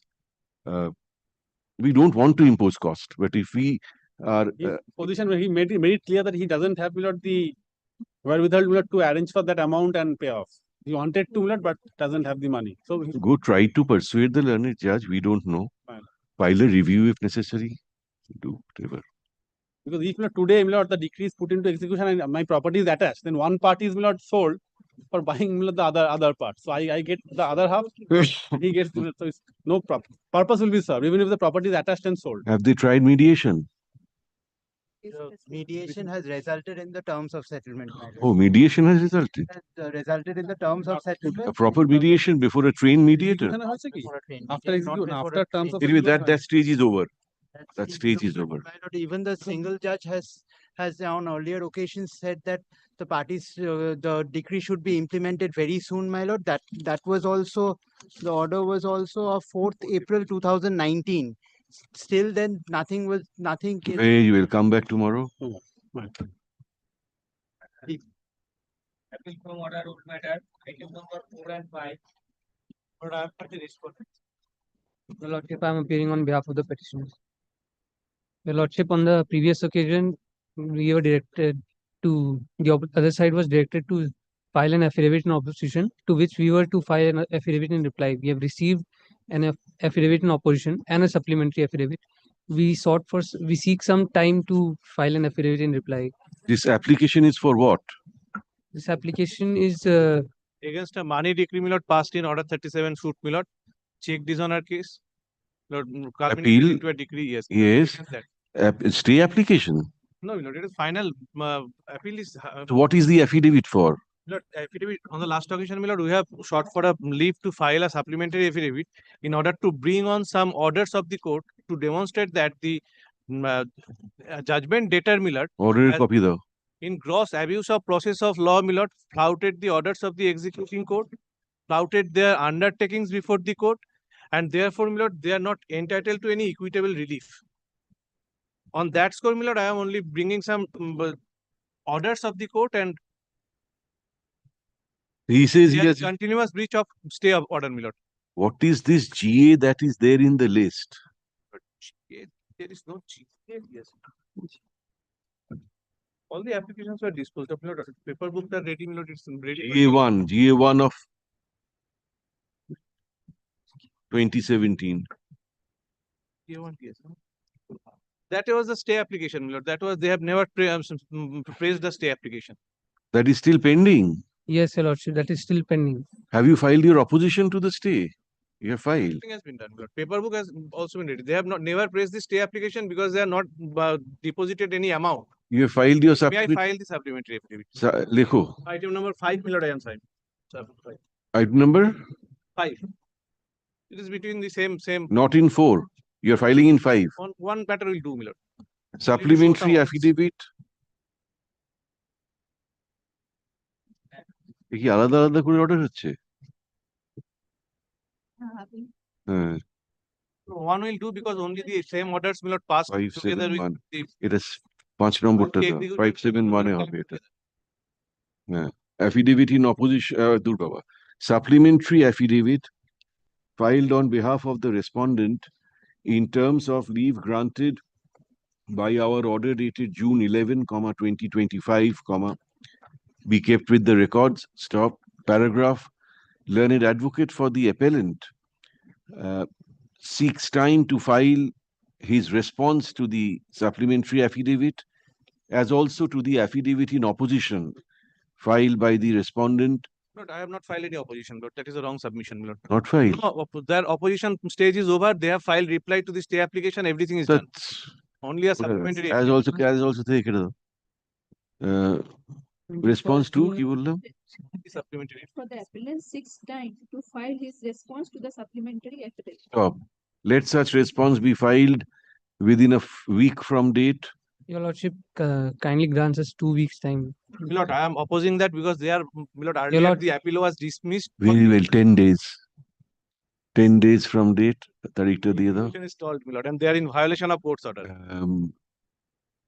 Paragraph lists the matter 2 weeks hence. R number 4 4টা খালি adjourn করে রেখে দাও। ওটা খালি Retain its position, my Lord. হ্যাঁ নামিয়ে দিও না। 17, my Lord. ঠিক আছে। They have given under 2 weeks hence ওটা লিস্ট করে দাও ইতে। by 4 installment. 2 weeks hence list করে দাও। But that was mere device to got some time. Date দিয়ে দাও না on 14 July 14. July 14. And it will retain its position. July 14, retaining its position. Deeply Grateful, Your Lordship.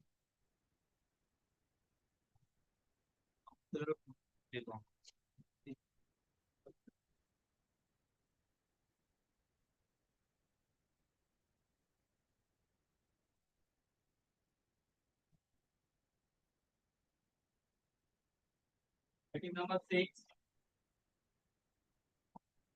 For the appellant, Lord, there was a direction for filing paper book by 30th of June, my Lord. We could not complete it, my Lord. 2020 appeal. Yes, my Lord. The direction was of 14th of May. We could not complete, my Lord.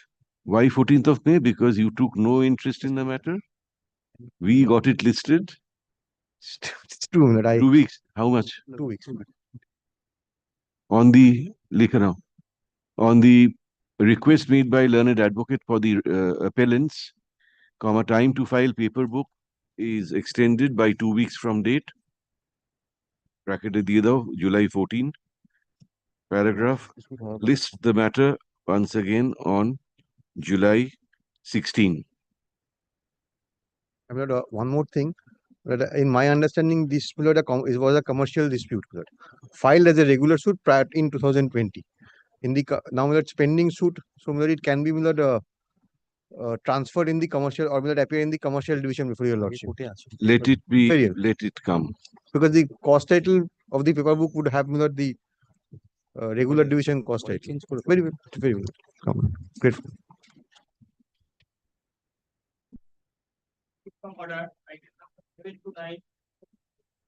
Lord, you appeal from decree, Lord, not from order. This item number 7, Lordship, is my appeal, and there is another appeal by the defendant number 2. If my lord produces the judgment, my lord, I think everything will be up clear in my humble and respectful submission. That's exactly not what I want to, how I would like to proceed, my lord. Lordship, the দাও এইটা দাও, মেমোটা দাও একটা ওই number 7. I'm the defendant number 1 appellant. The defendant number 1 appellant is a bank. The plaintiff has filed the suit stating that the bank has. Plaintiff is Shonali, na? Is Shonali. No, Jyotirmoy Pal Chaudhary. Jyotirmoy. The suit filed a suit stating that the defendant number 1 has incorrectly disbursed certain sums lying in a fixed deposit in favor of lying in a bank account in favor of the defendant number 2. The defendant number 2, lordship, by the impugned judgment has been directed to refund the entire sum to the plaintiff. since the plaintiff has got a succession certificate. And the defendant number one, although there is 1 lakh cost. 1 lakh cost. Actually, that has been asked for. That has been granted. The evidence, my lord, although in the plaint it is stated that the defendant number one has acted in collusion and connivance with the defendant number two, and in doing so had disbursed the sum in favor of the defendant number two. But my lord, the evidence, lordship, it has come that I am not aware of which official has connived. It is true that there is a nomination form. There was the defendant number two was a nominee. Lordship, our case is that I was under a statutory obligation to release the sum in favor of the nominee. When they applied, I had to release it. The case of the plaintiff is that before disbursal, they have written a notice saying that my succession certificate application is pending, please do not release it. That is the case of the plaintiff, and it is the case of the plaintiff that I ought to have refused to abide by statutory obligations on the basis of that letter, and ought not to have released it in favor of the defendant number two, for which they have faced certain harassment. But I don't think Mr. Bose's client is really interested in that 1 lakh cost. He has got the money which the plaintiff know. The execution. I dare say off the record that I will be able to get the money. It's a joint decree. I mean, no, joint it's not. statement. It's not. That is what I had prayed for, and that is what I did not get. That is why my cross-objection. I see. Although there is a clear finding of collusion, conspiracy, they have acted in concert with each other. The learned judge, after recording all this, merely directs Citibank, the Citibank minor to pay costs of law. Your Lordship, pleased to see the leeches on the part of the bank when allowing my lord Pranali, that is the defendant number two, my lord. Just read. Shonali is your sister? Sister-in-law. Sister-in-law. No. My sister-in-law's sister. Sister-in-law's sister. Sister-in-law's sister. And I have just read the judgment once, everything will become clear. Everybody's stand will be made crystal clear. Very well. Let's go through the judgment once. But the judgment is obviously, obviously what? Obviously, I'm challenging the findings in the judgment. I would like to place the evidence also, my lord. But lordship may go through the judgment, my lord. Yes, yes.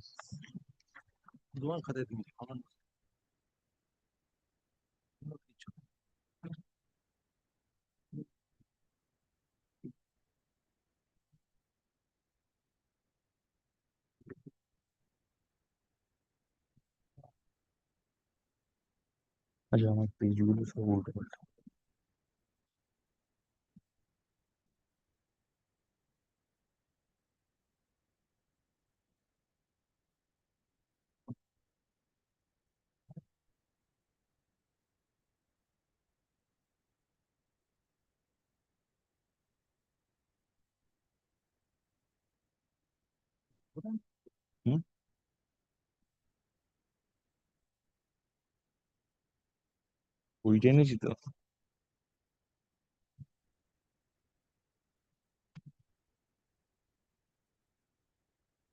লিঙ্কটা কোথায়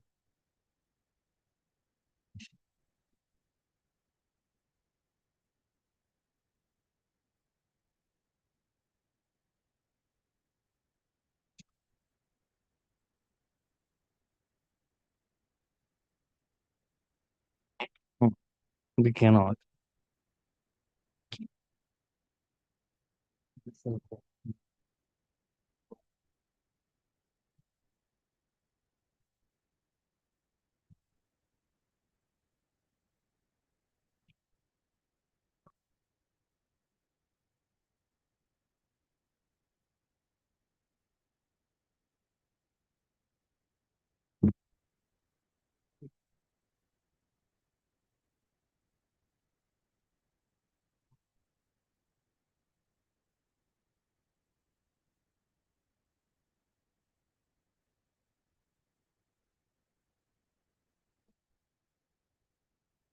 How was this Shamoli and Shonali related? Sisters. Shamoli and Shonali were sisters. Sisters. And how was Jyotirmoy and Shamoli related? Jyotirmoy is the brother of the husband. Brother of Shamoli's husband. Lordship.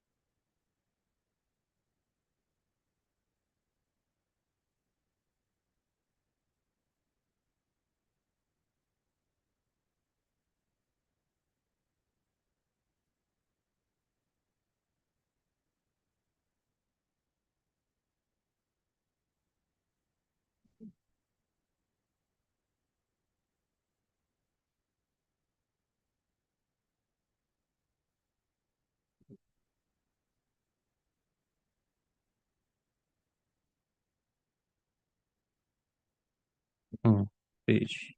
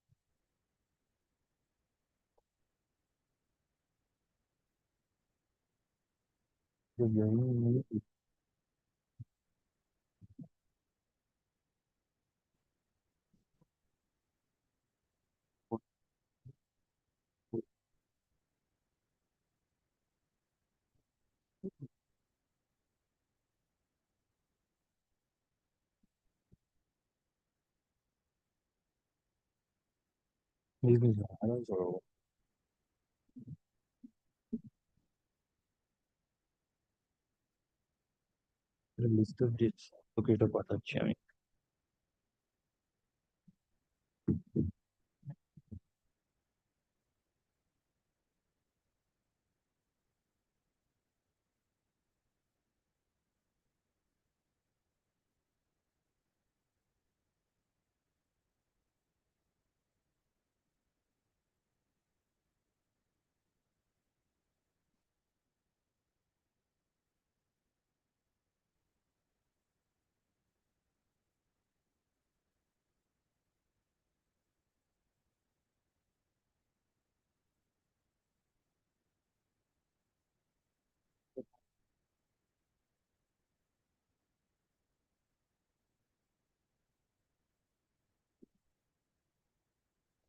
Imagine.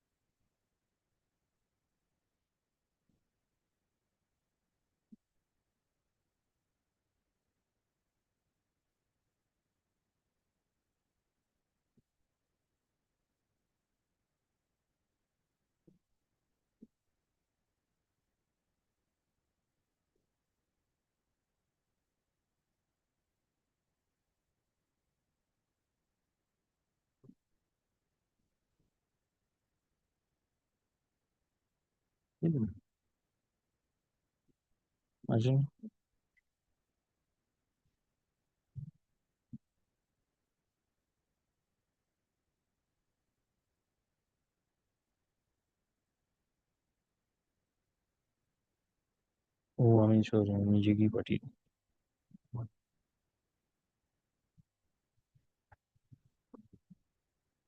To be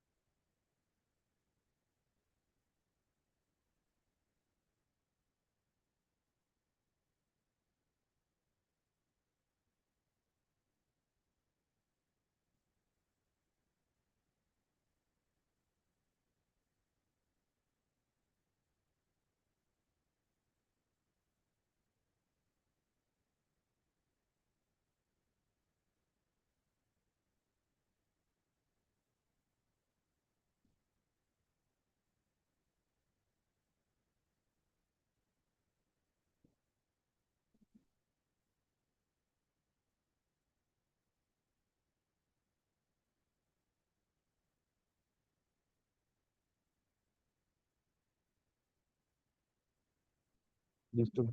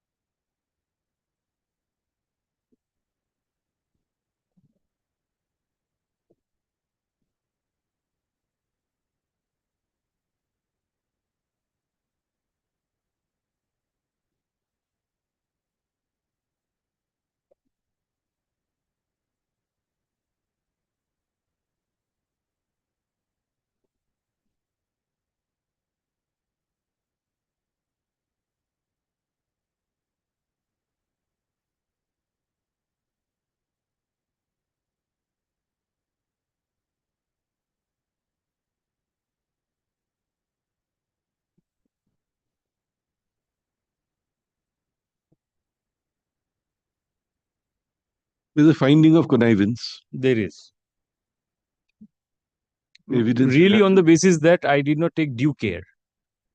Due care suddenly transforms into connivance. Lordship, that I shall show what is the plaint case and how is it completely contrary to the evidence, and the judgment is contrary to everything.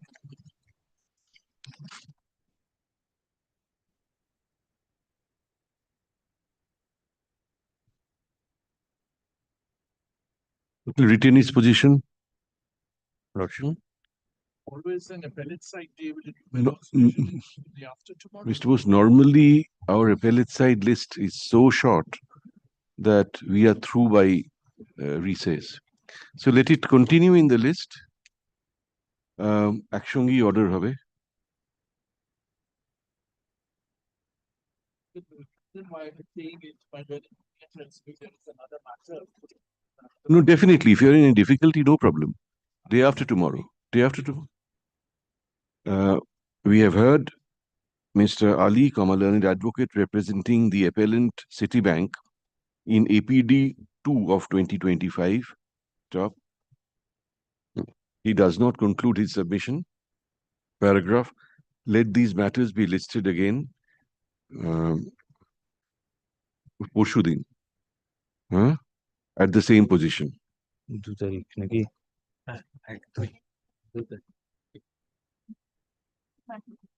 Yeah. Yes, you're for the? You're for? Inform? Yes, or no problem, but inform your other side. Who's your other side? Oh, yes. Fun India, fun idea. Fun idea. Day after tomorrow. Day after tomorrow. সেটা আমি বুঝতে পারিনি কোন